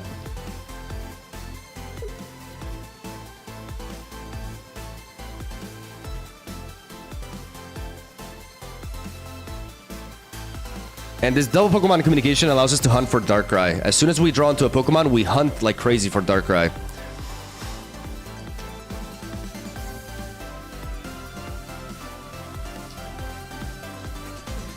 So we can't avoid not getting 2-hit KO'd here. But the key thing is we are going to Lily anyways, because if they stay in with Solgaleo, they're going to take so much residual damage with double Nihilego. And we're going to leave it at range so we can Cyrus for the win. That's the plan here.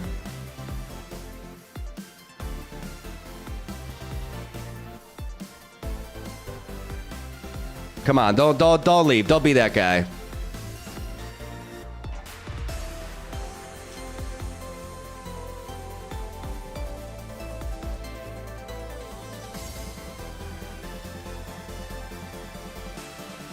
Come on.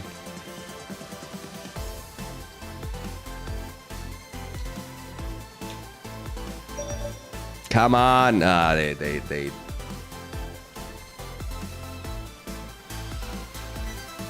raged.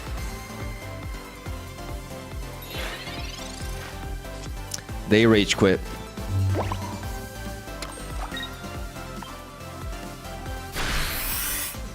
And now they're dead.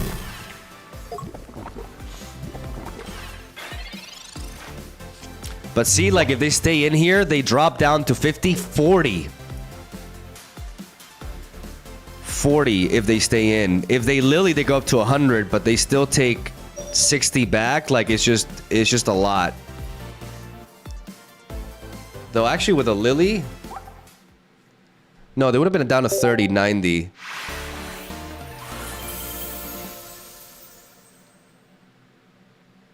Yeah, no, like, no matter what, like, even, like, at 90, no, but I mean, with a Lily and 90 as they attack, I hit them, no, they could actually win.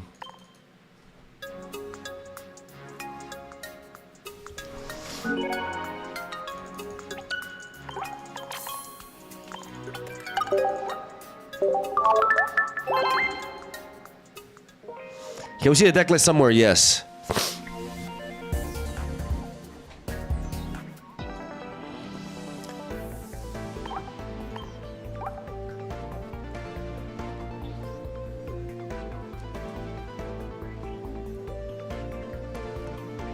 The idea is, like, with double Pokemon communication, we find the Darkrai when we need it, and we more consistently evolve into Crobat. We're still dependent on drawing rare candy, though, which is important to note.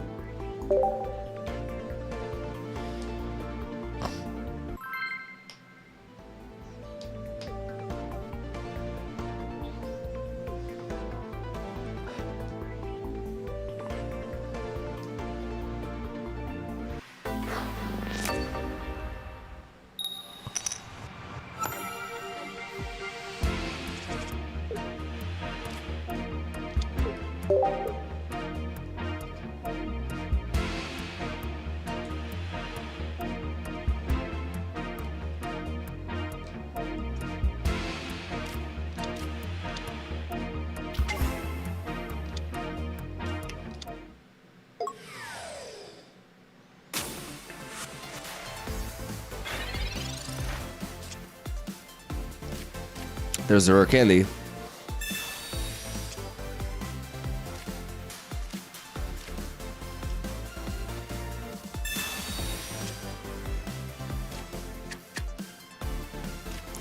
I do want to go for this Pokemon communication. Just because now the odds are 66% chance to find Zubat. Yeah. And I don't want to get red carded. So I'm actually going to drop double Nihiligo. I want to make sure like Mars or red card don't foil my plans.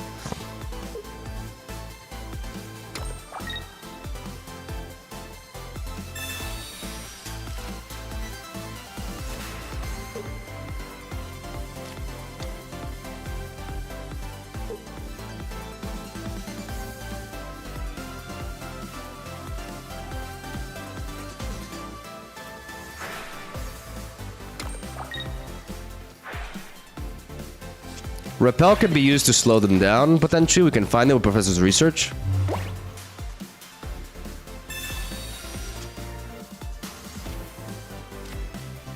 Okay.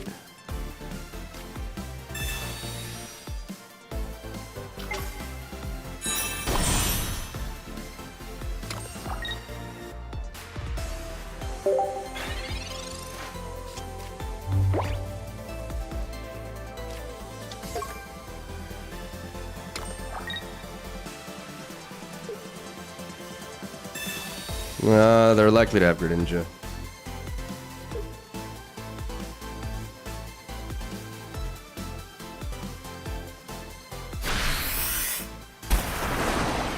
They don't, okay.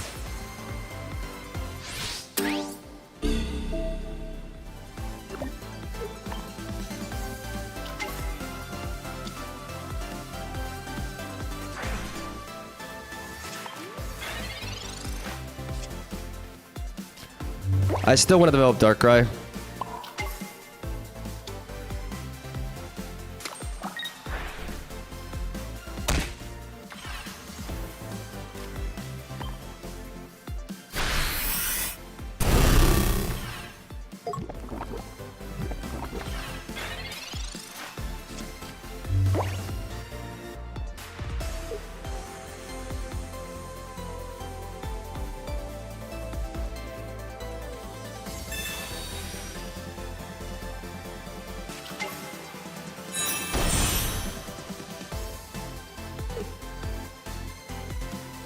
Problem is, we kind of lose to Cyrus. So I don't know if developing the Crobat was ideal here. The Darkrai. Okay, never mind. It's good. Oh wow.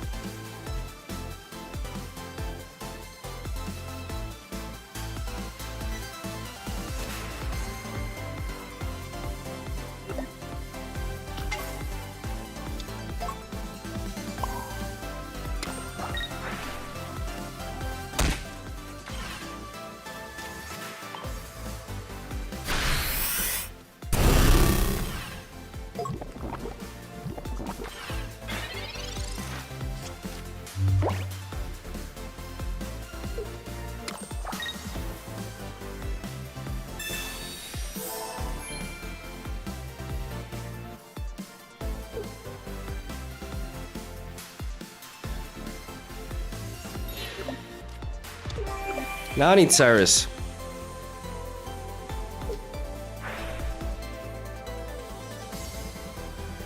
No, now I lose.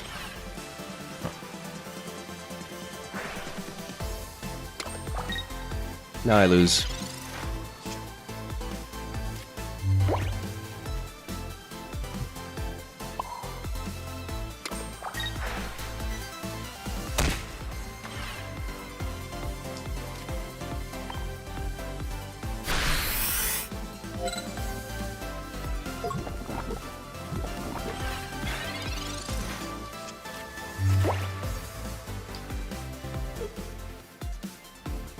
Unless I top deck Cyrus.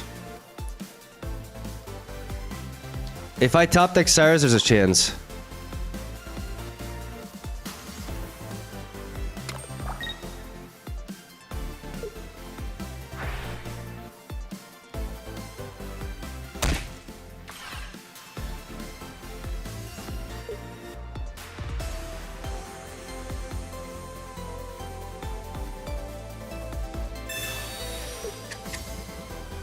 If I top deck Cyrus, I win.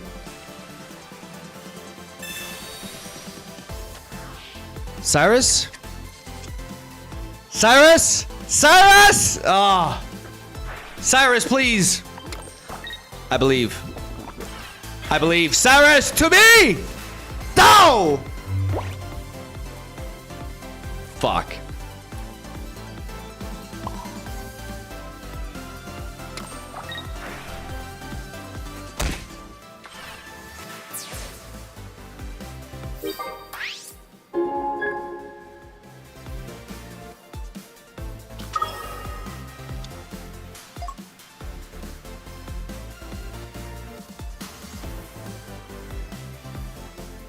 Actually, no. Actually, I didn't know because they healed that thing too much.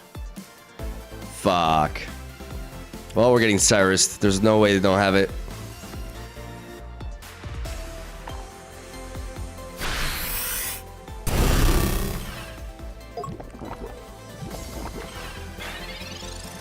God damn.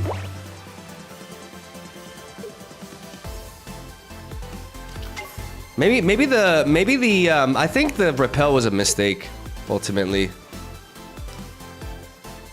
I think the repel was a mistake.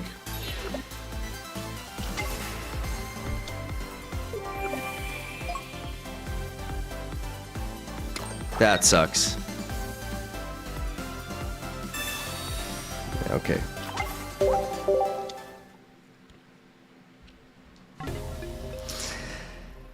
I think I misplayed with a repel. Yeah, I hit Masters.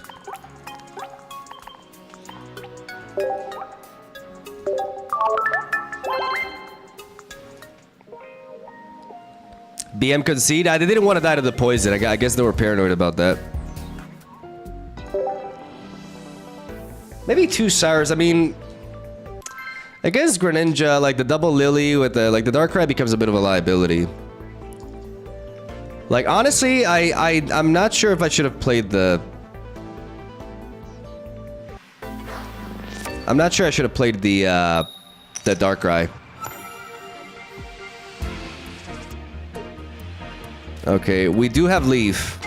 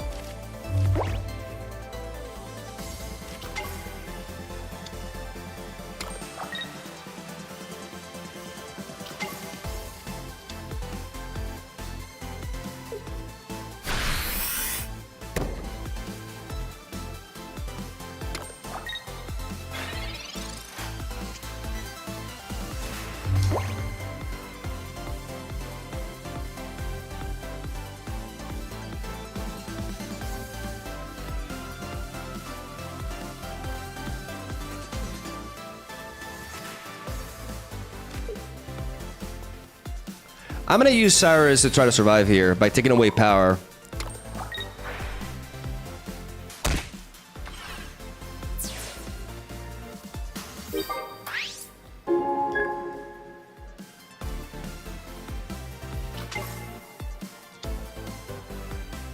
Trying to take power away from their hit. Instead of going for the professor's research, like, I'm trying to play to win here. Like, now they need a basic. They need a basic and some sort of, like, damage enhancer.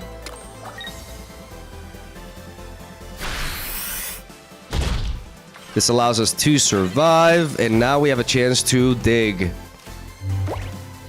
Now we have a chance to dig. Oh, yeah. Oh, yeah, there's hope. There's hope.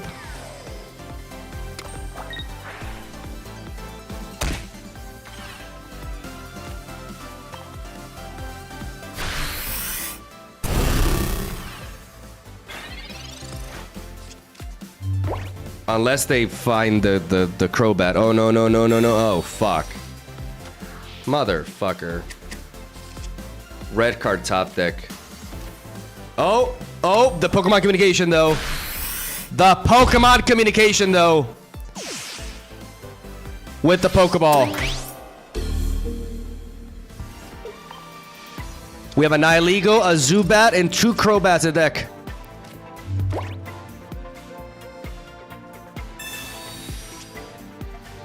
Now it's 4 cards. It's a 66% chance. 2 out of 3 times we get it. Day! Gotcha, bitch.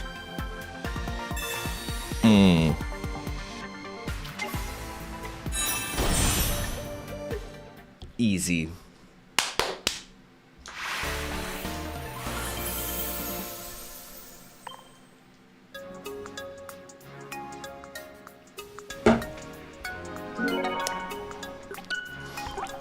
That's why I love Pokemon communication with 7 Pokemon. It's really it's super reliable.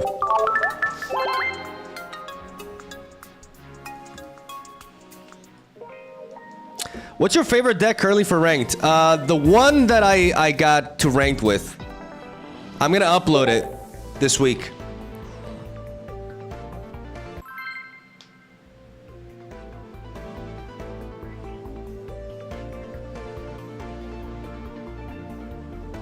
Why do people play red card? I don't understand, because they're assholes.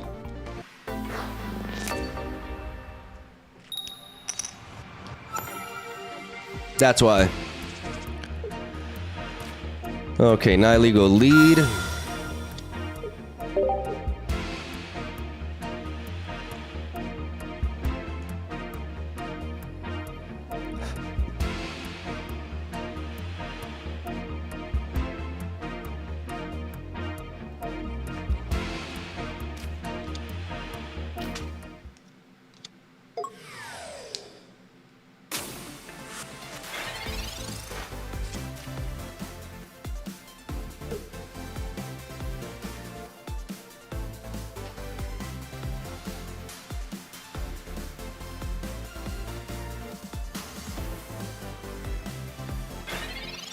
Okay. All right, we need to find rare candy. So I'm gonna prioritize the Pokeball.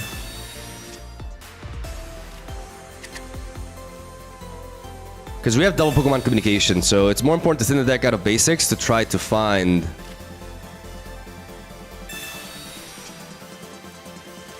the rare candy. That's the missing piece here.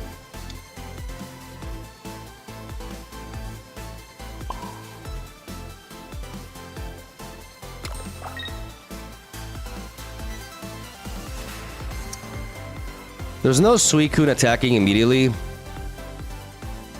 But because of my approach, I think keeping the Darkrai in hand, like, I'm vulnerable to a red card, right?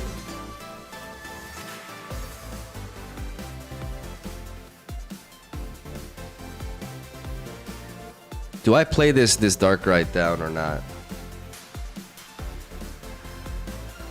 I'm gonna keep it in hand. If they red card me, so be it. I think against Suicune Greninja, dropping the Darkrai may become a liability.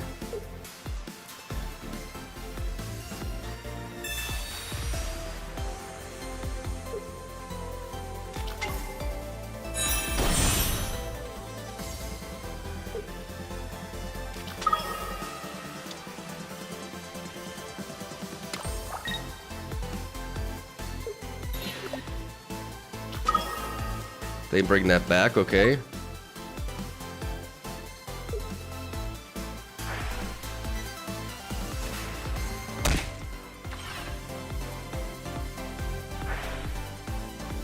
Rare candy. Rare candy, come on. Okay, that's interesting. But the question is, do I want that? I think I just need to focus on taking down the Suicune instead.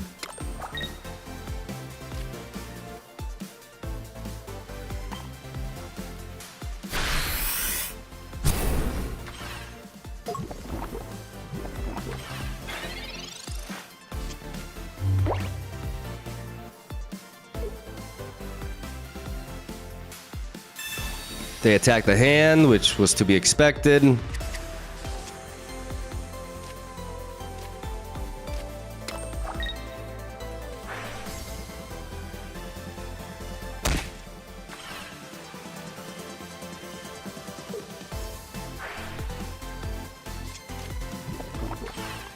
And now, unless we topped it like a professor's research or something, like, yeah, we're just kind of cooked.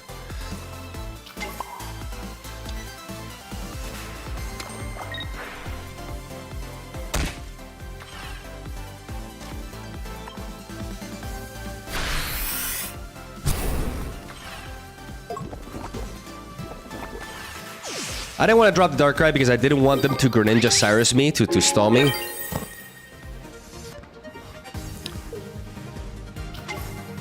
But we took down Suicune and now we just gotta deal with Greninja who has no energy. So this is actually huge, especially because we have the leaf to deny like a momentum loss from Cyrus.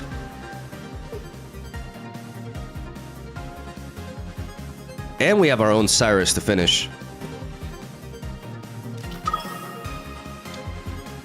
So it's actually looking really solid for us here. Like the Nihilego pressure is real.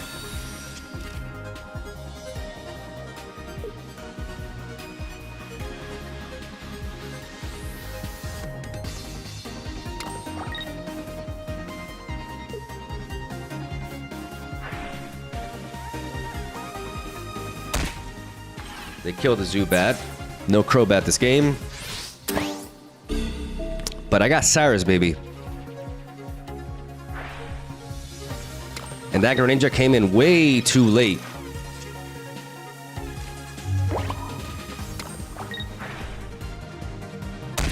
Now we poison them.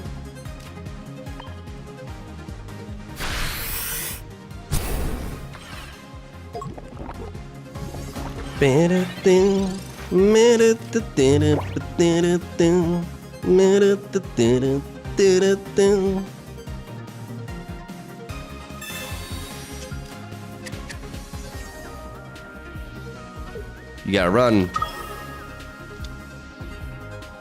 But you can't hide.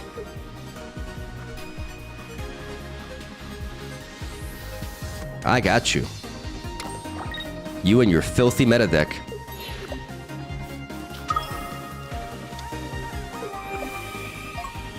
That's the correct play because then they can pivot with the Giratina for free.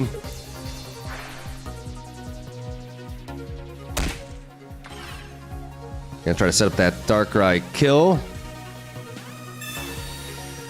With double Greninja. Oh god, I'm glad I'm gonna tear this down. Double Greninja. And we're gonna beat him. Unless they red card me. Bro, what if they red card me? Like, what if they play Mars and red card? Oh my god, I would be so pissed. Oh yeah, okay. Never mind. You die.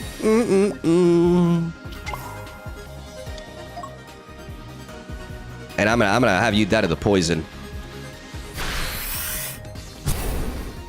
Because that's what you deserve. A slow and painful death.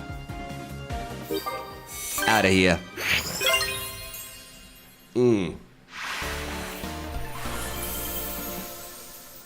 Neat.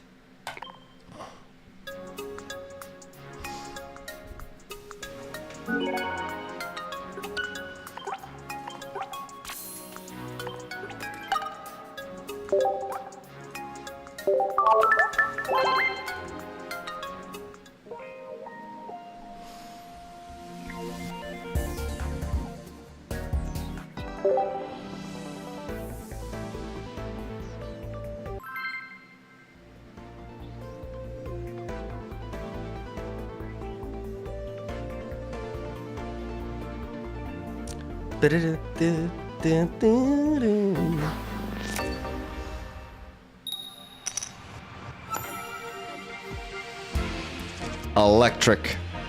And we got double Zubat. We're gonna just lead off with one though because we have Pokemon Communication, and if we top deck a rare candy, we may use the second one to try to find Crobat.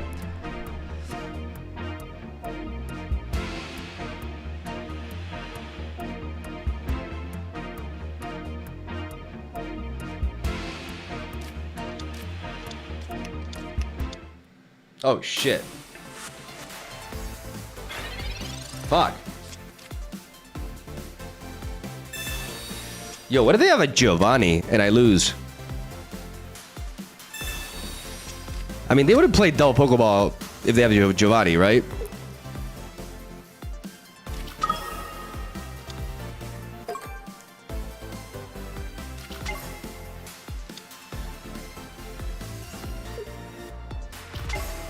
No, they're just gonna ramp anyways.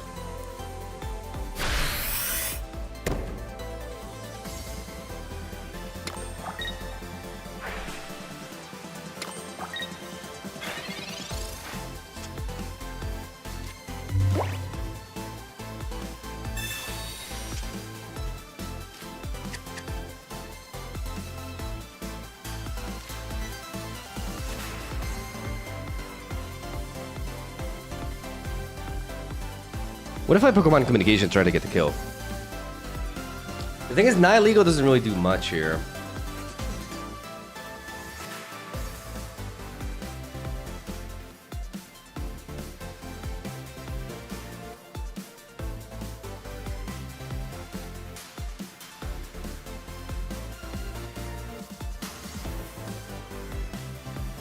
I can't poison the Arceus either.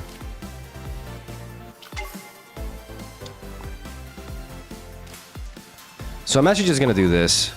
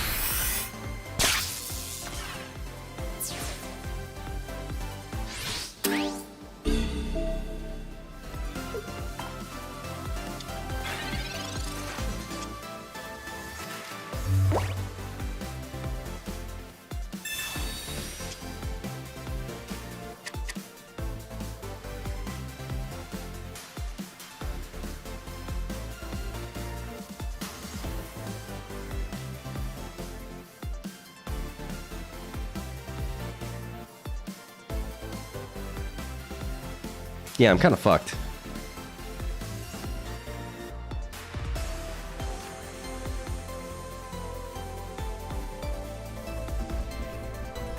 Zeraora just destroys us.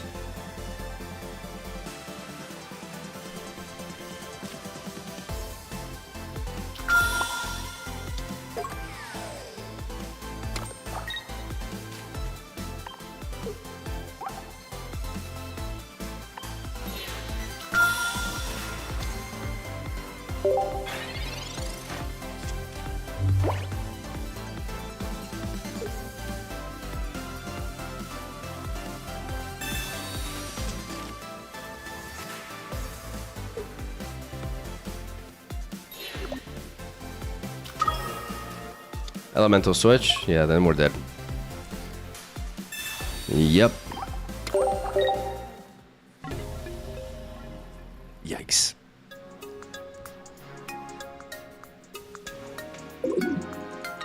Arceus in general is not a good matchup because we can't poison it.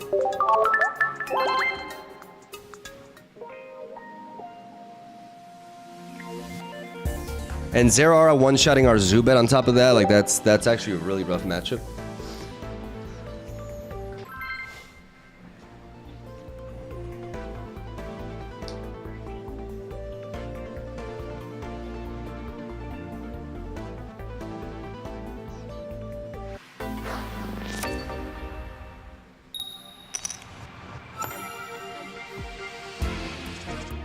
fighting. Well, shit.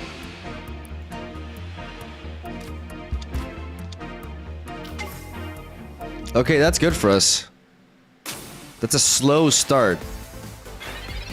Exactly what we want to see.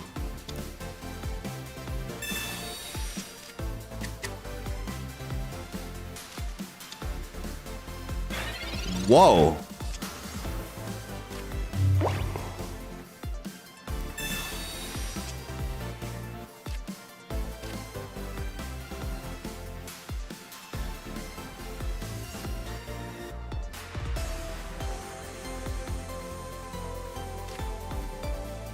I'm gonna go for a Pokemon communication because I could get a Nihilego. Yeah.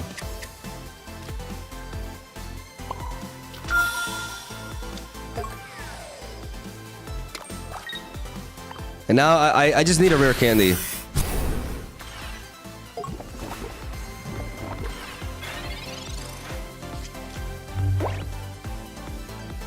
This Nihilego applies a lot of pressure because now... Yeah, it's not a problem.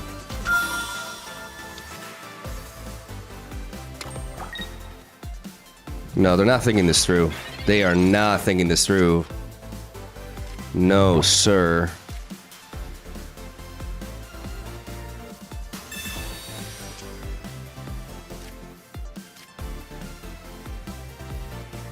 We don't need Pokemon communication anymore. Like, we have all the pieces. We just need rare candies. So let's just drop 2 of these. Let's just build up you.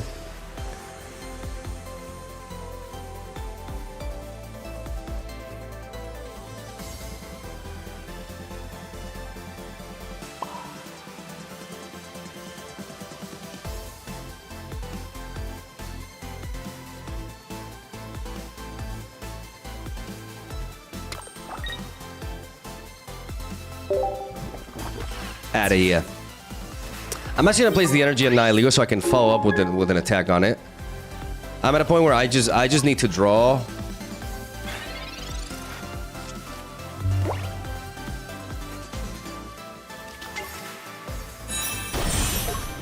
Okay, this still doesn't one-shot us. Barely, we live.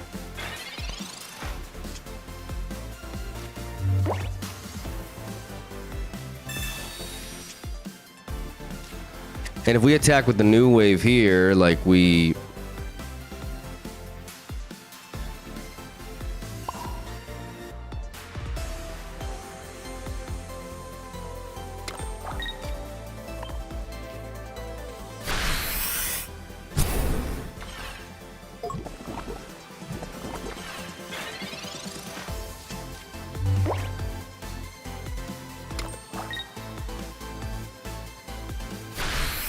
Yeah, it just dies. You just die.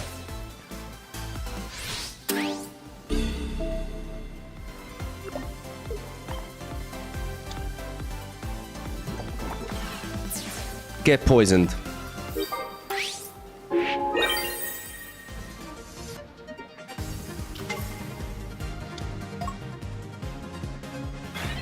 One rare candy away from greatness. It's like it's scripted. There we go.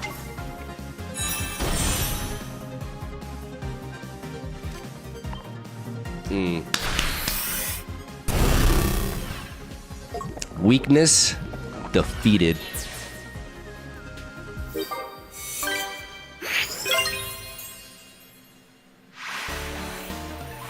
I wonder what Machamp that was. Like, was it like the regular one or like actual OG Machamp EX?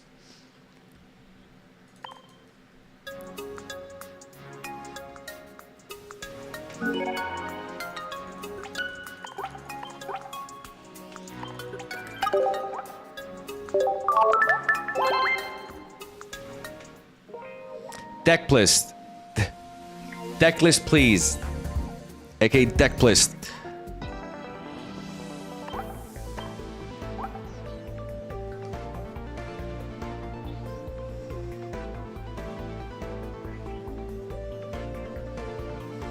I don't know about the double Lily. But it's important. Because I think like in this Suicune Greninja matchup, being able to keep our Lily, our Crobat alive is quite key.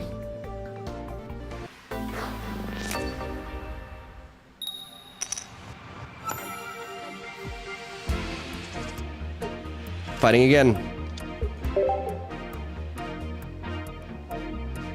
You seem to be in a good mood today. Am I normally not?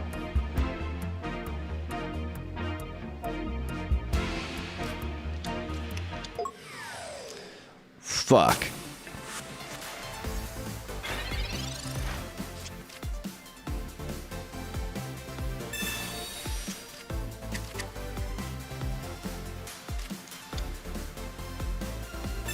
We gotta pray that they don't find the Mega Garchomp immediately, because otherwise they can just snipe my Zubat in the back.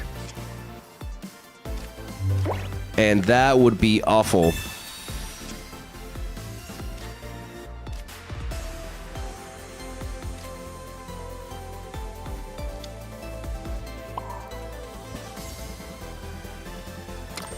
I have a Pokemon communication for the Zubat, so I don't want to play the second one. I could regret this though, because if they find Garchomp, they can just snipe it.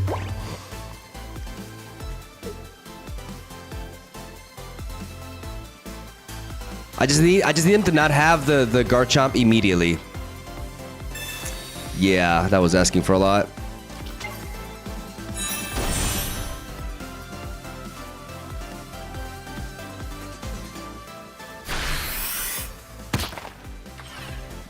I should have dropped double Zubat to play around that.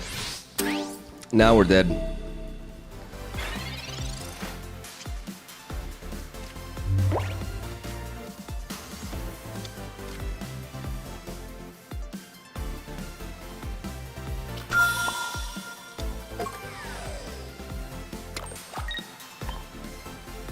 Yeah, I should have dropped double Zubat.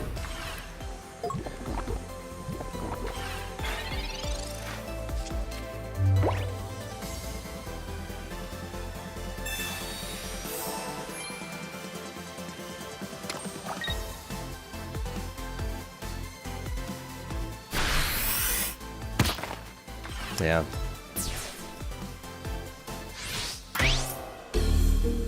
Shit. But that's on me. This could have been a different game if I dropped double Zubat and have one of them survive. I just had to count on drawing into a Pokemon. Like, that's why I didn't do it, but I had to put myself in the worst case scenario, because then I could have brought in Crobat, and it would have been a very different match. Very different match. So I choked that one. Always assume the worst.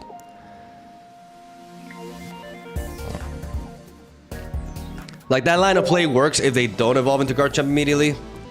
But if they don't evolve into Garchomp immediately, then I'm in a good position anyways, so I should have dropped it.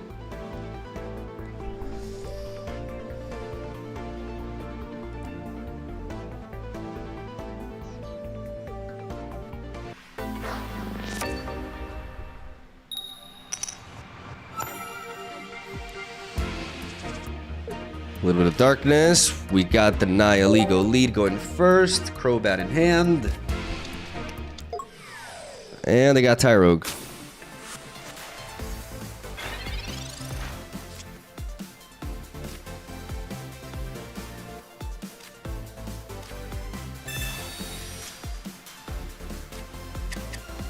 We want to thin the deck out of basics so we can have... We really want to hunt for rare candy. That's the hardest card for us to find.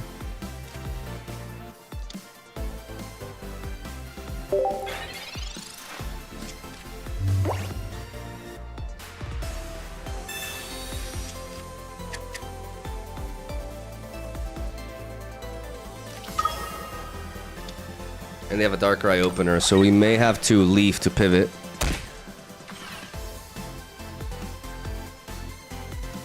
Bro, really?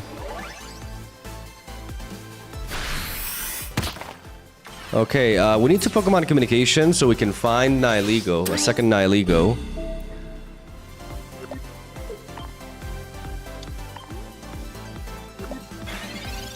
Giovanni. Oh! Or that. Or that.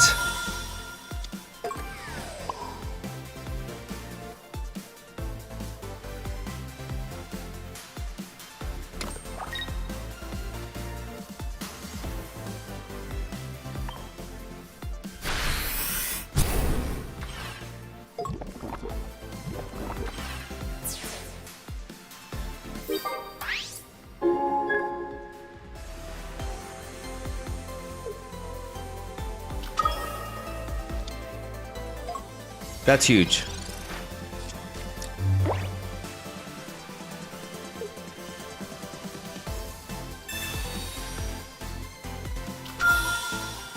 Okay, that's an odd Sabrina.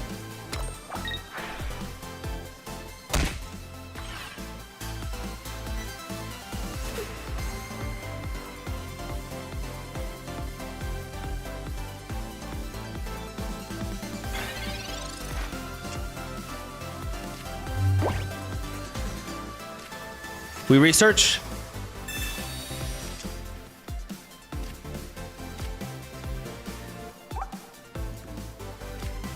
We Pokeball.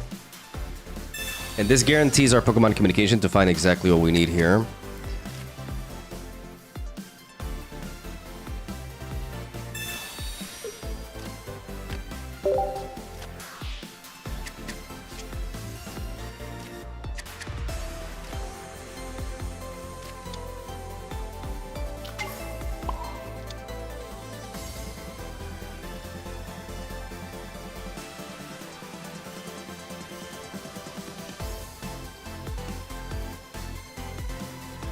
How many cards do we have left? 6. We have 2 rare candies in the deck.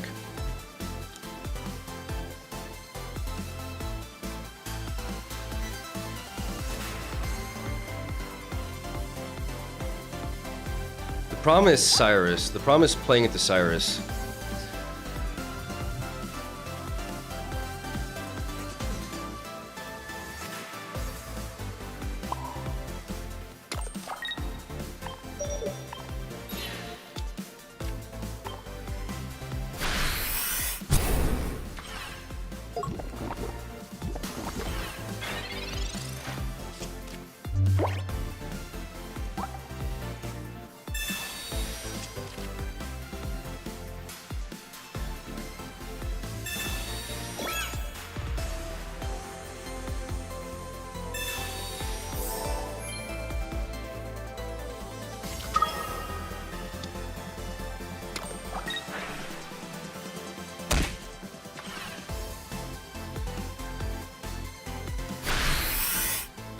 I'm gonna send Darkrai. I need to top deck rare candy here. I have Leaf, so I'm gonna send Darkrai in case.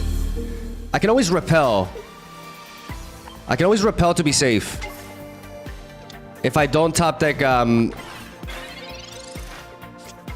rare candy.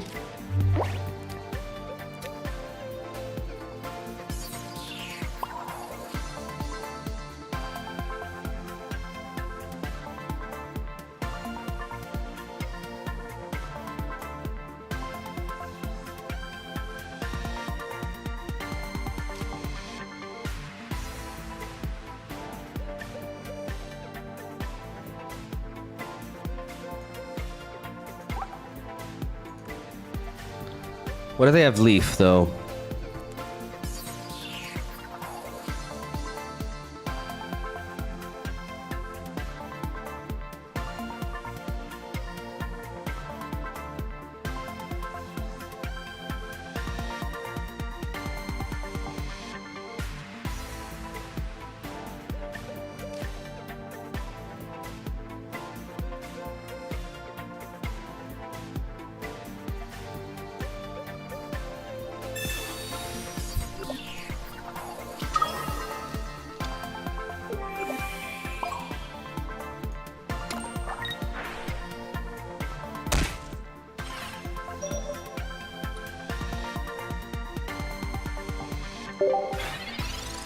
I should have probably pinged this.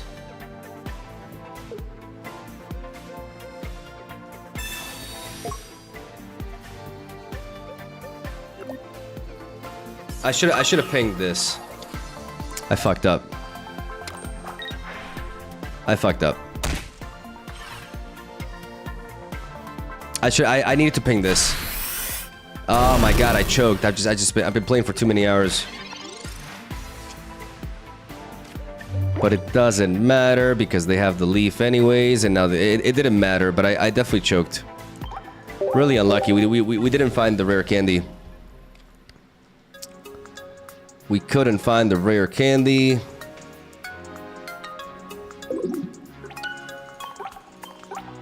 But I misplayed because I needed to ping the Darkrai in the back.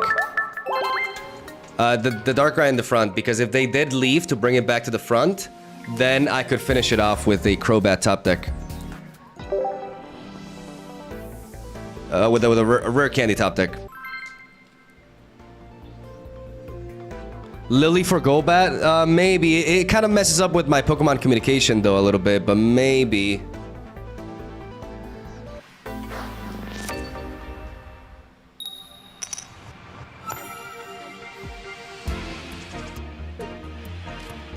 The problem is I like the Pokemon communication strategy.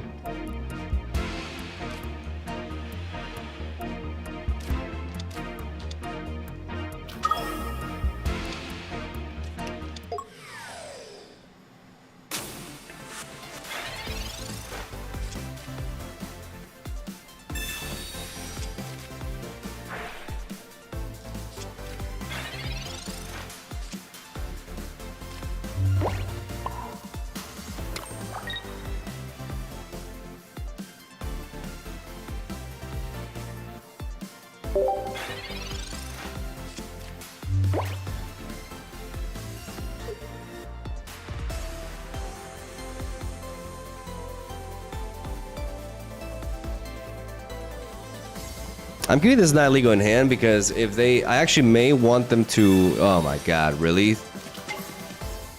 Bro.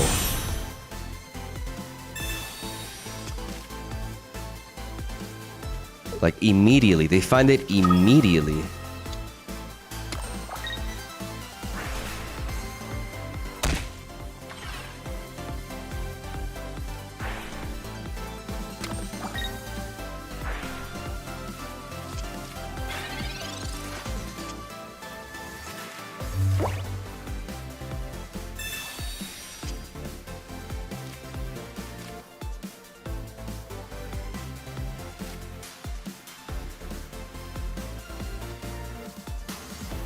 I need to try to go for it. I need to try to find the Zubat.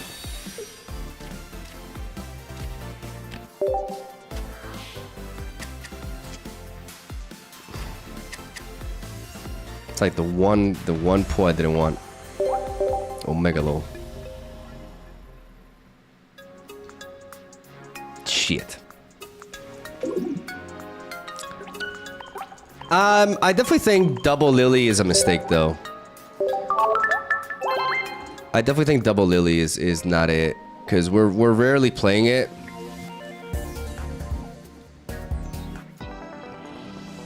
It's just not like, I like it as a one-off because it gives us a lot, but 2 copies is just excessive most of the time. And I think in order to make the deck a little bit more consistent, we're gonna have to go with Crobat. Even though we have 8 with Pokemon Communication, that's still not terrible.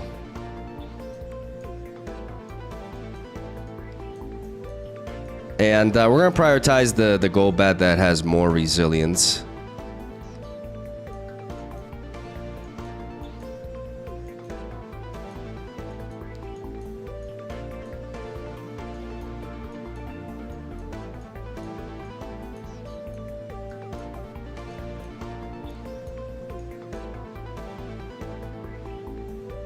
Or maybe just go with the poisoning one, to be honest.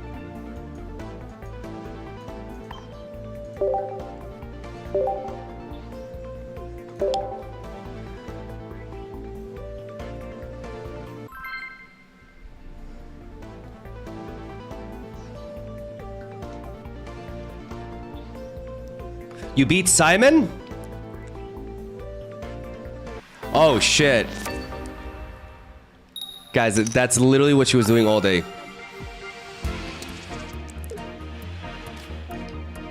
Literally.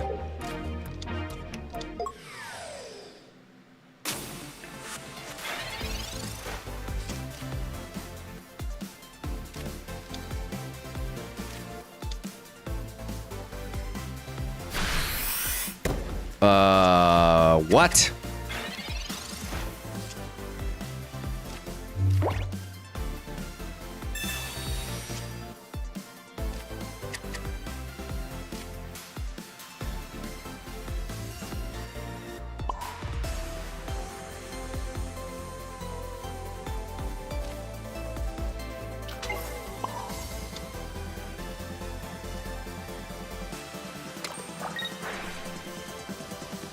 I'm gonna build up the Darkrai.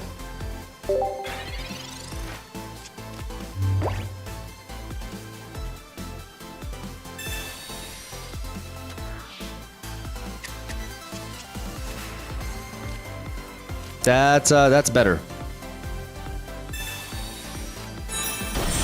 Oh, get the fuck out of here.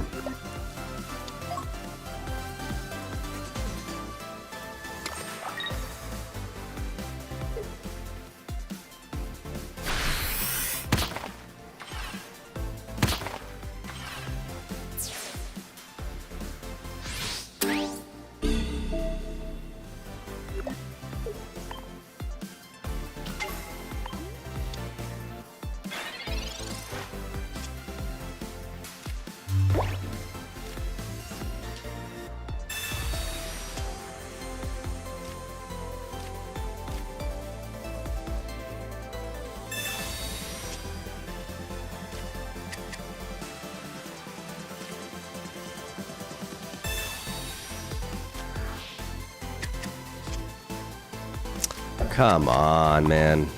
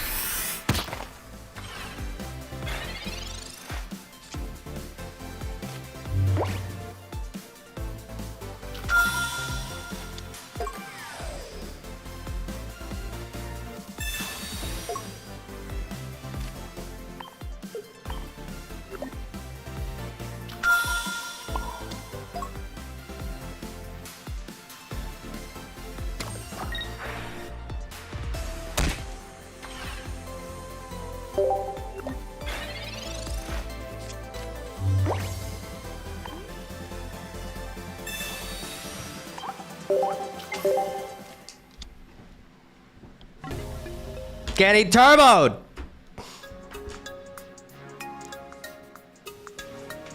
Back-to-back games where they stage one, like stage evolution like turn one. Shit.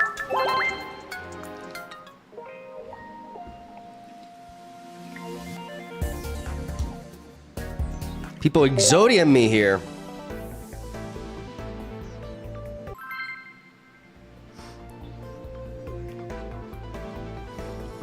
And it's not just that, like, we have really bad openers.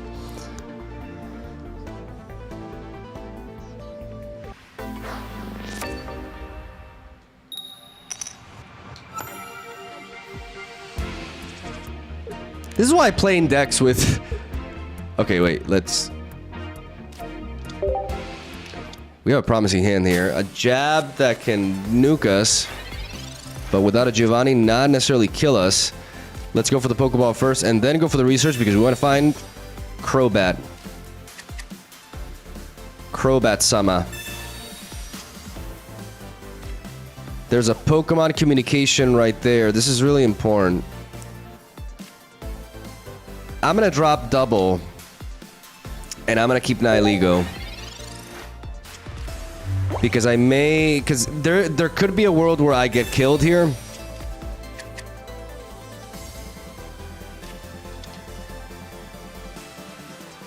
Or I get rid.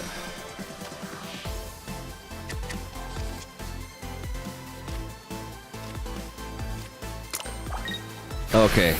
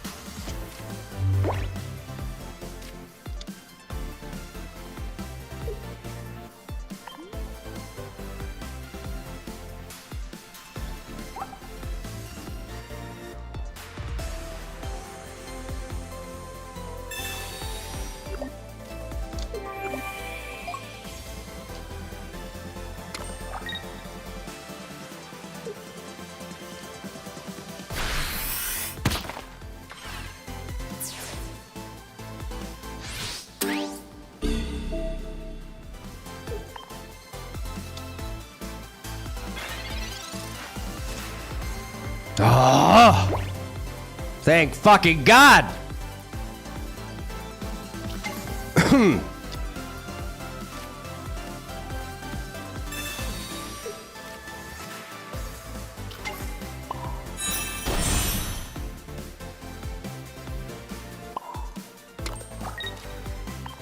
Oh!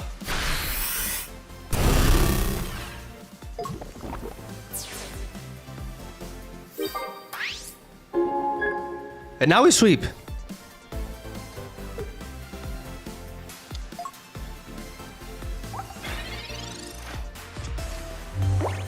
Having climbed with like a deck that's just like all basics. Like unless you're playing like Suicune with Greninja, like red card is just so punishing for stage 2 strategies. It just feels so rough. Okay. Like it's undeniable. Like unless you have like a ridiculous draw engine like that, you know, like decks that run all basics are just so much more consistent. Is why a deck like Darkrai Giratina has withstood the test of time. It's annoying.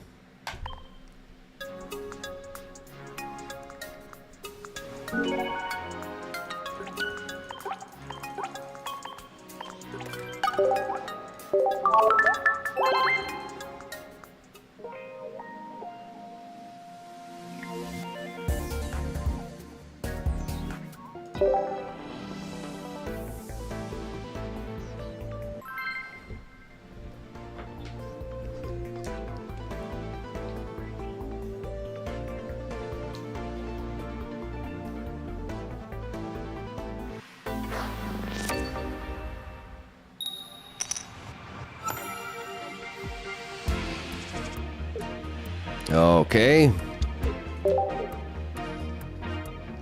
We got the candy, we got the bat. What remains is the easiest component to get. Darkrai going second. And we got that Pokemon communication as well. Let's go for the research. Easy. Easy. Now we just gotta play we don't get red carded this very turn. We got that Lily as well to heal our Crobat. Very key.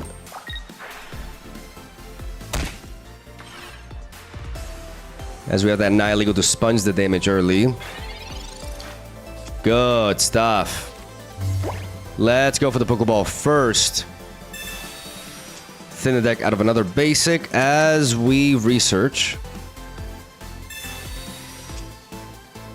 And we find it all, ladies and gentlemen.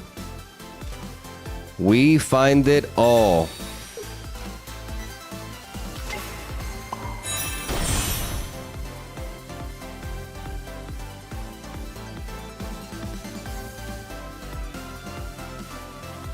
I'm going to place the energy onto Crobat. I'm going to drop Darkrai. We're going to need him here.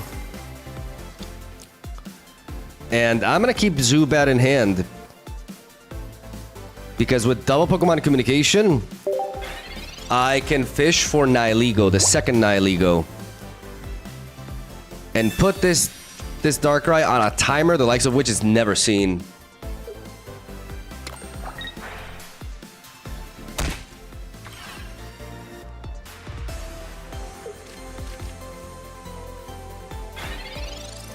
Oh yeah. We could even set up another Crobat, but I like the idea of just putting them on the ultimate clock here. So I'm going for it. Nihilego. Easy. Easy peasy. And we got that thickness, even with the Rocky Helmet.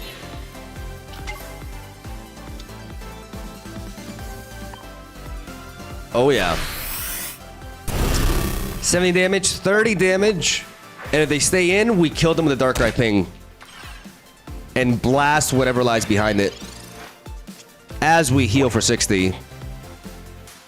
This is the ultimate board. Yeah, like that second Darkrai is going to go down so fast.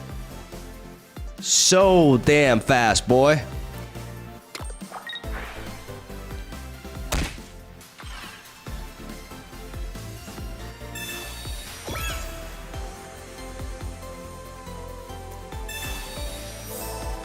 They go for the potion, though. Holy, okay. Okay, they retaliated. But we got Lily, baby. We got Lily.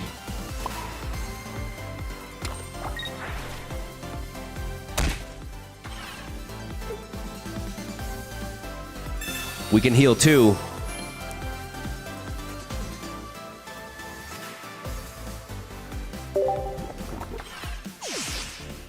Checkmate.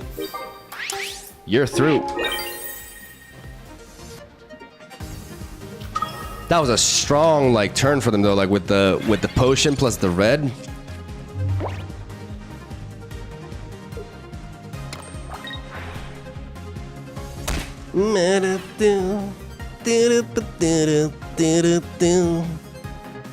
And I think are you dead? Yeah, you're dead. Like this Darkrai ping puts you at range.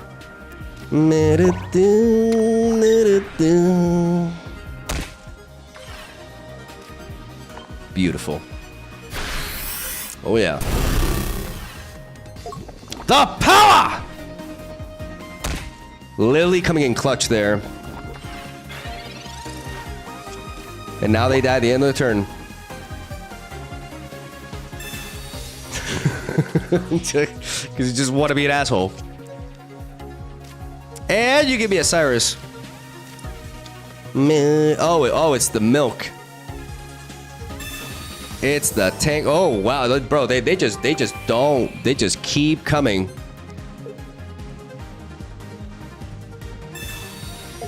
They do not quit. But milk is not it. Milk is just not thick.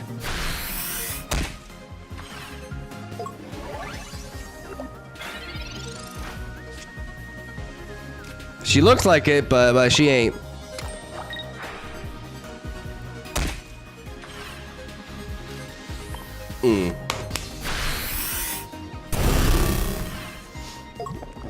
It's that low-fat milk.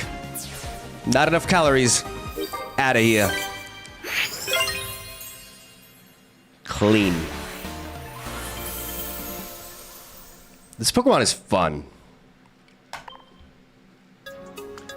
And we got a video. We did it.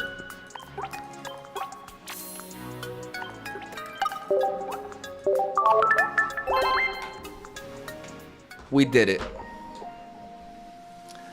Alright, we got 3 videos out of these 3 streams. And we got the climb to Master Ball. Like, my win rate has dropped quite a bit now because I am playing a stage 2 deck without card draw, and that is not as consistent. But that was a good final game. Thank you guys for sticking around. Love you. Have a soul day. Hope you enjoyed the streams. Yes, you can check the deck list. We got Lily, we got 2 Pokemon Communication, we have 1 Golbat, which we actually never ended up drawing. Double Nihilego, 1 Darkrai, 2 Pokemon Communication, which plays really well. Helps us find the second Nihilego, helps us find their evolution pieces, helps us find the Darkrai. Like, it just... This deck basically wants the full board. It wants to set up the Crobat, Nihilego, Darkrai board. So double Pokemon Communication really helps us do that. Leaf is there to correct the rare but potentially unfortunate Darkrai leads. And 1 Cyrus, 1 Repel. Good stuff. Love you. Have a solid day. Thank you for watching. Hope you enjoyed the stream. We're back at it. And the uploads are going to be back tomorrow onwards.